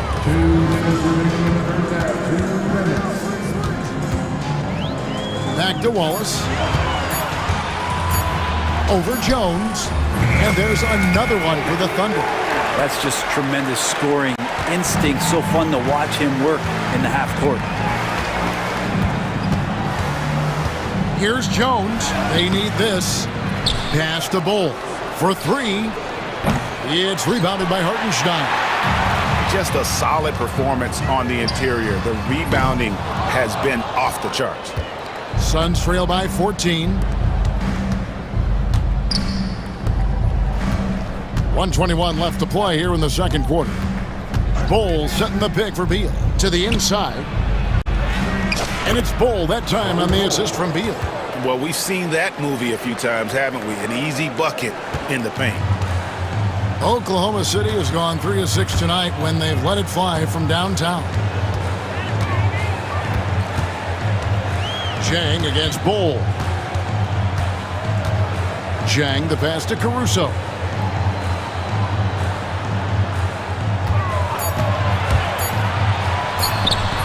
Rebound by Nurkic. His touch from mid-range, that's almost always good. That won't shake his confidence.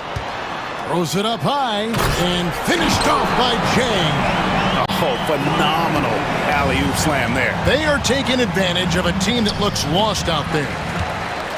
The Thunder leading by 14. Shot clock and game clock separated by less than 6 seconds. For the Phoenix Suns, they come into this one following a loss to the Thunder in Oklahoma City. Beal, that's for 2. Thunder with the rebound. Floats it up for Wiggins, and Wiggins throws it down. And the pass there floated it up to the precise spot it needed to be. And no messing around on the finish. He powers it through. Jones for 3. The shot, no good. The shot misses. And so it's the Oklahoma City Thunder with a sizable lead as the quarter wraps up. Okay, David, much appreciated. And now time for halftime. So we'll be back in just a bit to get the third quarter underway.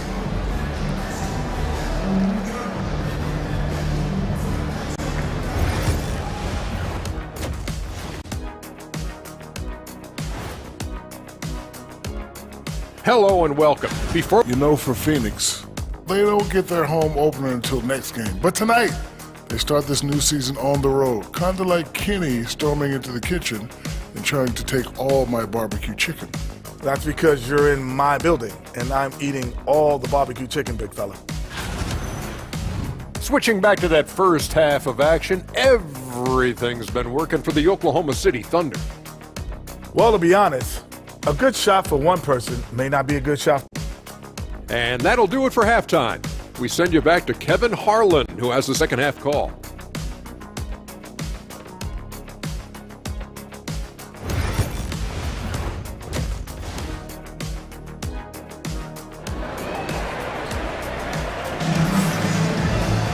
And as we dive into the second half, we'll find out if the next 2 quarters are any different from the first 2. So far, it has been a runaway.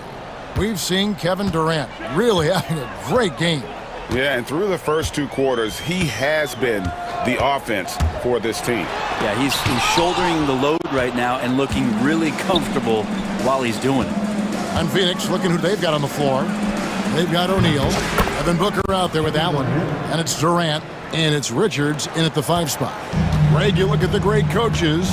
What are 1 or 2 of the most important qualities for success that you see? Well, for me, Kevin, I think you got to be able to adapt tactically. I mean, that's huge, and especially in the playoffs. But most important, can you motivate and unify a locker room? That leadership quality is what really puts a coach over the top. Here's Booker. Gilgeous-Alexander pulls it in. It's a +5 advantage for them in rebounding after that one. Down low. And the D has to respect Booker's passing ability. Fantastic at finding guys in their spots. KD against Holmgren. Outside for Gilgeous-Alexander. And that's a foul called on Shai Gilgeous-Alexander. That'll be his second foul of the game. Yeah, really good defensive play to cut him off there and square up. And that rejection had some mustard on it. Huge, huge play. And guys, they'll think twice about attempting that shot again. That was a big-time rejection. Durant with a screen on Gilgeous-Alexander. Strong finish by KD. They're doing work here in the second half. 3 or 4 to start. Williams sends a screen for Gilgeous-Alexander. And that one drops. Gilgeous-Alexander's got 10. Gilgeous-Alexander, a very, very good ball handler. And when he explodes at that size, creates problems. Booker against Gilgeous-Alexander. Chalk up 2 there. 6 points for him. Yeah, 80%. Is that a good number from the field? I think so. 4 of 5 here shooting. Terrific start. Outside, Gilgeous-Alexander takes it inside, and foul on the shot. He'll shoot 2 at the free throw line. Brett, there can't be any question now that Shai Gilgeous-Alexander has arrived as an NBA superstar. No doubt about it, Kevin. I mean, you finish in the top 3 of MVP voting. That is a stamp of approval. SGA, one of the more feared players in the game, and this guy is on his way. Nurkic checked in for Nick Richards.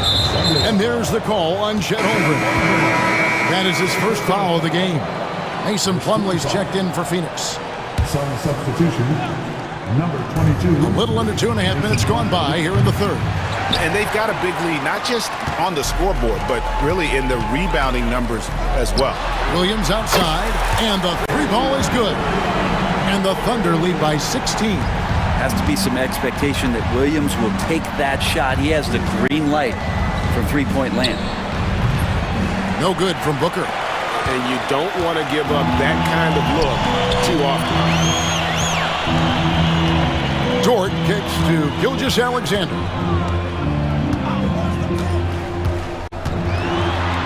Over Booker. And it's Gilgeous-Alexander missing. Booker against Dort.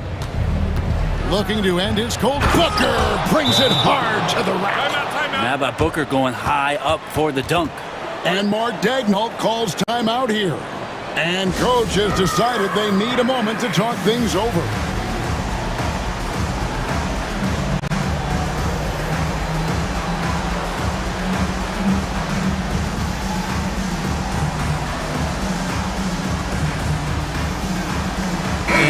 Getting ready for Oklahoma City. Hartenstein's checked in for Chet Holmgren. Zhang comes in for Jalen Williams. Alex Caruso, he's checked in for Wallace. And it's Isaiah Joe in for Gilgeous-Alexander. Phoenix also making some changes. Bol, he's checked in for Durant. Dunn comes in for Royce O'Neal. And Jones subbed in for Devin Booker. Zhang with a screen on Jones. Joe can't get it to go. Suns trail by 14. Jones, the pass to Plumlee. Plumlee sets the pick for Jones. Sinks the three-pointer. Jones has got his first 3 points of the game. You can't just stop when there's a pick set up. Gotta fight over it as a defender. That's one that the coaches will watch tomorrow with that player. You hate to see him give up in that situation. Big miscommunication on defense. He recognizes it and quickly takes advantage. Well, I know they don't have mobile devices out there for texting, so they might as well talk to one another. And it's slammed in by Plumlee. In terms of set plays, this is where Plumlee is very dangerous offensively, the old pick and roll game. Joe with it, still scoreless. Dort passes to Joe. Hartenstein with the screen on Jones. Joe, a three-pointer, no good. Suns trail by 11. Allen right side. Spins. Jones dishes to Plumlee.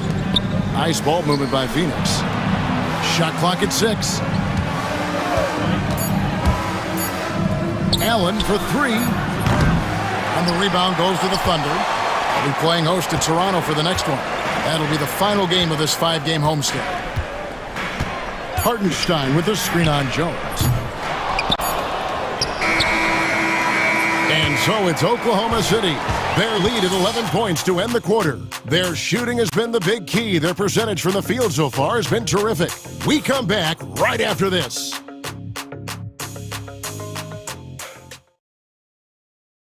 And it's time now to bring you our State Farm assist of the game.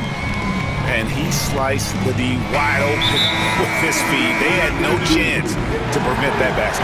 That's what great passing will do for you right there, dissecting the defense with that play. And 1 quarter to go in a game that to this point has not been an evenly fought contest. And Mark Daigneault calls timeout. There was no hesitating. He wants to talk to the team right now. And with an update from the sideline, Let's check in with David Aldridge. During that last break, Coach Mark Daigneault talked to his team. He told them it's all about maintaining the lead. He told them he knows it's easy to get comfortable when you're in this position, but that they need to keep the pressure on. Guys? Thanks, David. In the backcourt, we'll see Gilgeous-Alexander and Caruso. Dort and Williams up in the forward positions. And it's Holmgren in at the 5. That's the lineup in the game for Oklahoma City. And he commits the intentional foul. Really no idea why you're fouling in a situation like that. You know, maybe there's some bad blood between those two. Gilgeous-Alexander against Booker. And the dunk by Holmgren. And I know everyone's thrilled to see Holmgren scoring so well. And this is the kind of effort that can carry on well throughout the year. And here's Booker from the arc. Booker nails the 3. So confident. That's just a lapse right there. No matter what, somebody has to be there and get a hand up in the shooter's face. And here is Gilgeous-Alexander. Clock at 6. Holmgren with a screen on Booker. Again, Oklahoma City. Excellent shot from SGA. I like seeing them shake loose in the mid-range. Here's KD. Physical defense. And KD does not flinch. And here's Gilgeous-Alexander. He'll bring it up for the Oklahoma City Thunder. 10-point lead. Holmgren sets the screen for Gilgeous-Alexander. Holmgren can't hit. The Suns have gone 2 of 3 from the field to get the fourth quarter started. There's the pick. He lobs it up, and with that one, the lead is trimmed to single digits. We've seen Bradley Beal elevate his playmaking ability over the years. That's nice work in the pick and roll. It's Gilgeous-Alexander with the drive. Holmgren in the post. He's covered by Beal. And the dunk by Holmgren. The skill from Holmgren is something to behold. Suns trail by 10. Booker looking around. Here's Richards. Howard down after the assist. Let him into the lane. Now you have to prevent him from getting to the paint, unless you want to see a highlight. For Oklahoma City, they've gone 3 of 4 in field goal attempts since getting things started here in the fourth. Here's Gilgeous-Alexander. O'Neal with the rebound. Man, I thought he was making that in so close. That's some aggressive defense. Booker against Caruso. Pass to Durant, and it's Beal in the corner. That's good, and it's KD with the assist. And now it's only a 5-point Thunder lead. You want something to happen, you give the ball to Bradley Beal. And we're about 3 minutes into the fourth quarter. And that's a foul called on Bradley Beal. That is his first foul of the game. And really, these are some of the toughest calls an official has to make.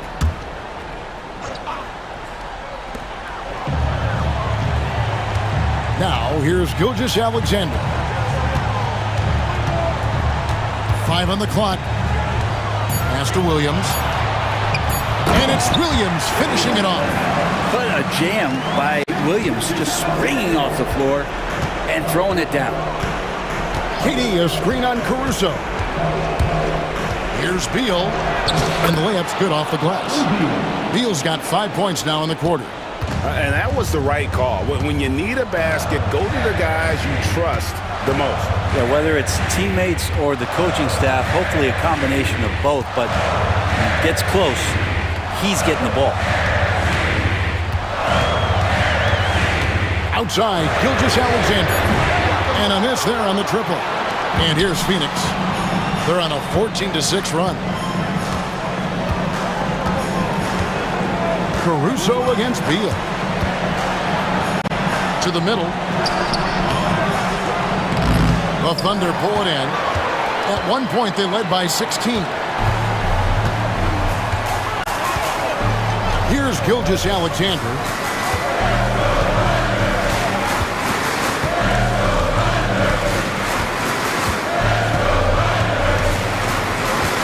Holmgren sets the screen for Gilgeous-Alexander. Caruso, the pass to Gilgeous-Alexander. He drains it as the shot clock ticks down. And the Thunder lead by 7. They're in total command of this game with time starting to run out. Yeah, looking for a miracle worker out there is the opposing coaching staff. I don't know that they have one. This game seems to be well in hand. It's stolen by Gilgeous-Alexander. Dort against O'Neal.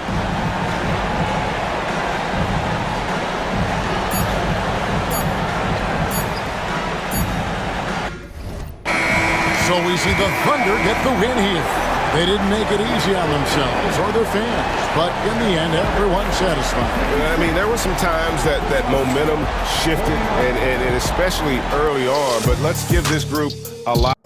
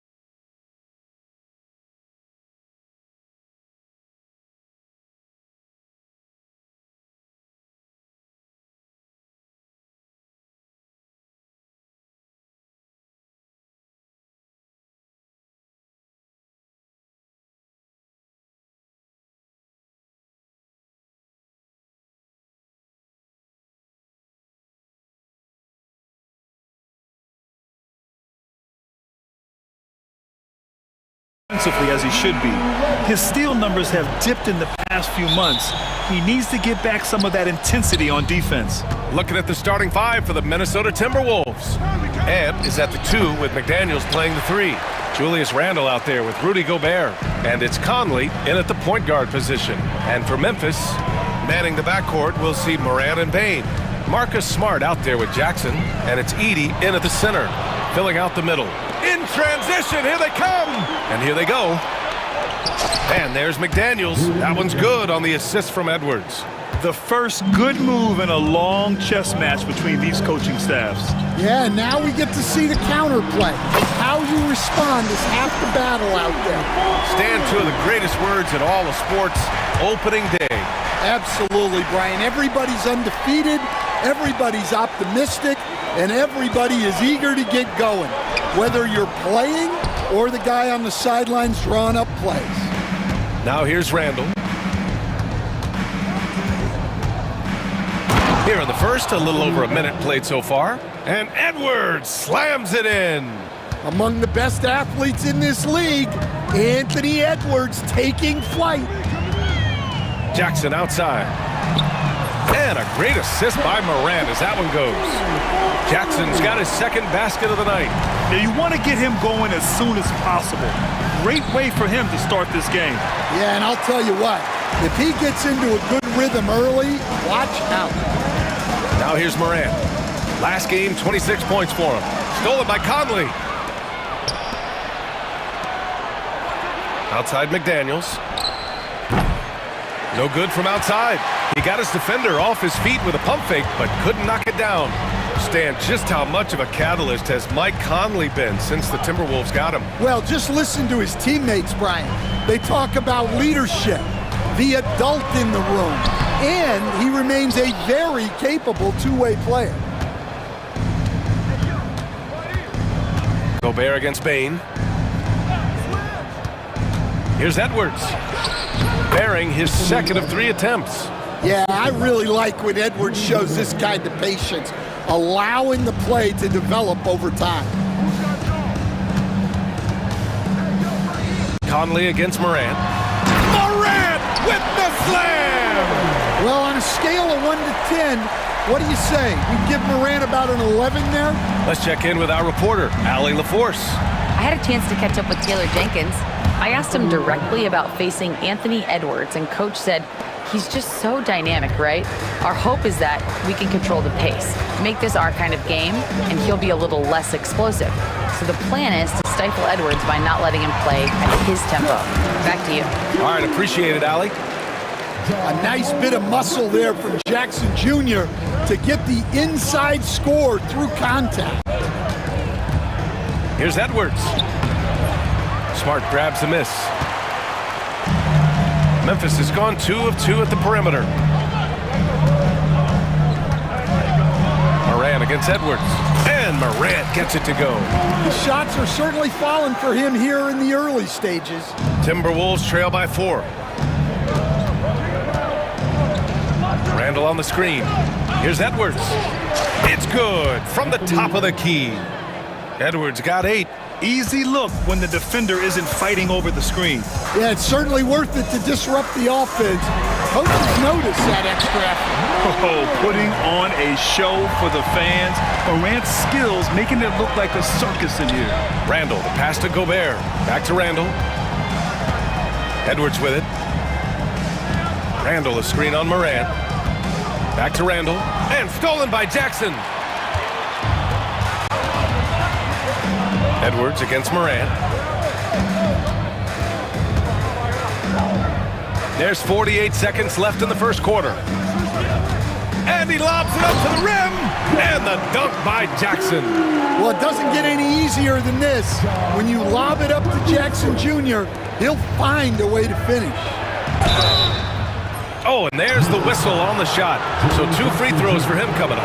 And Stan, while Edwards has pushed back, it hasn't stopped others from comparing him to his heiress, Michael Jordan. And that talk is more about how his game reminds one of MJ and less about greatness. Edwards' career is just getting started. Well, you know, Anthony Edwards has one of the highest motors we've seen.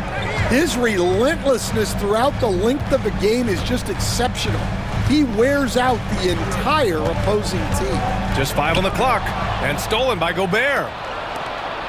And here we go, the Timberwolves on the run. Edwards for 3. Pure from three-point range. He's got 12. Well, it doesn't matter where he is on the court. If Edwards likes a look, he's going to take it. Jackson with a screen on Conley. And he's going for the oop here. Just flawless timing right there. Right? The dish, the catch, the flush, the whole thing was perfect. It's been all about Jaren Jackson for Memphis. He made a big impact, scoring 12 points in the quarter. All right, well...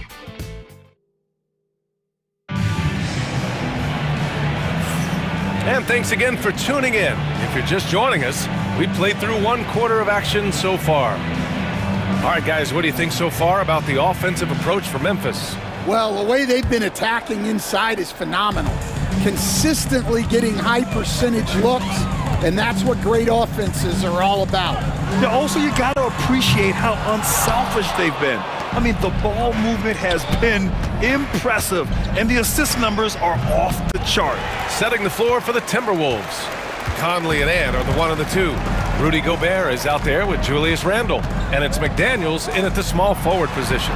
Bane finds Smart. Morant looking around, picked by Aldama. Morant, the pass to Aldama. Outside for Morant. Ooh, great D that time from Gobert. Well, they know he can finish at the rim, but the defense did just enough to force the miss. Putting some extra juice on that tomahawk, fellas. No one is going to stop that. Man, when he's coming in with that level of force, that's just too much right there.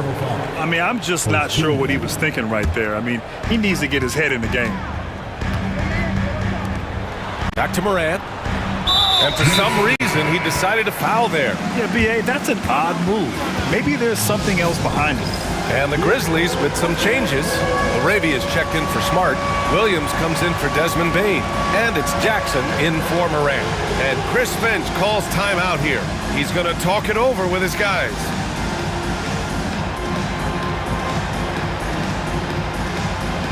And Minnesota will go for a different look here. Garza's checked in for Gobert. Reed comes in for McDaniels. Alexander Walker, he's checked in for Edwards. And it's Dante DiVincenzo in for Conley. Here's Aldama. Nice start for him, sinking his first shot. Using that almost 7-foot frame. Santi Aldama, the Spaniard. DiVincenzo. Here's Randle. And they pick up 2. Randle's got his first points in this one.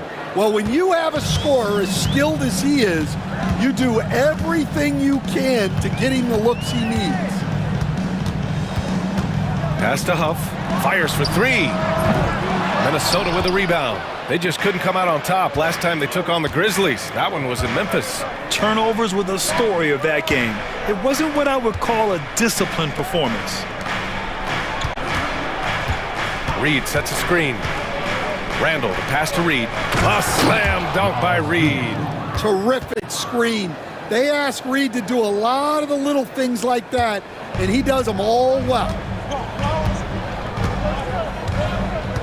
Jackson outside. And the dunk by Jackson.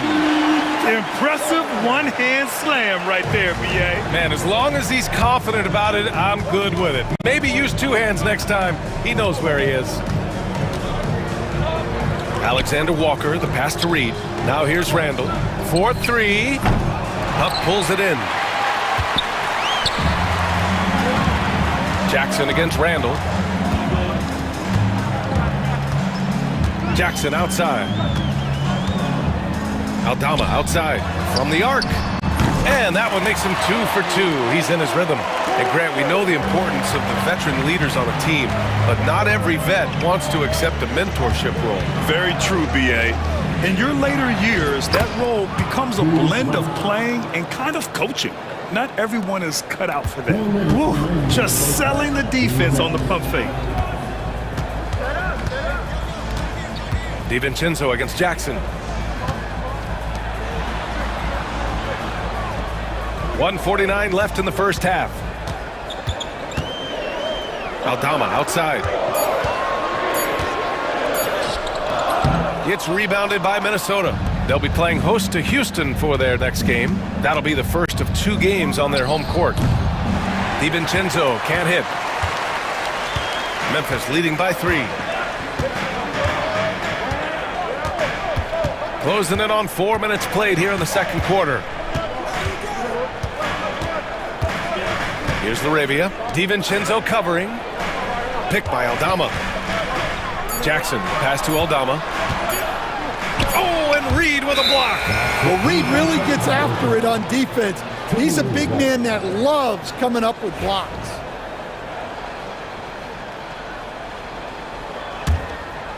Timberwolves trail by 3. Randall outside.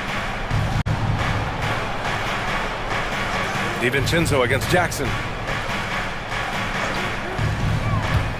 Right side, DiVincenzo. Out of bounds, it'll be Memphis's ball. And how about the former Grizzly, Mike Miller, here to cheer on his old team. And they're delivering for him. This is the 3rd incarnation of winning basketball in Memphis.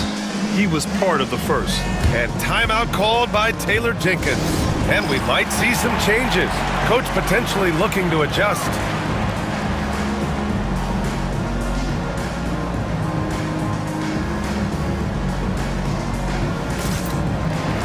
So Memphis ends up going with a new group. Gobert's checked in for the Timberwolves. McDaniels comes in for Randall. 46 seconds left to play in the second quarter. DiVincenzo against Morant. Smart for 3. Ooh, the Grizzlies with another miss. The battle of the boards has been something to watch. Here's DiVincenzo. Outside McDaniels. The Timberwolves again can't hit. Memphis leading by 3. And here's Morant. He's got 6.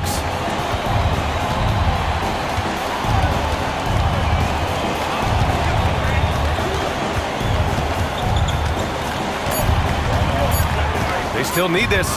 Morant taking no chances on the flush. Slams it down with 2 hands. Man, they're really getting aggressive now. Oh, and the release was before the buzzer, but it's off target.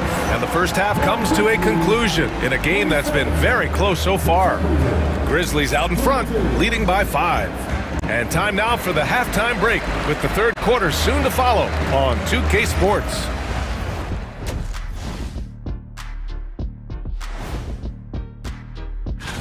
Glancing at the upcoming schedule when you guys played against one another, did you always have your games circled on the calendar? All right, looking back now at that first half, a bit of a hill to climb for the Minnesota Timberwolves. I've seen more. And that's it for half.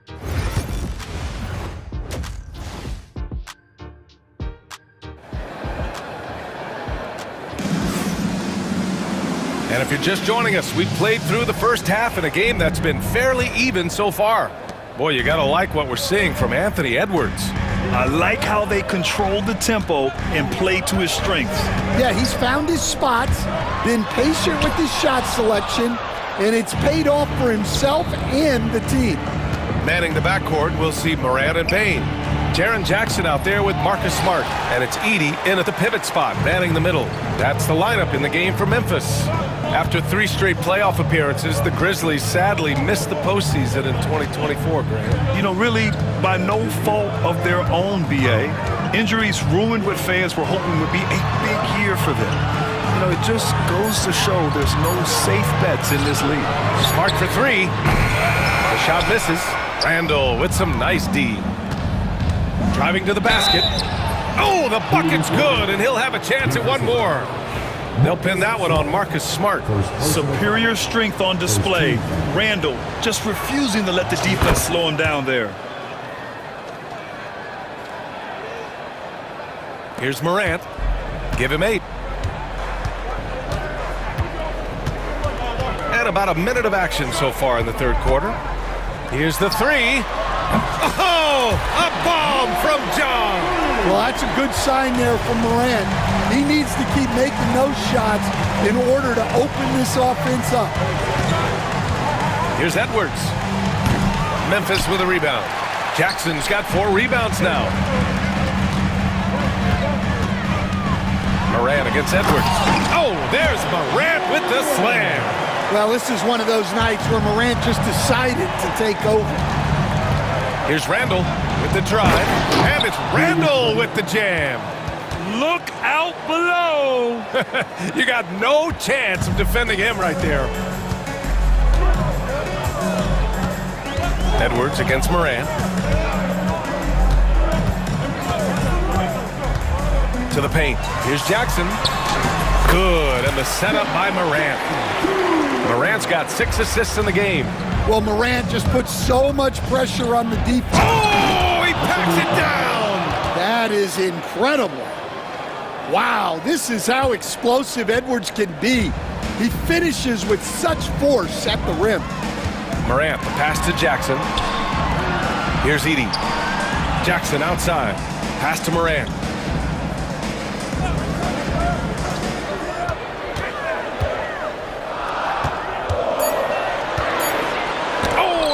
With a block.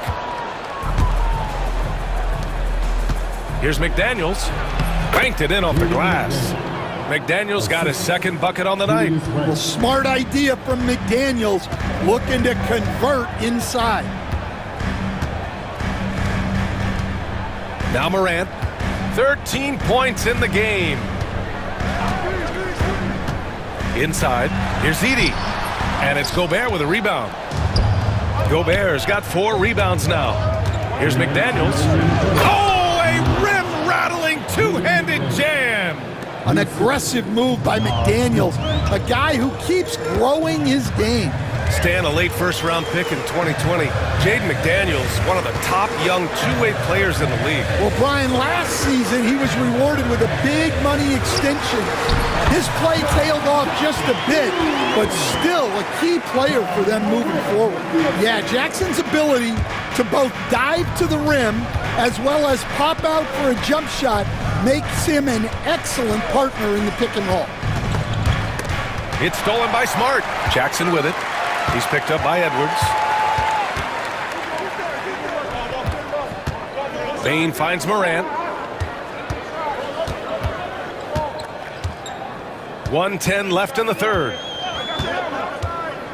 To the inside, Jackson. Good, and the setup by Morant. Morant's got assist number 8 now on the night. And he continues to shoot a perfect percentage. Clearly a big reason why they're up right now. Substitution on the court. Here's Edwards. Edwards, so good inside. Well, when Edwards gets this hot, all an opponent can hope to do is limit the damage. Jackson surveying the D. Pass to LaRavia. Jackson against Edwards. Here's LaRavia. Down to 5 on the shot clock.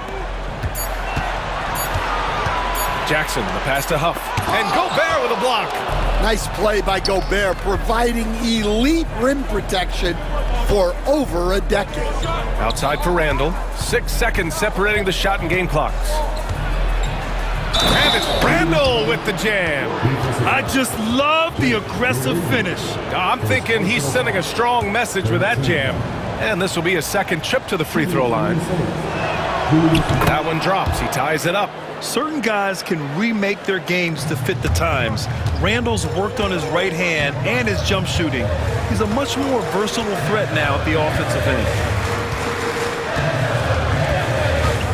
Pass to LaRavia. Lets it go from deep. Drops in the 3. LaRavia's gotten himself going here. His first points of the game on the deep ball. Edwards fires from way outside. No good. Misses at the buzzer. 3/4 of play and a close one here. And let's take this opportunity to show you our State Farm assist to the game. You know, I'm kind of stoked this was a choice because I love this pass. A remarkable find. He put his court vision on full display. Yeah, he puts that pass right on the money and made things look easy for his teammates. And it's been a very competitive game so far as we get rolling here in quarter number 4. On the court for the Timberwolves, Edwards out there with Jaden McDaniels. Then there's Rudy Gobert. Then it's Julius Randle. And it's Reed in at the 4. Well, if you came here looking for a scoring battle, I think you made the right choice. Yeah, and how great have these offenses been for these teams tonight? Just fantastic execution. And there's the foul. It's on Rudy Gobert. That's his first foul of the game. Memphis leading by 5. Jackson with it.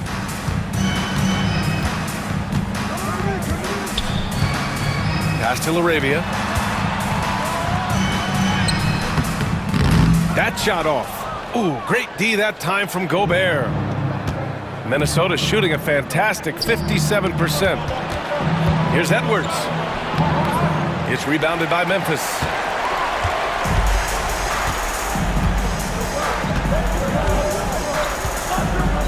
Here's Jackson. Rebound Minnesota. Gobert's got his 6th rebound on the night. Here's Edwards on the take. And Edwards slams it in. Well, everything about Edwards' drive makes it dangerous. His speed, his agility, and his lack of fear. Here's Jackson. And a foul called on the way up. So he'll take 2 from the free throw line. It's on Anthony Edwards. I like that. I mean, some physical play inside. He's not about to give up any easy baskets. And a new group getting ready for Memphis. Edie's checked in for Huff. Jaren Jackson comes in for Aldama. Smart's checked in for LaRavia. And it's Desmond Bane in for Williams. And now we have an intentional foul. I'm not sure why. Yeah, bizarre play, B.A. Not sure what got into him. Ja Morant, he's checked in for Jackson. And we've made our way through just over a minute and a half of this 4th quarter. The kick out to Edwards. Pass to Reed. A slam dunk by Reed. Showing off his power. Reed gave the dunk everything he had. Edwards against Morant. Now Bane. Back to Morant.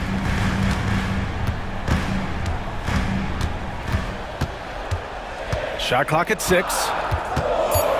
They set the screen. And then Morant with the dunk!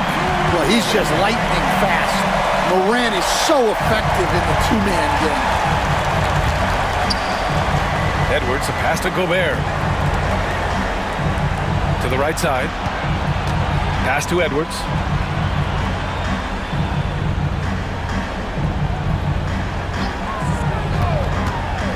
The 3. Anthony Edwards rains one in. Well, this is what he does. A proven scorer in the clutch. And so Morant will bring it up for Memphis. The lead is 2. Around 3 minutes gone here in the 4th. Oh, the big dunk right over Julius Randle. Wanting the ball in these spots is what makes Morant the leader that he is. Outside McDaniels. It's stolen by Smart. Morant using his speed, lays it up and banks it in. And now a 6-point Grizzly lead. Absolutely ruthless. He's not about to start showing mercy now. Yeah, he's leaving no doubt in this one. Doing everything he can to slam the door on a comeback. Here's Morant. No stopping him there. Jams it in, and he's fouled. An opportunity at a 3-point play. Jaden McDaniels picks one up. Huff's checked in for Memphis. All right, guys, a breakdown here of the hustle stats for the Grizzlies. Well, they've shown just outstanding effort defensively, and it's resulted in several forced turnovers. And another note, how about the way they've cashed in off turnovers, taking advantage when given the extra opportunity. A little over 3.5 minutes in the books now in this 4th quarter. Moran against Edwards. 5 on the clock. Here's Huff. And he can't extend the lead to double digits. Timberwolves trail by 7. Every moment counts here. They have got to get moving. And they have to play fast, but also smart. Every possession counts right now. Moran against Edwards. Kicks it out to Smart. Ooh, the Grizzlies with another miss. It's tough to get open in this league, and when you do, it hurts not to capitalize. Reed to screen on Moran. Edwards, a pass to Reed. McDaniels with it. Reed sets a screen. McDaniels can't hit. Well, that's a shot the defense felt like they could live with, and it worked out for them that time. Bain finds Smart. Now Jackson. Outside Moran. Jackson with a screen on Edwards. And it's Moran off the drive. And stolen by Edwards. And Minnesota calls time here. 3 seconds left to play in the fourth. Guys, what do you think? They just haven't put it all together tonight. But they're not going down without a fight. They'll keep game planning and playing until the final whistle.